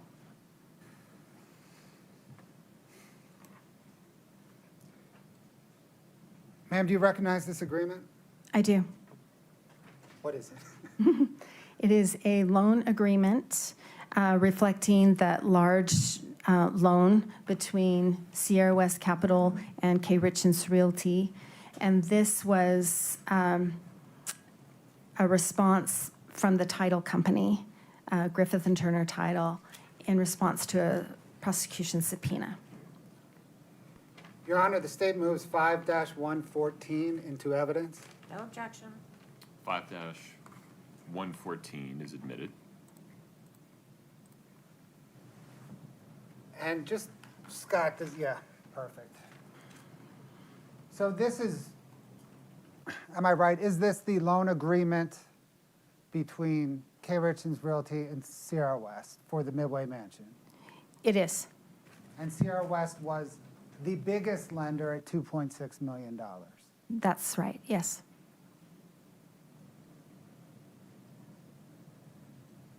Scott, could you just scroll down on page 1?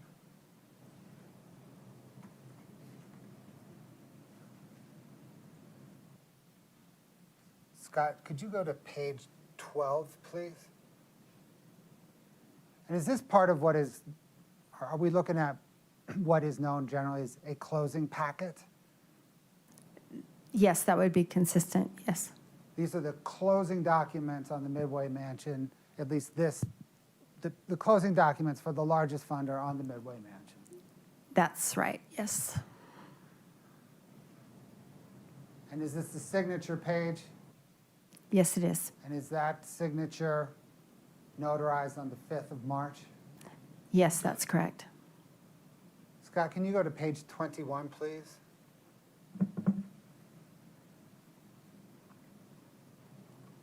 Is this another different signature page? Yes, this one is basically acknowledging that the company that's buying this authorizes Kouri D. Richins to act on its behalf. Scott, can you go to 27, please?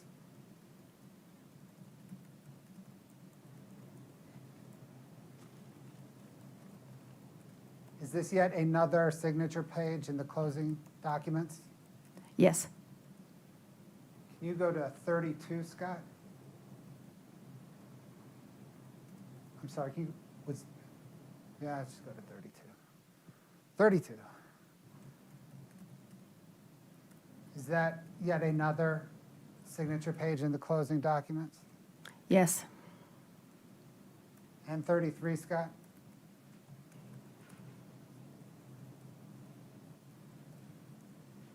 Ms. Carrington, is that yet another notarized signature page in the closing documents? It is.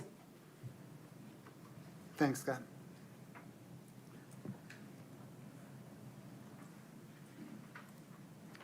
Ms. Carrington, based on your analysis, did Ms. Richins have the ability to service the $3.2 million in debt when it came due in 6 months from closing?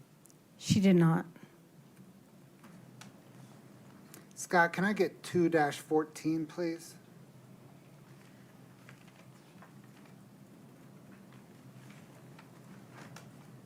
Ma'am, do you recognize this document? I do. What is it? It's an email string between Matt Strong and Kouri Richins that was returned pursuant to a prosecution subpoena from Sierra West Capital and Matt Strong. And does this email string in part discuss how much money Kouri Richins estimated would be required to finish the Midway Mansion? We can scroll through it.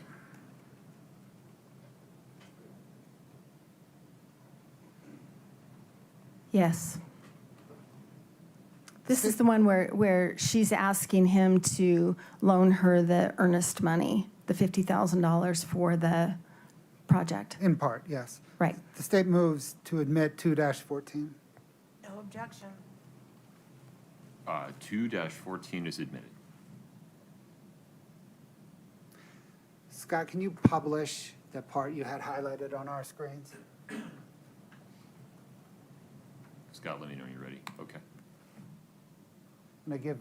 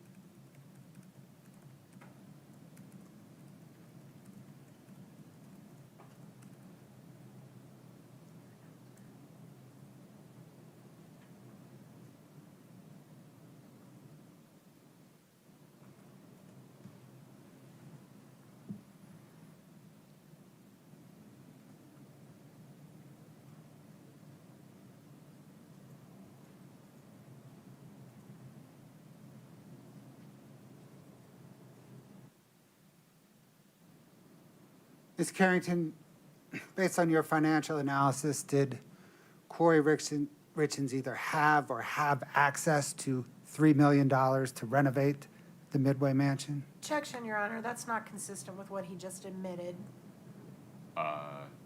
It's a different question.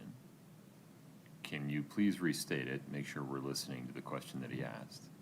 If you'd say it again. Ms. Carrington, based upon your financial analysis, did Ms. Richins have or have access to $3 million for renovations of the Midway Mansion? Same Not that I- objection. Hold on. What was your objection? Same objection, Your Honor. He's misstating what's in front of him as far as the evidence. His question does not relate to this. Any other objections?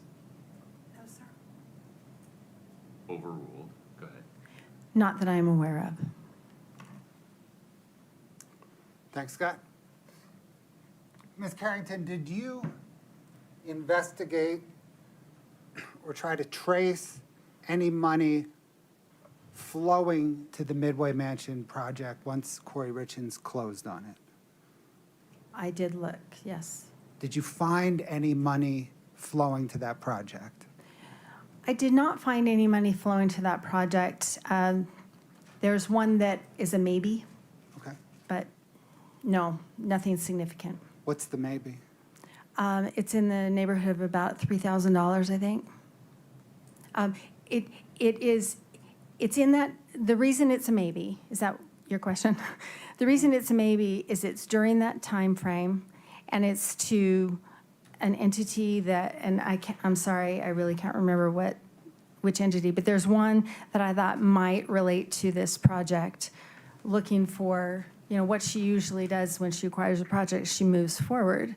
And so I'm thinking she probably does the same thing here.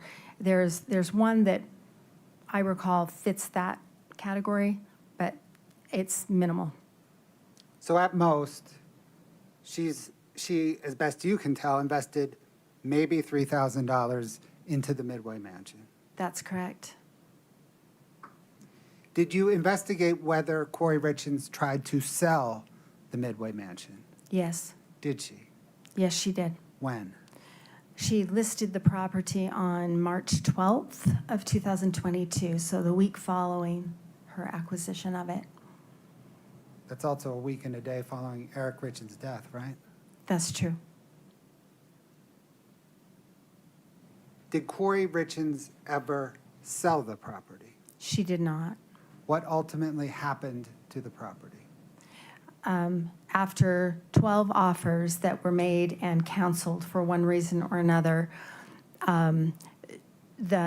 actually, let me restate that, please.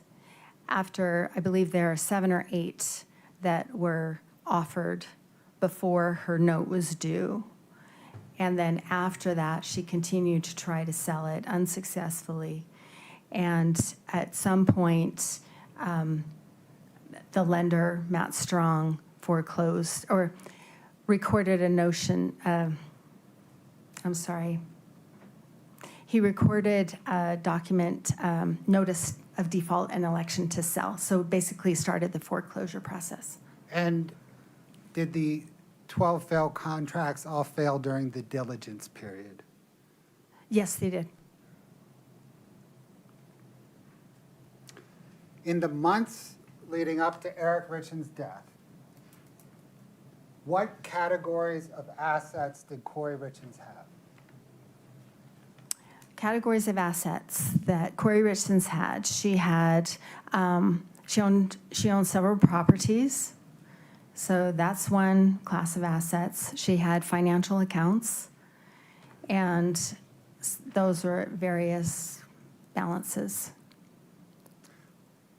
On March the 5th, 2022, immediately after closing on the Midway Mansion, what was the value of Kouri Richins' assets? Including the new property, was about 6.3 or 6.4 million. In the months leading up to Eric Richins' death, what categories of liabilities did Kouri Richins have? So liabilities are things that she owes. So she had a loan on the properties, each of the properties that she owned, and each of those was more than the property was worth. She also had all those payday loans that we've talked about, and she also had different lines of credit that were, by and large, all maxed out, not just the HELOC, but also she had some personal lines of credit associated with her checking accounts. Those were all maxed out, and she also had credit cards that had high balances. On March the 5th, 2022, immediately after closing on the Midway Mansion, what was the amount of Kouri Richins' liabilities? Right about $8 million. So netting that out, on March the 5th, 2022, after closing on the Midway Mansions, what was Kouri Richins' net worth? She was in the hole. She was negative 1.6 million.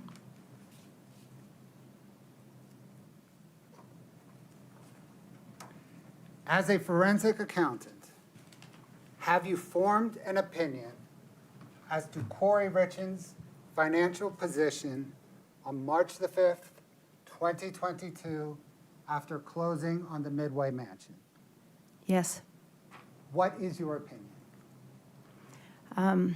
As of the date that Eric Richins died, Kouri Richins was in financial distress, and her financial enterprise was collapsing, had been collapsing, and but for a significant infusion of cash and capital would have continued to collapse. It was imploding.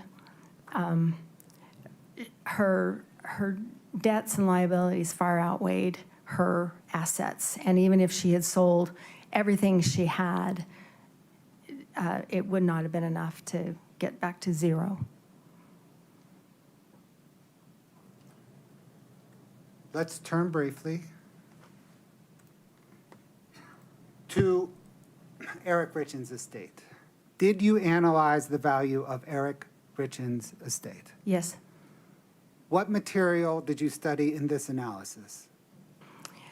The insurance policies, the life insurance policies, including there's a life insurance two life insurance policies that Eric and his business partner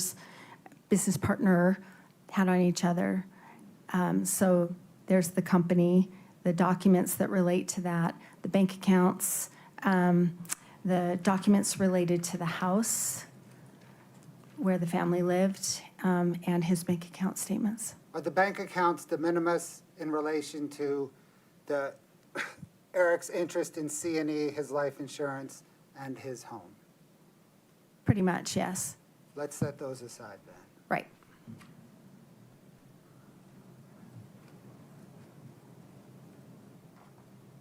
How is Eric Richins' interest in C&E, or how was Eric Richins' interest in C&E determined upon his death?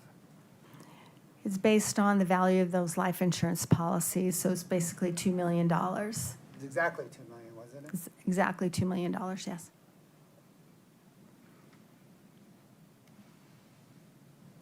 Scott, can I get 7-28 Delta?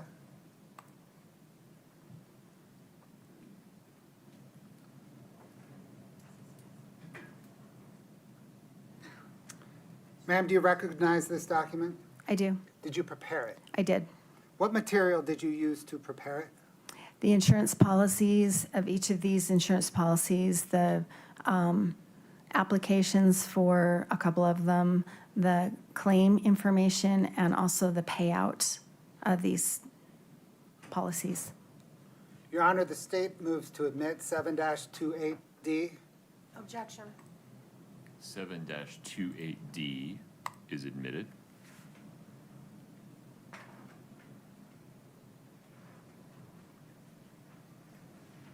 Ma'am, what again is this?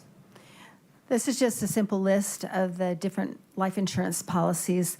I have not included the buy-sell agreement policies, the $2 million that benefited Eric's business partner, but these are the others. Scott, if you could please highlight the claim paid, the policy amount column.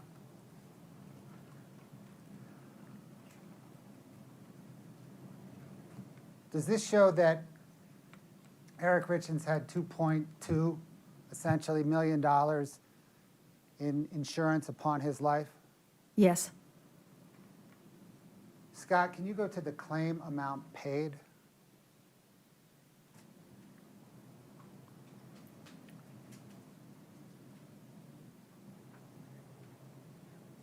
What, ma'am, does this column, what information, ma'am, does this column present? So for each of these policies, there was a specific amount paid. Like the top one is related to the house, and so it paid 70% of the existing mortgage, not the second, but the first. The things that I've highlighted in green are the 3 policies that were paid directly to Kouri Richins. The others were paid, the $500,000 was paid to the Eric Richins Trust. We'll come back.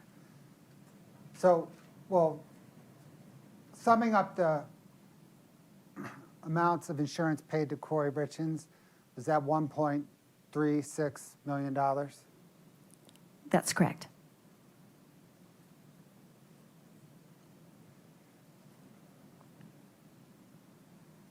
Thank you, Scott.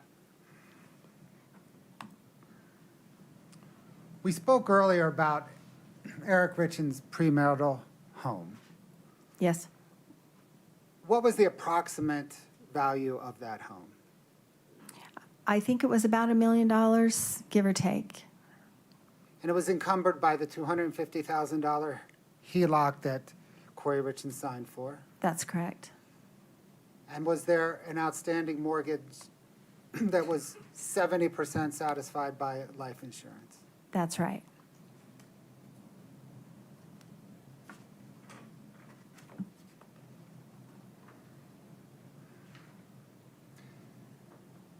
We talked about the $1.3 million in life insurance proceeds that Kouri Richins received upon Eric Richins' death. Did you trace how she used those proceeds? I did. Scott, can you bring up 7-31D? Ma'am, do you recognize this document? I do. Did you prepare it? I did. What material did you use to prepare it? I looked at Kouri Richins' America First Credit Union accounts, and also Kouri Richins' UCCU account where she deposited the $1 million. And I guess that's it. Your Honor, the state moves to admit 7-31D. No objection. State 7-31D is admitted.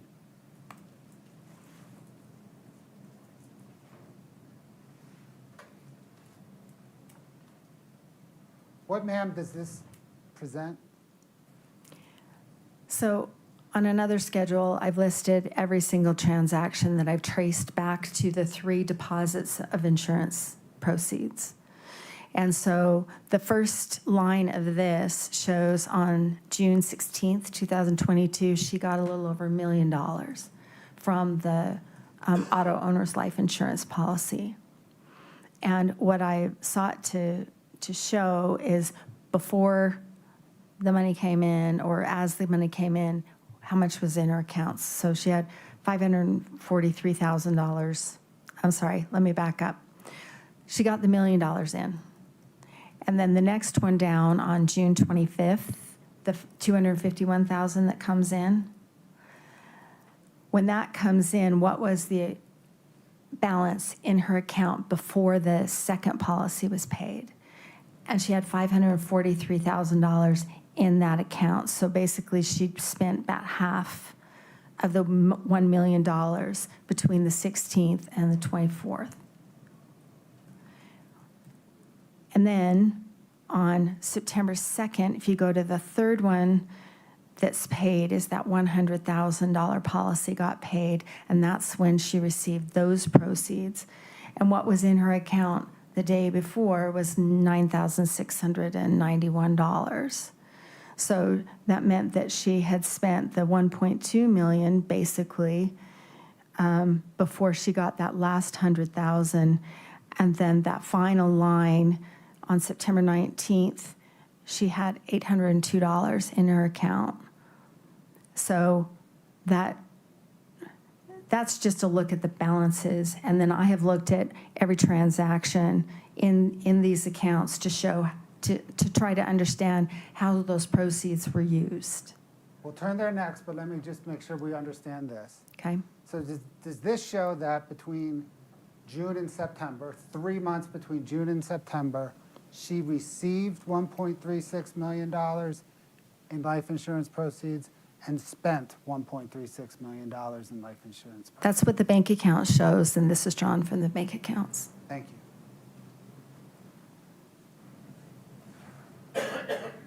Scott, can you bring up 7-29D, please?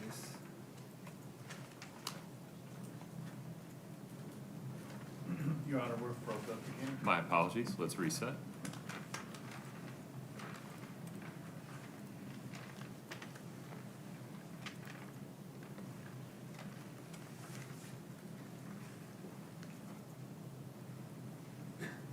I need you to unplug and plug back in, Scott. Oh, there you are. I apologize. All right, one moment. 7-29D is visible to the witness. Ms. Carrington, did you prepare this document? I did. What material did you use to prepare it? The bank accounts that I just spoke of, the America First Credit Union accounts, and also the UCCU account. Your Honor, the state moves 7-29D into evidence. I'm sorry, can we just blow up the very tippy top of it, just so I can see the label on it? Thank you, no objection. And, 7-29D is admitted. And then, Scott, can you split screen the 2 pages? Now, Ms. Carrington, am I right that it doesn't really read left to right, it reads top to bottom? It's a vertical, yes, So this page on the right is really right down here. that's correct. Okay, what information does this demonstrative present? So I wanted to portray the funds that came in from Eric's death, and I've highlighted, or I put in bold the different life insurance policies, proceeds that came in, and then the way those were spent. I have taken everything over $1,000 to try and be brief, obviously this isn't brief, but, so there are a lot of transactions for, whatever, $700 or $43, those are not on here. So anything over 1,000 is on. And Scott, if you could go down to the very bottom, so the very bottom of page 2.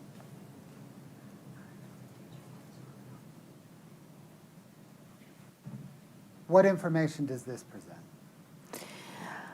So this shows without putting those de minimis transactions in there, there's 1.3, almost 1.4 use of the proceeds, or that came in, and she spent the 1.2, so she spent it all. And then my footnotes here, I attempted to do the same thing that was in that other section, my footnote 2. These are the different accounts that she had, and these are the account balances when the new insurance comes in. Now let's just highlight, Scott, maybe the far left column on the first page.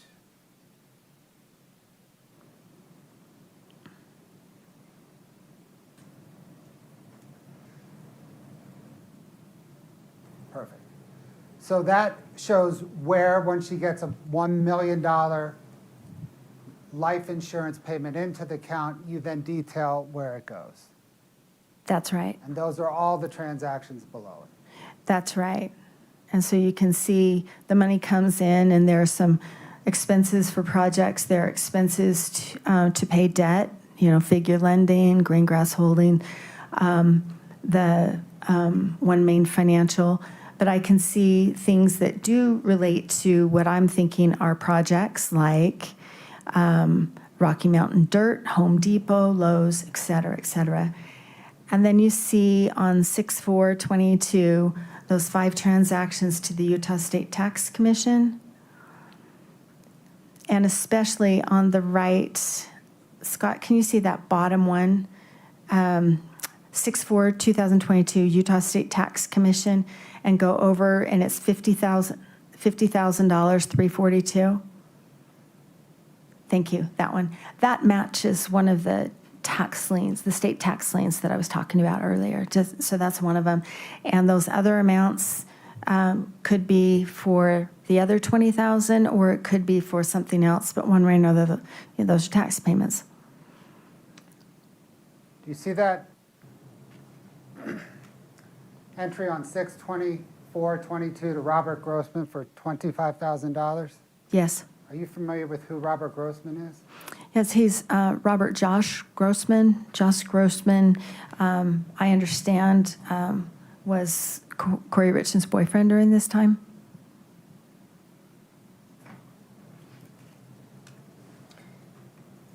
Thank you, ma'am. When you analyzed how the $1.3 million in insurance proceeds were dispersed, approximately how much of that $1.3 million were used to pay debt? About $600,000, somewhere in there. So about half, a little less than half was used to pay debt. Thank you, ma'am. I think that's all I have for now. I suspect we're going to take a break, and the defense will have some questions for you. Okay. Thank you. Ms. Nestor, any objection to taking a break?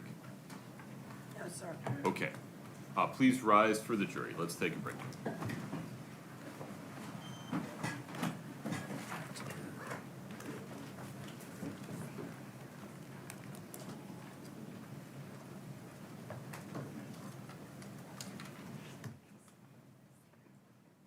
Oh, goody, right? Can you hear me? Hopefully you can hear me. Is he gonna talk still? Oh. Ms. Nestor. 10 of 3? Yes, sir. Okay. Ms. Carrington, walk around, use the restroom, grab some water. Please don't talk to anybody about your testimony. Thank you. Court's in recess. Thank you. No, they're not together anymore. Can you hear me? Okay, they're not together anymore, B lady. She kicked him to the curb 8 months after Eric died. She kicked him to the curb. She actually evicted him from one of a condominium that she owned or something. But I believe she did buy him a truck. Ford F-150. Yeah.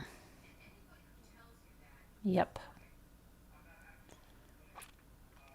You want to see what this cross-examination is going to be like? It's either going to be, which I could only wish not a lot to bring attention to it, or it's going to go on for 3 days.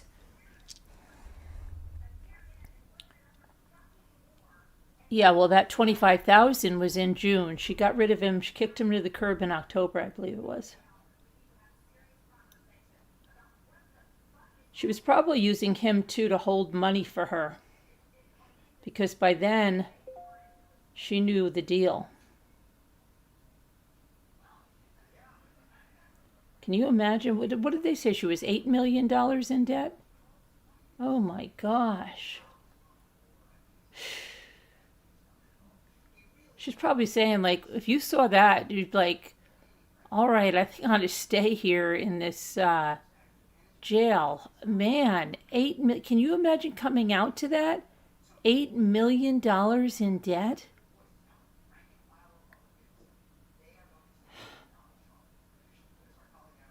$8 million in debt. What the heck?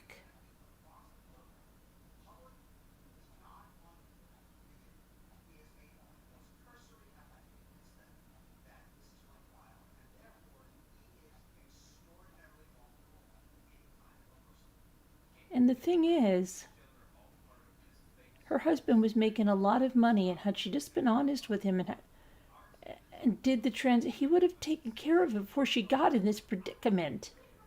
Oh my gosh. What the heck was she doing?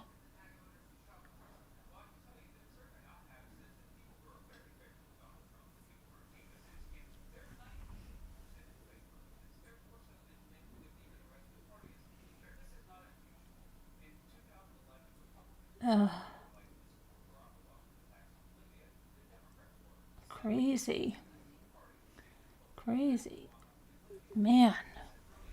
I saw some people talking and they said they were having secondhand anxiety looking at the financials. Crap. I freak out over little things that, oh man, I can't even imagine. $8 million in debt. That's nuts.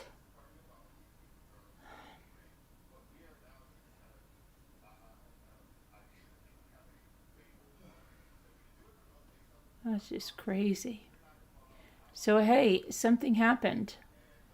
That guy from American Idol that killed his wife, they released like 6 hours of body cam, which I'm getting now. And apparently he put on quite a show, calling her mother, and he was like vomiting on there, all about that. Well, she was trying to do, I don't know, I wonder if, was she really, like, was she just a horrible judge of properties, or what was the reason she was so in the hole? Like, what the freak? I could see you lost money on one, and then what did you, at the whole bottom fell out of everything? And she said, and where, she said she had a property in South Carolina from Utah. She's going to South Carolina. I remember that from before. I don't know. Crazy, crazy, crazy, crazy. That is just unbelievable.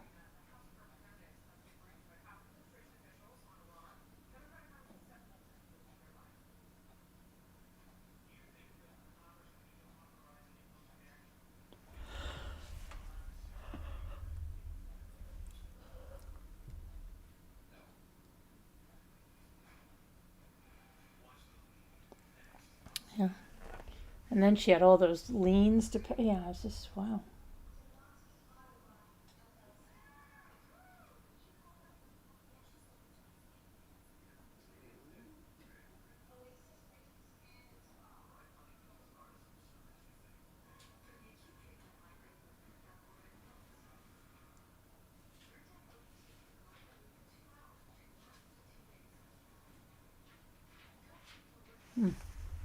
So strange, so strange.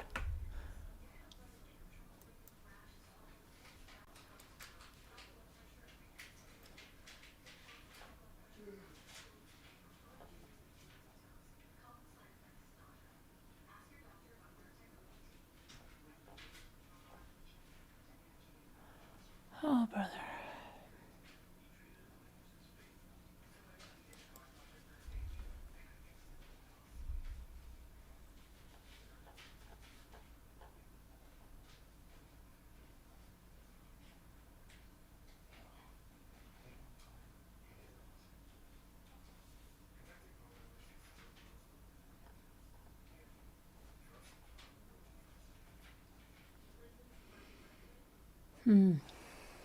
Nuts. I think she's going to be the only witness today. But once we get this out of the way, then what? Then comes in Robert Grossman, maybe. Tomorrow they're going to start an hour later, so we'll be starting an hour later, so it'll be 11:15 or 11,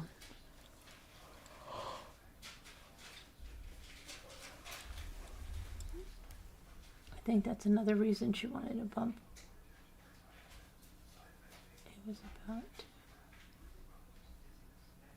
He was about to kick her to the curb. I don't think he was about to ready. I don't know. I don't think he was going to do that. I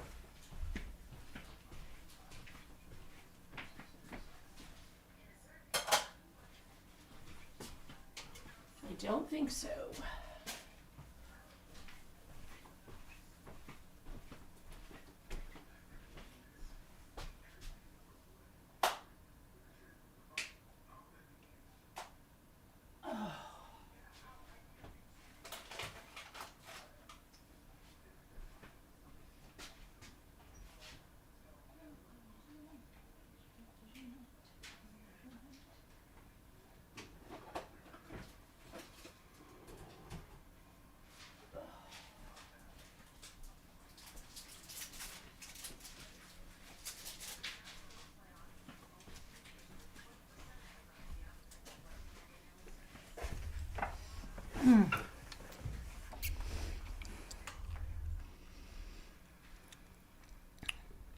How did she do her taxes without Eric knowing? I don't know. I don't.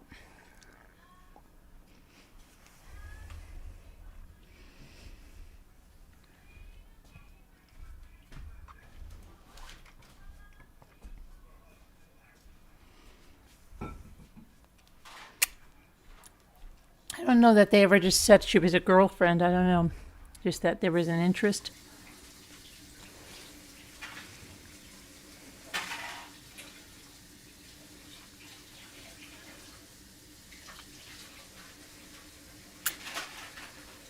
But why did she buy drugs after Eric died? She had transactions after Eric died.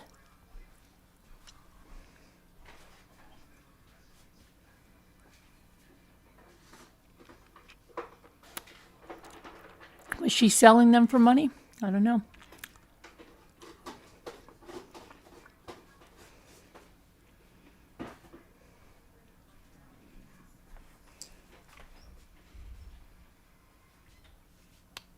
I remember, but that was a while ago. That was before Be Letty.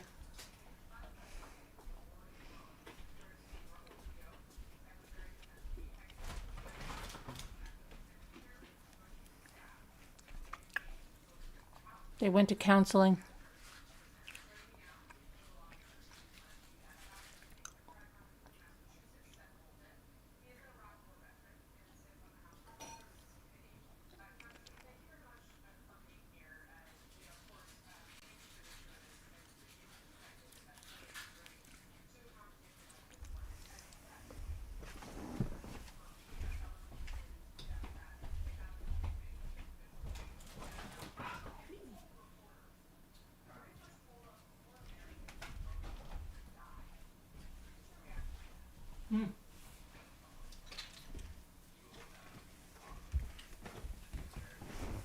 Oh boy, here we go. We're gonna go. Are we back on the record? Judge reminds me of Grover.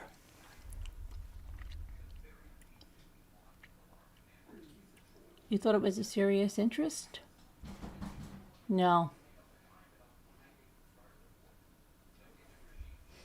She probably told somebody that too to make herself feel better, you know? I don't know. I don't think anything. Something definitely happened to her forehead. Do you guys see that? There's something going on with her forehead. It looks like she banged it. Maybe she banged it on the metal thing. Okay. All right. We're back on the record at 231-500-139. May we invite the jury in, please?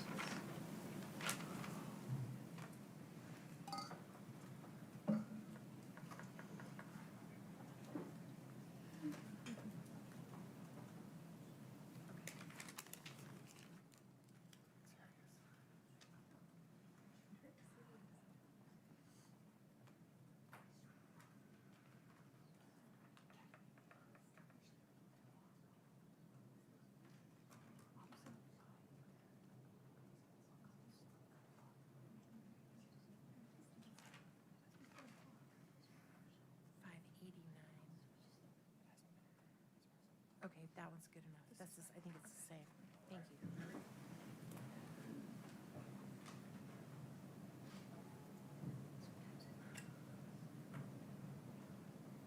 Please have a seat. Thank you.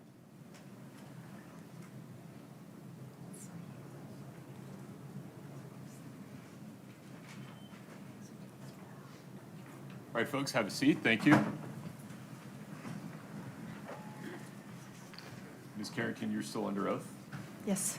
Ms. Nestor, please proceed. Thank you, Your Honor. May it please the court. Good afternoon, Ms. Carrington. Good afternoon, Ms. Nestor. You and I have known each other for some time. Is that We have. accurate? That is accurate. Okay. So I'd like to talk to you about how you got involved in this case. Is it fair to say that you were brought into this case by the gentleman who was working as a private investigator for the trust for the estate? Absolutely, yes. And his name is Todd Gabler, correct? That is correct. And Mr. Gabler is also someone you've known for a really long time. I have. Professionally, yeah. Right, well, of course, I should have said that, I'm sorry. And you guys even share office space, or did at one point? No, never. I thought you did, sorry. And so initially, when you were brought into this case, Eric Richins' family was really your boss in the matter. I wouldn't look at it that way. I was hired by their attorney, Crystal Bowman Carter, after Kouri initiated the lawsuit. That's when I came in. But the work you were doing was designed to assist Eric Richins' family in the litigation, fair? Fair, yes. All right. And during the time that you were working for the family, or the estate, or the trust, did you also do some witness interviews with Mr. Gabler? No, You didn't go to any interviews of witnesses with him? no, I did not go to any with him. No, I don't think so. No, I didn't. And then at some point, you stopped, sounds like your work kind of trickled off for the estate or the trust when they got a new lawyer, right? Right. I've known that firm for a long time, and I'm usually on the other side. So they use other people for their forensic accounting, and so I was not surprised when the estate got, when the trust, the estate, got new lawyers, that they didn't adopt me as well, which is fine. That's okay. Yeah. And then how is it that you became associated with the prosecution team? I don't know how that happened. They reached out to you? They did. And are you aware of whether Todd Gabler recommended you? I have no idea. And Mr. Bloodworth asked you on direct, he mentioned that they've retained you at your normal rate. Is that right? That's correct. So it looks like you've done quite a bit of work. I have done a lot of work. Binders worth of work. Yes. And so how much have you been paid by the state or by the county? I don't know exactly, but it's probably about $200,000, which is a lot. All right.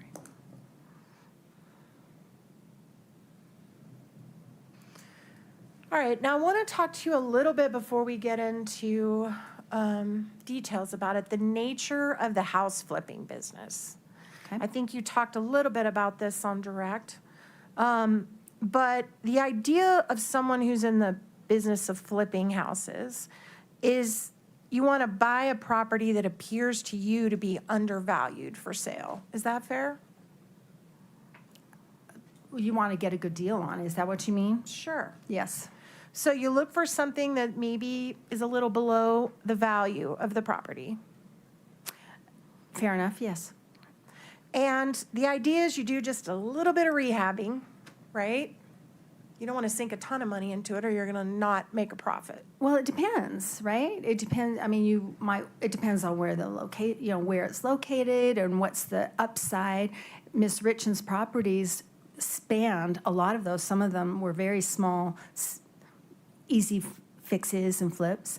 And then, like the one that we were talking about, the Mill Creek project, that was enormous. The Provo project was enormous. So it could be any of the above. Sure. But if you want to make money, the goal is to do as little rehabbing as you need to flip the property. Is that fair? I think that's fair, sure. And as I would say, put a little spit and polish on it and then get it ready for sale, right? Fair enough. Okay. And then the goal is to flip it as quickly as you can for more than you paid for it. That's correct. And enough more that it covers whatever you paid to spit and polish it. That's the idea. All right. And the nature of this business is the goal is to hold that property for as short a time as you possibly can before you flip it. Absolutely, especially because of the way the financing works. Right, and let's talk about that. Okay. So because you know the goal is only to hold that property for just a really short time, you often use what are called hard money lenders, right? That is true. And we did hear you talk about that on direct, but just as a quick refresh, because I think that was 20 years ago, the hard money lenders lend money without all of the formalities that a bank requires to lend money, right? For example, that is correct. For example, the underwriting process is almost nil. And to sound really kind of juvenile about it, it's basically wealthy people that are willing to loan you money short-term for a short period of time at a super high interest rate, right? Right, and they assume the risk of that, and in exchange, they have very strict zero-tolerance default clauses that make a loan just skyrocket in cost and interest if it's not met, if those terms are not met. And the reason for that is this is a risky business, yes? For both sides. I'd say it's risky for the borrower. And for the lender, because they're not putting someone through all the vetting that a bank would. They're just trusting them that they're going to show back up in 90 days and pay them off. But you're missing a key piece. They secure that property with their trust deed, so they've secured their collateral. Totally fair. That's absolutely right. So riskier for the person that's doing the flipping by far than for the hard money lenders. Yes. But the hard money lenders generally do not expect to get paid monthly payments in between when they loan the money and when they get paid back. Fair? Well, it depends, and I think that's usually a true statement. Kouri Richins had most of her loans that were like that were 6-month balloons. There was nothing expected. In fact, when the subpoenas went out, I expected to get all these ledgers back, and nobody has a ledger because they didn't care. They just knew when the balloon was due, and they were going to get their money or their property. Exactly right. Ms. Richins had 3 property, well, she had 2 lenders that had monthly payments. Right. And because of what you just said, the hard money lenders have what we call a promissory note, just a promise that if I don't pay you like I promise on this note, you can get the value, you can get the property and sell it yourself and recoup your money, right? Yeah, there's a promissory note on any kind of a loan. So when you put all those loans up there, they're backed by the collateral, the house. Can you clarify which loans I put up where?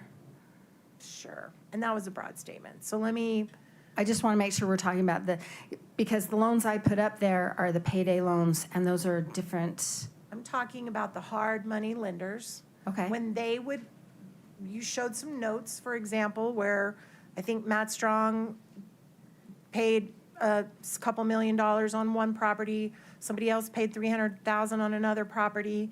All those loans were backed by the property. They were totally secured.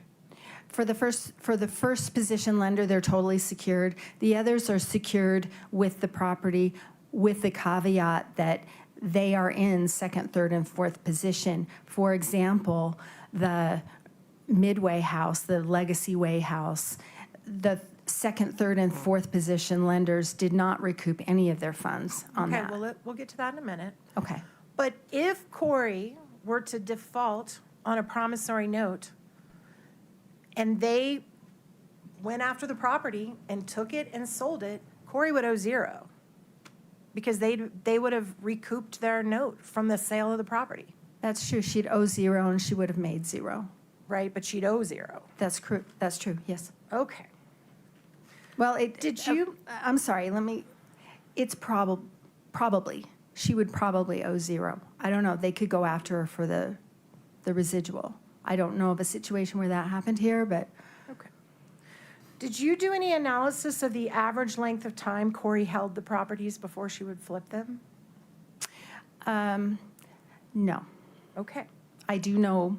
I do know about every property, but I haven't compiled that into a schedule.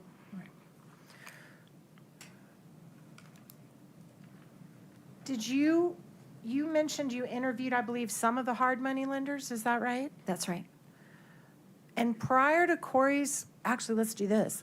Prior to Eric's death, every one of those hard money lenders got their money back from properties they gave to Kouri, or properties that they lent money to Kouri on, correct? Let me think about that. Prior to Eric's death. Yes. No, that's not true. There's one of her early projects, I think it's Casperville, where she ended up $28,000 in the hole Okay. on that project. So she walked away with no buyer proceeds from that, and that was not a successful project. And I haven't looked to analyze who got what, but that would be a situation where not everybody got their money back. Do you know whether she made them whole with her own funds or in some other way? I have not seen anything that reflects anything like that. So you don't know? I don't know. No. Okay. So except for one occasion, on all these other deals that were done before Eric's death, all the hard money lenders got their money back from the deals they did with Kouri, plus interest. I would say that's probably true, but I may come up with another one. I try not to deal in absolutes. All right, now I want to talk about these bank accounts. Okay? And I appreciate that you were trying to, excuse me. Sorry. I appreciate that you were trying to track insufficient funds, things that popped back. I call them in my parlance bounced checks. That's what I know them as and have done. When you were tracking these, did you ever go back and see how or if or when they were made whole? They weren't made whole. Okay. So the bank continued to keep open accounts where $300,000 worth of checks were bounced, and you're saying there's no resolution of that on either side? The bank that sent it, the bank that got it, it's just, they just let her continue to have checking accounts where she bounced over $300,000 in checks. So can I answer your question Sure. with a description? So the Navy Federal accounts really never had any significant money in there at any time that I looked at. So there was no like deposit that came in 2 days later that just missed. It just, there was never an attempt to try and cure that check on the Navy Federal side. Let me stop you right there. Did you ever follow up and find out if Kouri made the person she wrote the checks to whole with another check out of another account in another way? Well, we're talking about a couple different things. The checks that I'm talking about are the ones that she wrote to herself. Okay. She's the payee. So then, can I come back to that question? I'm trying to answer the prior one. Okay, so on the Navy Federal side, no, there was never an attempt to cure that. Okay, but wait, stop right there. On the Navy Federal account, she was writing checks to herself. That's right. So did you track whether she actually put money in the account where she put the hot check, as I would say, to cover it later? Well, and that's what I'm getting to. So she writes a set of checks to herself, and they get deposited into either the Kouri Richins Realty 6577 or that Kouri 5244. Those checks go in, and eventually, they're returned unpaid by the bank, and so that makes the balance go way in the hole. Sure. Eventually, there are funds that go back to the account. That's my point. And my understanding of how banks work, banks and credit unions, they work, in answer to your question or your wondering about why would they allow her to continue going if she's bouncing all these checks, financial institutions, they look at the relationship. And so we've also got Eric and C&E Masonry and whatever else. And so they will look at it from a business point of view. They don't want to kick her out because they've got another account that is making them money or is being dealt with differently. So that's the answer to your question, why they wouldn't just cease and desist and kick her out of the bank. Because somewhere in these accounts, there's enough to cover these bounce checks, or they would shut that down. The way you're stating that is not correct, and that's not what I just said. Okay. They will look at the totality of the relationship, and they want to honor that relationship. There's not a scenario in which they would dip into C&E's account to pay Kouri Richins or Kouri Richins Realty's checks. So that's an important distinction of where Okay. I would quibble with what you're explaining. Okay. I never saw anywhere in your myriad of check statements that we went through that there was one where she was a negative $300,000. So those checks were covered. Yes? No, they weren't. No, could I please explain what the negative 300,000 is? So it's a simple exercise where I looked at the bank account statements and I just added up the transactions that she tried to pay. And not all of those were paid. A lot of those were returned unpaid. So I'm not making any judgment call. I'm not making any conclusion other than looking at that Kouri Richins Realty account 6577. That is what she tried to pay unsuccessfully without a fee. And then other funds went into that account subsequently, Right. every time. Well, eventually, yeah. Okay, that's Yes. it. All right, now I also noticed when you're putting up all these accounts, I didn't see any of Eric's. Did you analyze how much money Eric had? I did look at their family account, and their family account, when I'm looking at an account, it's really easy to try and get kind of a cadence or an understanding of how that account is used and the characteristics of that account. The family account, as opposed to the Kouri Richins Realty and Kouri's personal account, was consistent. It always had a balance. That's where Eric's paycheck went in. Let me stop you right there. Apart from Eric's paycheck, where else did all the money from the family account come from? Apart from Eric's paycheck? There were distributions that came in from Eric's work, and there were occasional, I know you've asked me this question before, and Kouri Richins did not put more money into that account than Eric Richins did. Did she put a lot of money into that account? She did put a lot of money into it, yes. And that account was used for family, for paying mortgage, for paying trips, all their personal expenses, right? Not all of them, but that is the family account. That's where the kids' expenses were paid. Not all credit cards were paid from there because not all credit cards were family credit cards. And Kouri was regularly contributing to that account out of her business accounts. I would Yes? not agree with that statement. Okay. So we know Eric's paycheck goes into the family account. That's What right. about the other accounts you mentioned for Eric? You said Eric had a separate account. There was a personal checking account, and I had reviewed that initially. It looked like it was squarely Eric's account, and the 5244 was squarely Kouri's personal account, and so I kind of set those aside.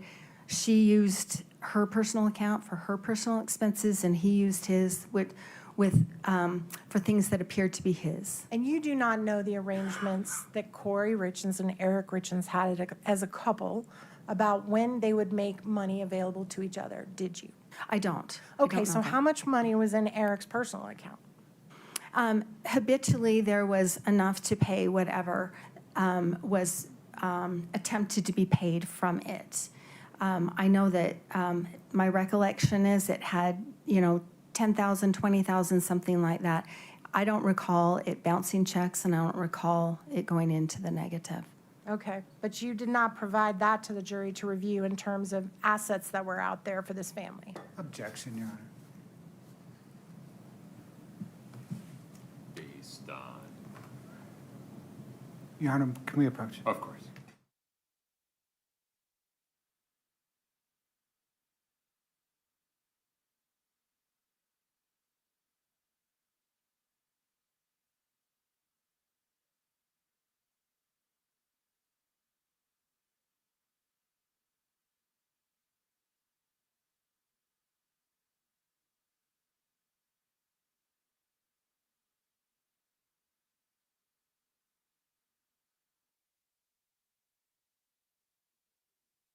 Your Honor.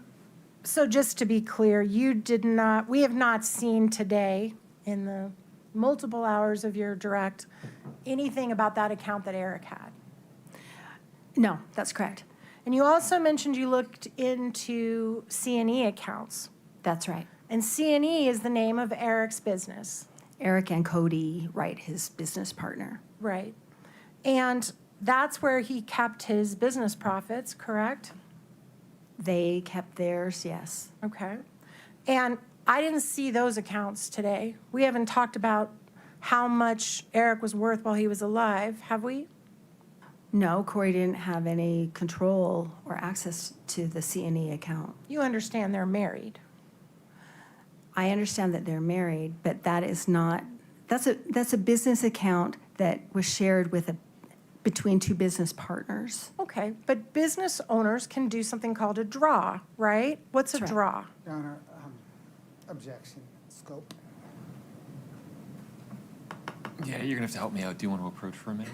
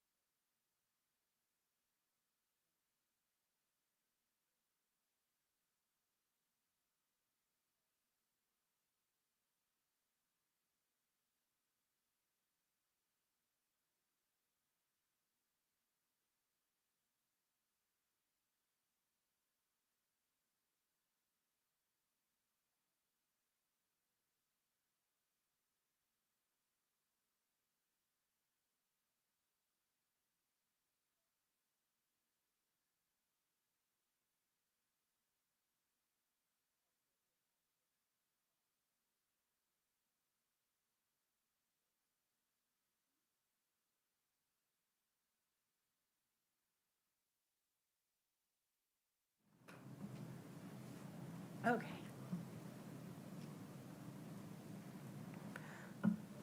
The C&E accounts, that's the business accounts that Eric and his partner put money in for their business, correct? That's where their revenues and their expenses were paid, yes. And the jury saw multiple examples of C&E checking accounts today during your direct, did they not? That's right. And routinely, the dollar amounts in those accounts were in the strong six figures, correct? Routinely, yes. Okay. And you don't know what arrangement Kouri Richins and Eric Richins had about whether or not he would invest in her business, whether or not he would be a silent partner, whether or not he would help her fund her business. You don't know that, do you? No. Okay.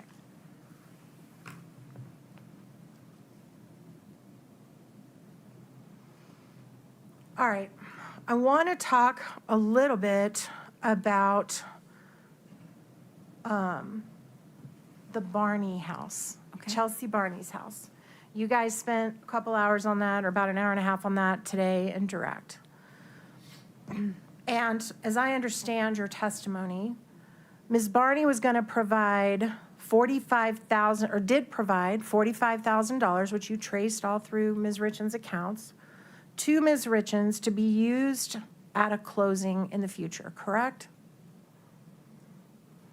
To be used at a closing that day. Thought they never had the closing. Well, they didn't. Right.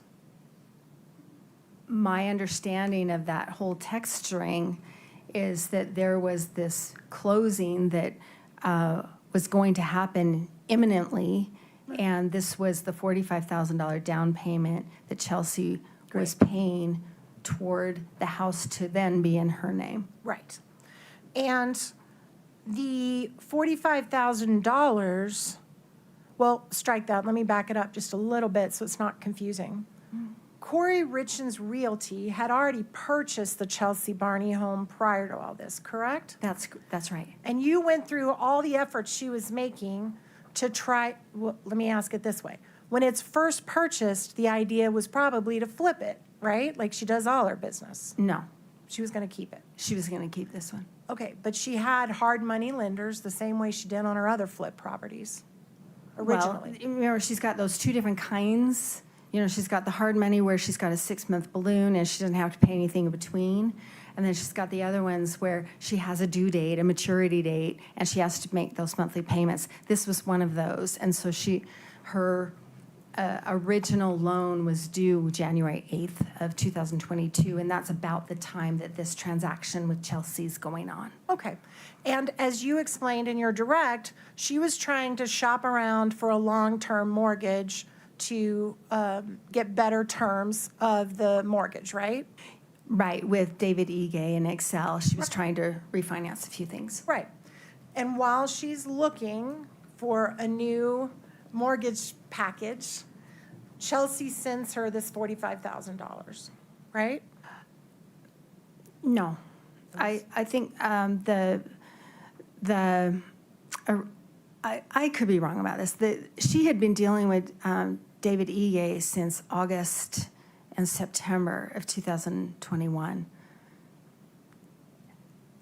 It was right about this time that everything just fell apart because he needed wet signatures from Doreen and he never got those.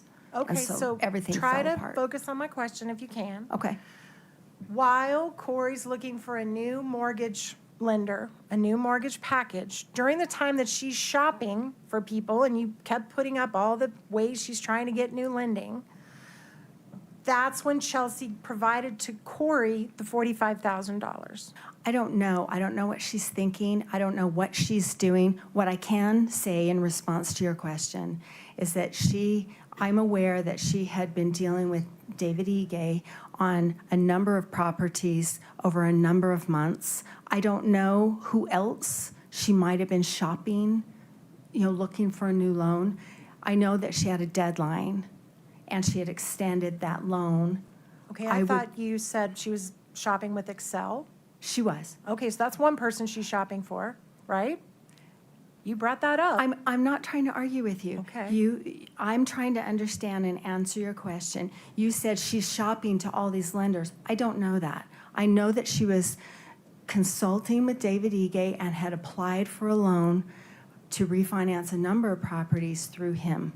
Okay. And there were 3 different phases with him trying to get that funding. Doreen was brought in trying to get that funding, and it did not come to pass. Exactly. So the $45,000 was not put in a trust account at a closing firm, right? It was given just to Kouri. That is true, and Wait, please Okay. wait and let me just Sure, ask my sorry. questions. my apologies. So the $45,000 is given to Kouri, not in trust, not to be held, was given to Kouri, correct? That's right. Okay. As long as Kouri Richins shows up at the closing, whenever it's set, with $45,000, she's complied with her agreement with Chelsea, correct? I suppose that would be true. So if Kouri knows that she's got money coming prior to that closing that will more than cover the $45,000, and she uses the money quickly to pay some quick debt, she still hasn't violated her agreement with Chelsea if she shows up at the closing with $45,000, correct? Your Honor, foundation. Overruled. Go ahead. I believe some of that requires a legal conclusion. I'm not a lawyer, and that's for the jury to decide. If in that scenario that you've described, that would be her kind of floating that money. Right. Just saying, I know eventually I have to come up with $45,000. Right. So in your scenario, okay. Okay. And then what happened before they got to the closing? Do you happen to know? I'm sorry, that's a big ambiguous question. No, I don't. Okay. I don't know what you're after. Do you know whether Kouri was arrested before they were able to do the closing? Kouri was arrested 14 months later. Are you Or- talking about the closing on Chelsea Barney's house? I think what you're asking me is, so Chelsea Barney gave her the money in January of 2022. Eric died in March of 2022. Kouri was arrested in May of 2023, coming out of the title company in which she borrowed $95,000, using that home as collateral. Okay. Along with the Roy house that Kouri also owned.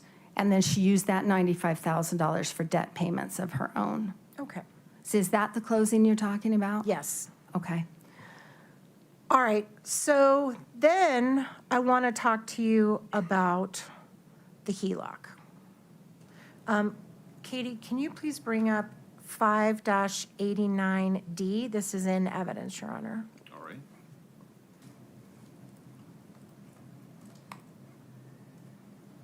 All right. And that's where you kind of kept track of the balance on the HELOC, right?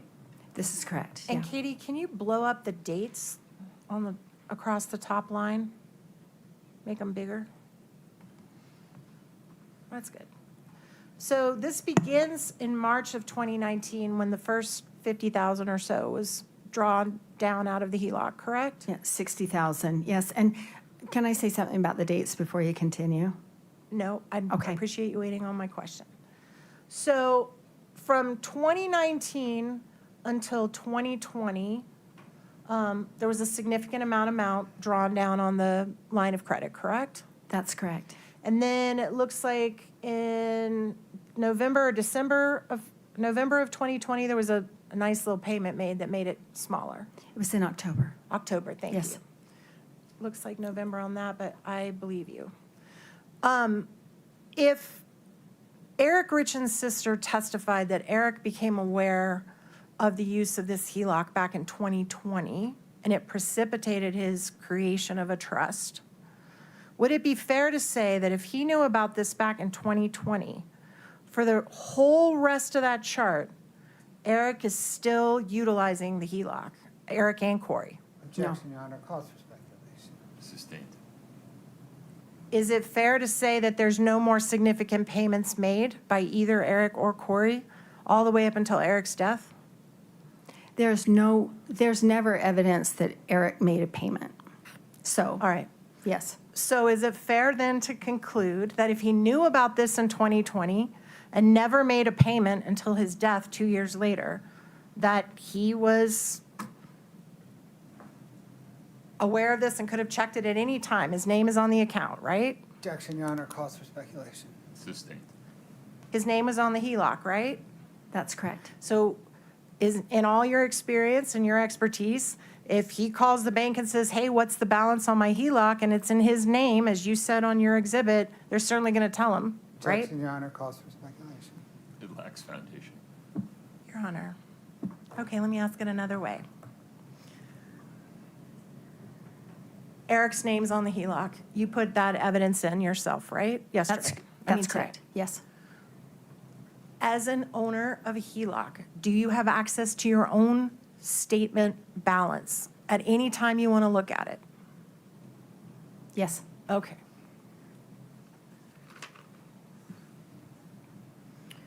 All right, now I want to talk about, you can take that down, thank you. I want to talk about the tax returns. And I just want to make sure I got this right, because I hear the word tax and it's not my favorite word.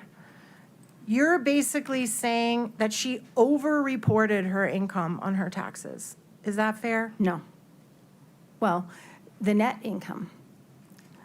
What I'm saying is the accounting that she gave to her tax preparer, her CPA tax preparer, for the expenses on her properties did not match what her own notations in her bank account. So because of that error, she paid too much taxes, in your opinion, like a lot too much taxes. She had a larger tax liability. And remember, I also said there's that big category of loans, all those payday loans are not on the CPA's financial statements. Like for 2021, for example, there's nothing. Well, and if she'd have reported the loan, she'd have paid even less taxes, right? Absolutely. So she way over-reported her taxes and paid too much taxes. Whether or not she actually paid them, that's a different story, but the tax liability was significantly larger than it would have been had she accounted for everything correctly. And you stated through Mr. Bloodworth that it's possible she did this just to look successful to people. That is not what I said. Okay. And a note about the 2019 tax return, I don't know if it was ever filed. Well, that's a good point. I do know that she prepared it, and she did submit it to the government as part of her PPP loan forgiveness. Did you ever review the packet of information of what she actually did submit to her accountant? Yes, I've looked at every page. And do you have any evidence as you sit here today that she ever provided proof of that tax return to any of her hard money lenders? I don't know which, other than giving, submitting it to the government and through UCCU Credit Union for that loan forgiveness. I don't know if she ever showed that to anybody else. So it's fair to say that if she never did, it's pretty hard to argue the whole reason she way overpaid her taxes was to look successful to people if she never shared it with anyone. Fair? No, because you're talking about just that one tax return. Greg White did not prepare that tax return. Greg White prepared other tax returns for her. Do you know how Greg White is related to Eric Richins or to Kouri Wright? I'm sorry, his business partner? No, I don't. Did you know they were family? No. Okay, so now I want to talk about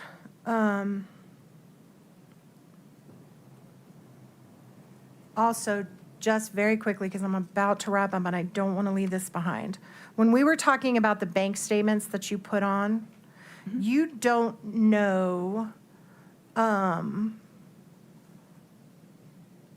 you don't have any personal knowledge as to how Kouri got the C&E bank statements, do you? I do. You know how she got them? Yes, I do. How do you know that? I've interviewed Kouri Wright, and he has, there was a time when, well, there are two reasons why she would have had access to those. Okay, let me stop you. So you're speculating on how she could have gotten them, right? No, I'm telling you what I understand from my work. Okay. Okay, so there was a time when Kouri Wright and Eric Richins, being the business partners, had their wives associated with the back office kind of stuff, you know, doing the books for the business and that sort of thing. And there was a time that those responsibilities were shifted only to Cody's wife and taken away from Kouri Richins. When was that? I'm sorry, I don't recall. I Okay, don't. so stop there. Okay. The statements you introduced today from C&E were all in 2021.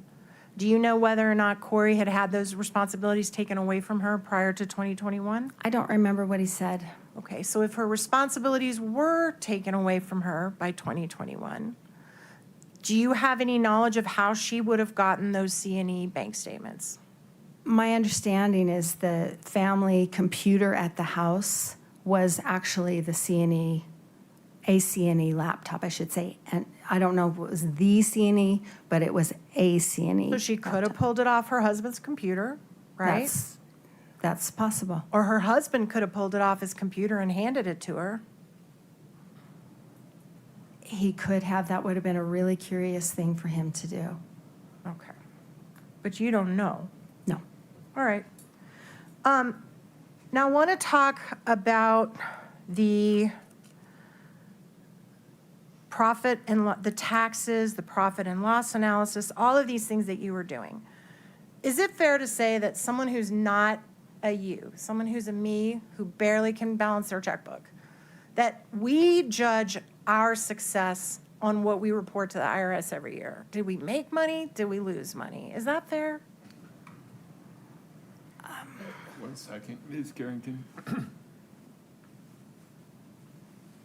Counter calls for speculation, not sure foundation, not sure where we're going, really. I'll give Ms. Nestor some limited latitude. Let's see where this goes, Ms. Nestor. Is that fair that the average person that's not a financial expert, if you said, did you have a good year financially, you look at your taxes and say, yeah, I made money this year? I think first it would be, do I have money in my bank account? Can I pay for groceries after I pay my car payment? Okay. That sort of thing, if you're talking about just the average kind of concerns that a person or family would have, I will say yes, that what you're talking about does play into that. I don't know if that's the first place I would look. I'd look at my day-to-day, but I think I understand what you're saying, and I would say that that's part of it. Okay. Do you have any reason to believe that there was a you, that there was some forensic financial person back in 2020, 2021, 2022, reviewing Kouri's business for her and doing what you've done here today? I doubt very much that there was much of any of that. There's no QuickBooks evidence that I can find. I don't see any, I have not seen any ledgers. The stuff that Kouri Richins submitted to her CPA was on spreadsheets, and it was very, very detailed. It just wasn't correct. Okay. So, and you certainly concede that what you're doing here today is looking backwards in time and trying to analyze things that happened in the past with someone you've not been able to talk directly to, correct?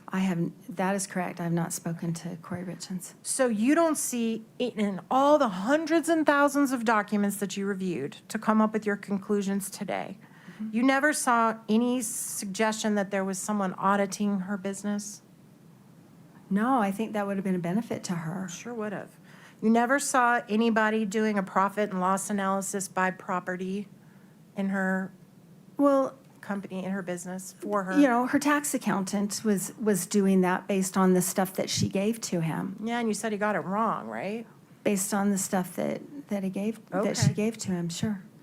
And you didn't see that she was conferring, you didn't see emails with financial advisors or business advisors?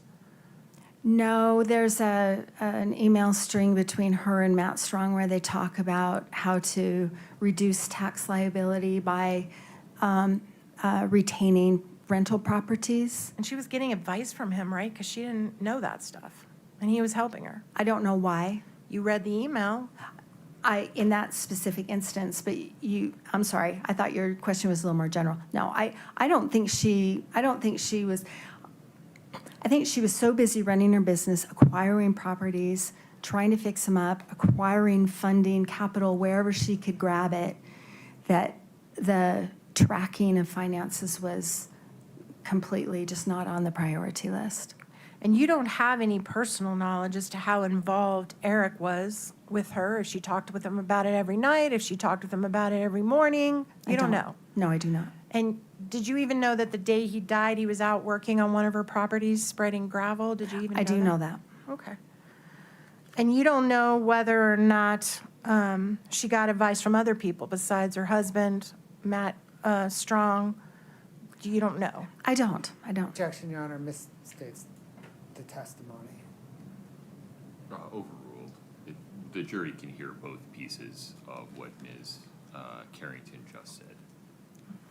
And speaking of Matt Strong, there was one thing I did want to bring up. Katie, just for the witness only, Your Honor, could we please pull up Exhibit 1066?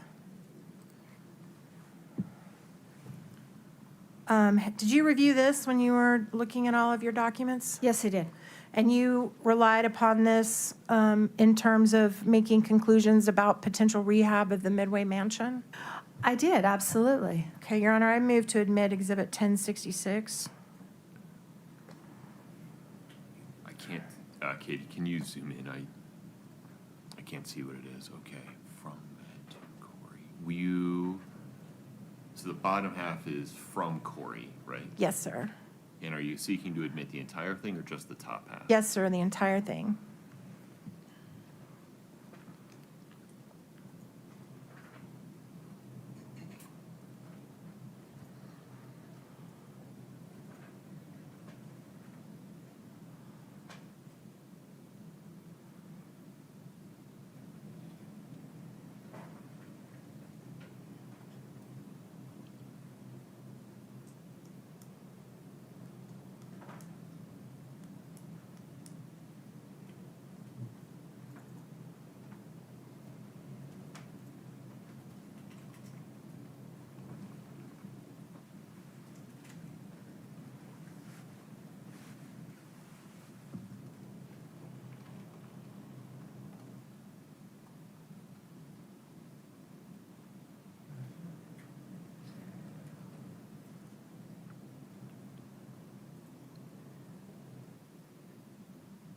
Your Honor, objection, hearsay. Can we approach? Sure.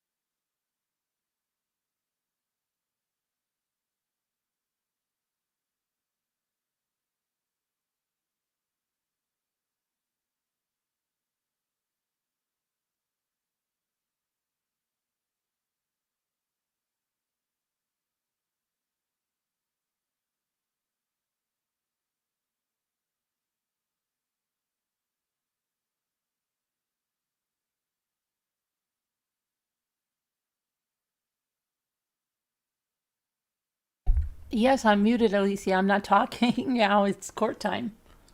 It's court time.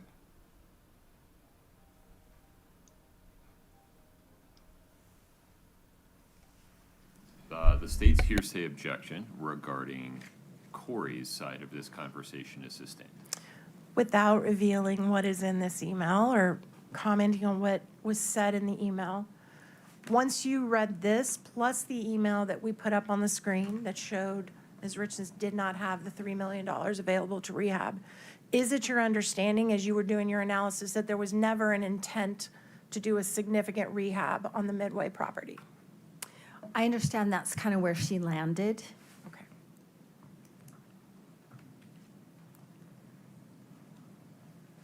Court's indulgence for just 1 minute. I'm very close. No problem.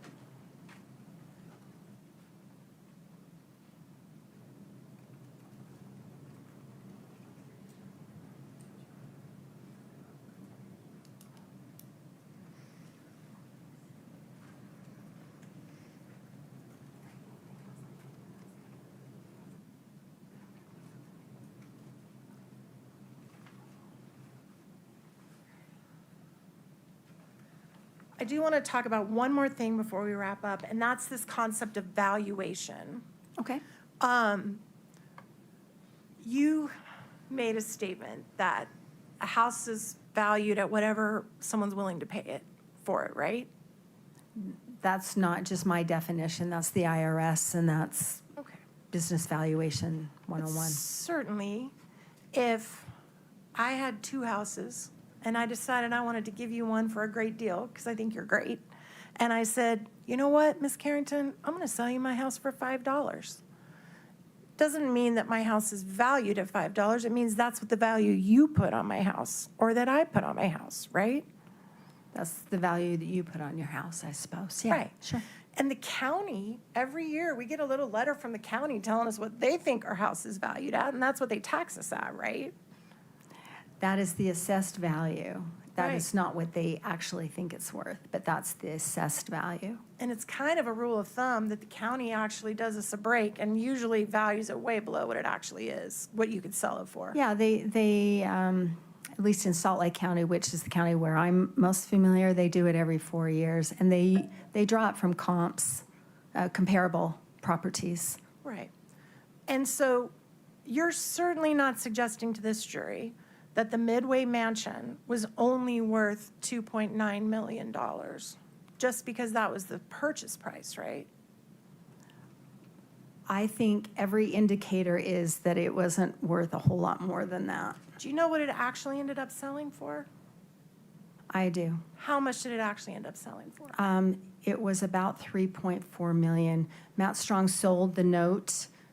It's a complicated transaction, but Matt Strong foreclosed on it. And wait, stop right there. He foreclosed on it after Kouri was arrested, correct? It was in the works already. I think the actual notice of default was filed shortly after. But After Kouri was arrested. Right, like 4 days after, but it had been coming for many months. I mean, we have to look at the totality of the circumstance. She had defaulted on this many months before, and there were indicators that this was coming one way or another. If Kouri had been able to stay till the very bitter end when the sale was made, they would have made $1.5 million? No, nowhere close. What did you just say they sold it for? He sold it. He sold the note. So this, Not the note. What did they sell the house for? but this is part of the transaction. He sold the note to the current owners. So what that meant is he sold the rights to collect on this debt from Kouri Richins. And at the time, he sold that for $3.7 million. And then it went into the trustee sale because it was foreclosed. And the Harns, the current owners, paid $3.4 million for that property. So the current owners that live in it now bought that property for $3.4 million about 2 years after Kouri bought it for $2.9. Let me do the math. They bought it so she bought it in March of 22. I think it's a year and a half.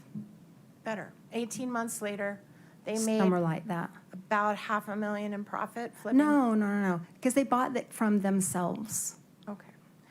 What was the purchase price that it was ultimately sold for? 3.4 million, but they bought it from themselves. I understand.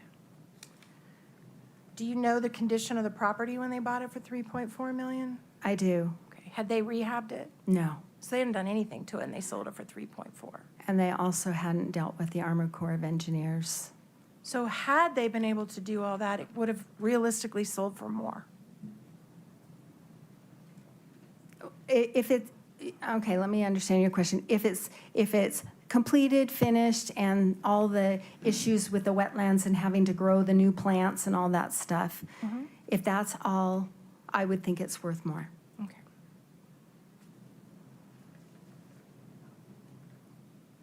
Now, you're here today to give a snapshot of a financial condition at a certain moment in time, right? No. Okay, let me rephrase it. You're here to look backwards at Kouri Richins' financial situation, right?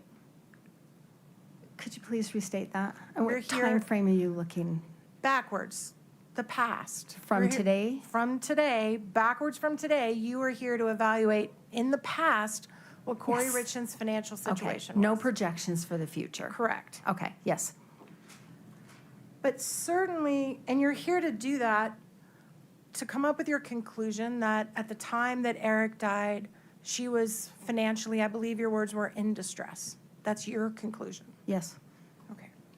And certainly you would agree with me that every single person who's in financial distress does not opt for a solution of murder to fix their distress. Objection. Is that fair? Your objection, Mr. Bloodworth? Speculation. Sustained. Okay.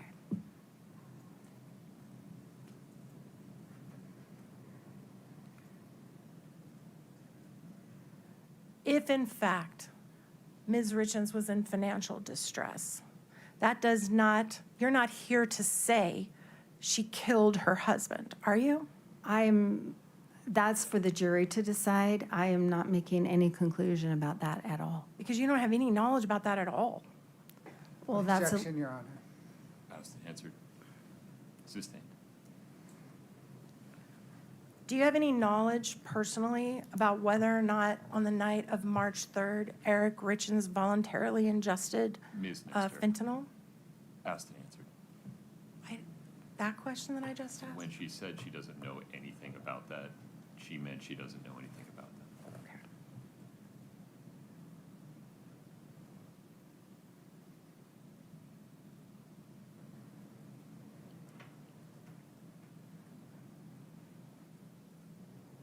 And nothing in all the 100 and some thousand pages that you reviewed, did you ever see any statement by Kouri Richins written down to anyone, to any of her investors, to anybody, saying, I know how I'm going to fix this problem, I'm going to kill my husband, and then I'll have plenty of money? Objection, Your Honor. Did you ever see any of that? Overruled. Ms. Carrington, you can answer the question. there's an email between her and Mount Strong where she talks about the inconvenience of being married. Okay, so does that answer the question I just asked you? You've asked, I'm not trying to create anything, but you said, is there anything that indicated anything? And, I don't talk like that.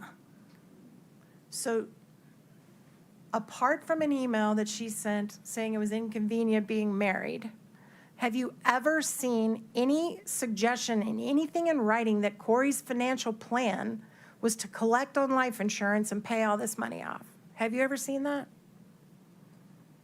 To collect the life insurance to pay everything off. No. Thank you.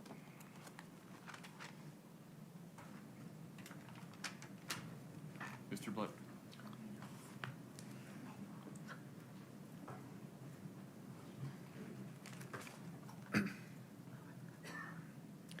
Thank you, Your Honor. Ms. Carrington, in analyzing Kouri Richins and K. Richins Realty's finance, did you see any evidence that Eric Richins or C&E was investing in her business? Not really. There's the Franson Lane house in Oakley, where I can see some checks that were paid, and they indicate a draw. So they're from C&E. They get deposited into Kouri Richins' bank account. And then when she sells that project in March of 2021, that's that big spike in my graph, that orange line that's bumping along the bottom, and it spikes up. As soon as she sells that Franson Lane, the Oakley house, she pays C&E $217,000. That's about what they had paid in. And the memos on the check say, draw number 1, draw number 2, and they indicate that house. And I have talked to Cody Wright about that, and he said, he's explained to me what the arrangement was for that particular house. It was related to the fact that Eric had just learned about the HELOC, and he was afraid of losing his house. And so that's why C&E was involved with that particular project. Absent that, I don't see any indicator that C&E or Eric was an investor or a participant in any of the transactions. He's not on any of the bank accounts. He's not on any of the real estate documents or loans or anything like that.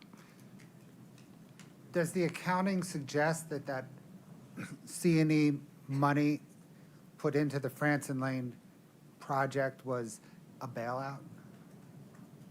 I don't understand what you mean. A Was bailout that money of- needed to see the project through to completion?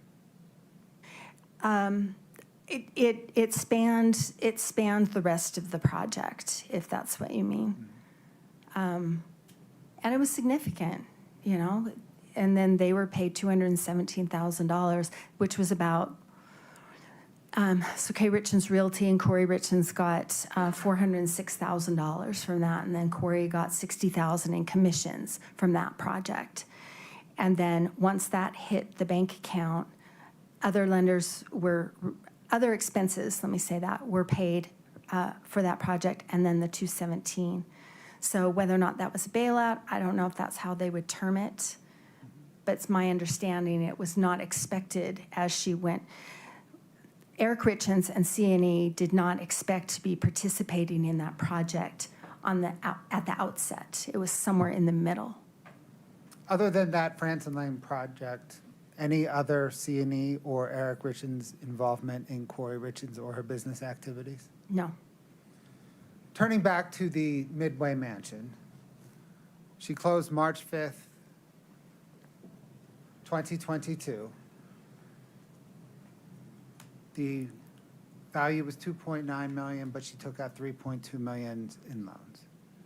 You said at some point through various trust sales, trust auctions, the house sold for $3.4 million. That's right. And before that, it was foreclosed on. Do you know when it was foreclosed on? It was foreclosed in May of 2023. So between purchase March 5th, 2022, and foreclosure on May of 2023, did the $3.2 million in debt on the house stay static? No, Did it grow? it did. The clauses in the lending agreements, for example, the loan, the $2.6 million that the Sierra West and Mount Strong loaned to her, that loan agreement says you've got 6 months to repay this $2.6 million plus 15% interest. So it's due on September 4th of 2022. That's 6 months. And then the loan agreement also says if that does not happen, then there's a 2% default fee. And then that's about $50,000 tacked onto it. And then every month after that, it's another 2% that is tacked onto it, and it's still accruing interest. So, and it's capitalized, which makes a big difference. It's not just something else that's out there. It makes the loan principal larger, so that also increases the interest. And upon default, it goes from 15%, which is already expensive, to 28%. So the whole thing just kind of blows up. So at the point Matt Strong and Sierra West foreclosed on Kouri Richins, how much did she owe on the Midway Mansion? Let me think back. I think it's about 3.8 million at that time that she owed, that she owed on that note. And then it grew after that, continued to grow after that. Thank you, ma'am. No further questions. Ms. Nestor, within the scope of redirect, please. Okay, you just testified that you were not aware of Eric being involved in any of the properties other than the Fransom Lane, is that right? That's right. Okay, Katie, can you please bring up 5-93D2 just for the witness?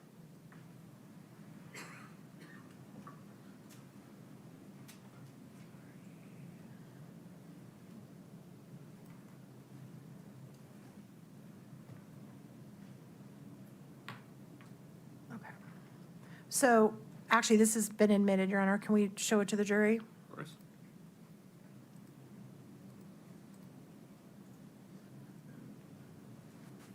So here you have Eric and C&E Masonry as a funding option for Kouri Richins. Is that correct on your own exhibit? That's correct. So that's the 2020 to 2021 time period. Right. So she bought that Franson Lane project, and she was working on it in October of 2020. She ended up selling it in March of 2021. And so that's why during this time period, that's what I mean. It's the one project. I'm aware of a real estate schedule that she submitted to many of her lenders, and she includes projects that were Fox Lake Investments that are Eric and Cody's, his business partners, and she included them as her own, but they were not her own. Okay, so I'll get to Fox Lake in a minute. Okay. But are you aware that Eric was a lender on the Mill Creek property, that he lent $40,000? I did not see a trust deed or anything, so no, I'm not aware of that. Okay. I want to talk about this Fox Lake business that you just mentioned. Okay. This is a business that basically was a flip business as well, right? I think that was the anticipation, yes. So Eric started his own flip business with his business partner. Is that right? And they had a third partner as well. And who is that? It's like BlackRock and I'm sorry, I can't remember, but it's an LLC. It's a third party, not related to anybody we've talked about. So it's just completely separate and distinct. Okay. And do you know whether Fox Lake would have been a separate entity from CNE? I mean, like, were they a DBA or were they separate? Correct. Is that what you're saying? I have looked at that. I believe that they are separate, but So Not sure. did you evaluate Fox Lake and the value of it? the value of the company. I've looked at their bank account statements and I've traced their projects, and they had nothing to do with Kouri Richins. Okay, but just bear with me. What was the value that you came up with on Fox Lake? Objection, Your Honor. Your Honor, please give me just a little bit of leeway here. A little bit. Go ahead. What was the value of Fox Lake? Okay, let me ask you to clarify your question. Are you talking about valuing their business? Just how much assets did they appear to have in your analysis of them? I know that they had a few projects, and I'm going from just their bank account statements. And my 14 schedules that you have, the fours, those are every account I've looked at, and you can see that I have looked at them. The Fox Lake Investments, I know that they had a few projects. I really don't know much about them because they had nothing to do with the family, Eric and Kouri Richins. They had nothing to do with her. So if there's a prenup that prohibits Cory from recovering any assets from C&E, it wouldn't apply to Fox Lake because Fox Lake's a separate entity, correct? Objection, Your Honor. Foundation. Sustained. Is Fox Lake a separate entity from C&E? I honestly can't remember. I know that they have a separate registration, but whether they are a DBA, a doing business as, and so they're under the C&E, or whether they're separate, I just don't remember. Okay. And at some point, was Kouri Richins listed on the Fox Lake paperwork? I don't believe so. Okay. Did you check that? I did. All right. And you also mentioned that you traced, you did well, strike that. I need to say also, she's not a signer on the Fox Lake account, On the on the bank account. statement, right? She's not. Okay. And did you, just to make sure on the accountings that we're talking about, did you ever account for cash? I'm sorry, which Cash on accountants? hand, like cash that the Richins actually had? I believe that the original inventory, but this is not in the confines of this case. Let me answer it this way. I understand that there was a safe in the garage, and I understand that there may have been a lot of cash there. That's outside of the scope of looking at the financial statements and things. So if someone testifies to how much cash was in that safe, that is not accounted for anywhere in here in your asset evaluation? No. Okay. And you also, I know there was like $10,000 or something in a backpack, or something that was part of the search warrant. okay, And that's, and that cash isn't in here either? no. And also, I don't know anything about where it came from, whose it was, so no. okay. And also, did you account for Kouri Richins' life insurance policies and their cash value anywhere in your asset evaluation? No, because she's alive. Okay, but you understand that some life insurance policies you can draw down out of, right? I understand what you're talking about, but I think So can you answer my question? Anywhere in your evaluation, No. did you include life insurance value that Kouri Richins holds on herself? no. All right. Did you also check on Eric Richins' life insurance policies if they were if they were like whole life, where you can draw down out of them? They are not whole life. Okay, they're all term. Yes. And the dates of those policies, with one exception, all predated 2020 when he purchased those policies. Well, they purchased the policies in 2017, I think, Okay. except that last one. The $100,000 one. Right. That Okay. she got right before he died. Right. Yeah. That's all I have. Thank you, Your Honor. No, sir. Ms. Nestor, may we release this witness? Yes. Okay, Mr. Bloodworth? Yes, sir. Ms. Carrington, you are free to go. You're released from the subpoena. Thank you very much. Okay, Your Honor, can we approach on scheduling? of course.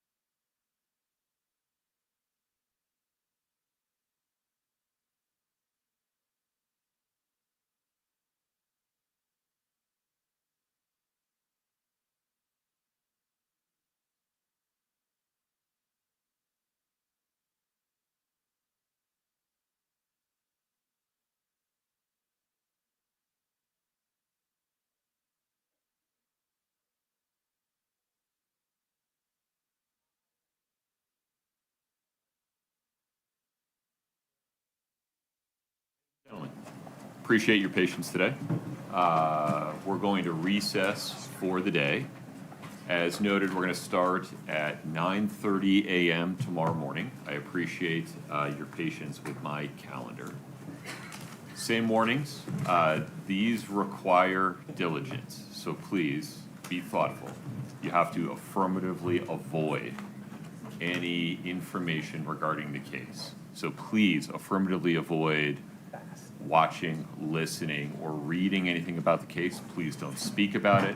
Don't let anyone else speak to you about it.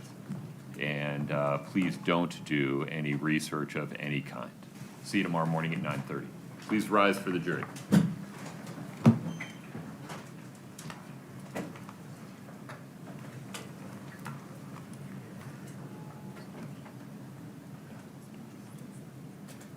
Yes, thank you for the reminder.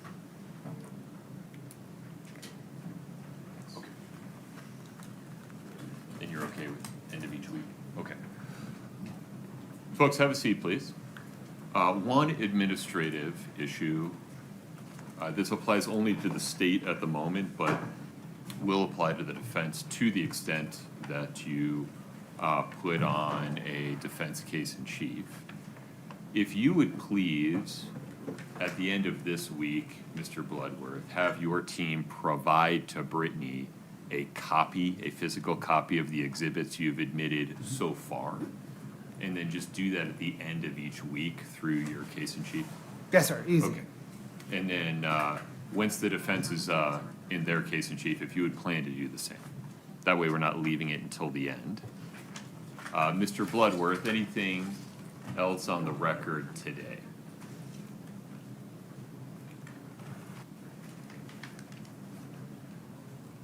Anything else on the record today? No, Your Honor. Okay. Ms. Nestor, Ms. Lewis, Mr. Ramos, anything else on the record today? No, Your Honor. All right. 9:30 a.m. tomorrow morning. Thank you for your patience. The court's in recess. Yeah, Of course. What? We're off the record. Oh. Whew.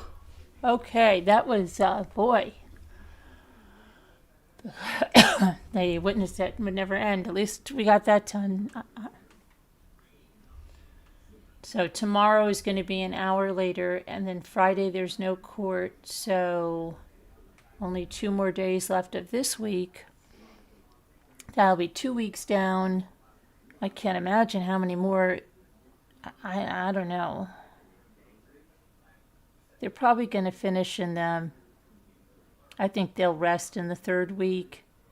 They're probably giving a week to the defense, and then I don't know. Can't imagine how many people they're going to bring. Does she have to come back? Who? That witness? No, she's free to go. She did the Toyota kick going down there. Yee-hee. She got 200,000. Not a bad thing. She said that's a lot.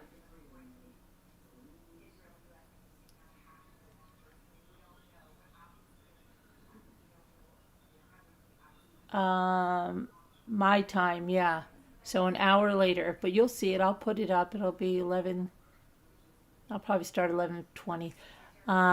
Just to be sure. 11:20. Now tomorrow's the 4th. Yeah, tomorrow's here. The 5th, I'm supposed to go to the doctor.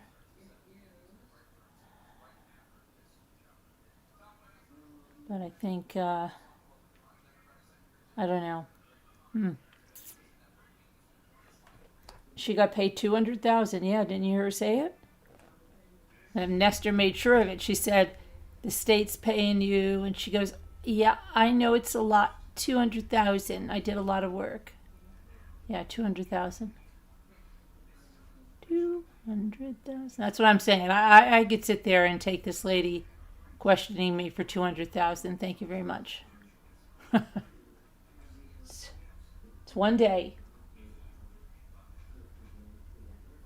But Kouri was shaking her head, nodding. Oh my gosh. She looked stressed today.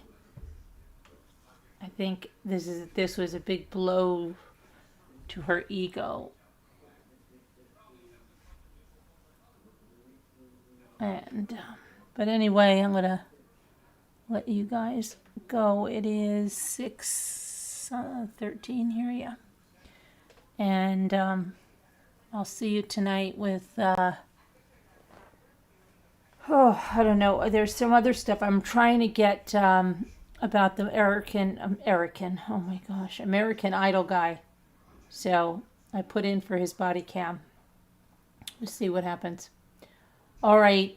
Talk to you later, guys. Love you. God bless. Prayers. May the Lord bless you and protect you and give you his peace. I'll talk to you tomorrow. Did I say tomorrow? I'm losing it. I'll talk to you tonight. All right. See you guys later. What's up, honey? Nothing. Is it over?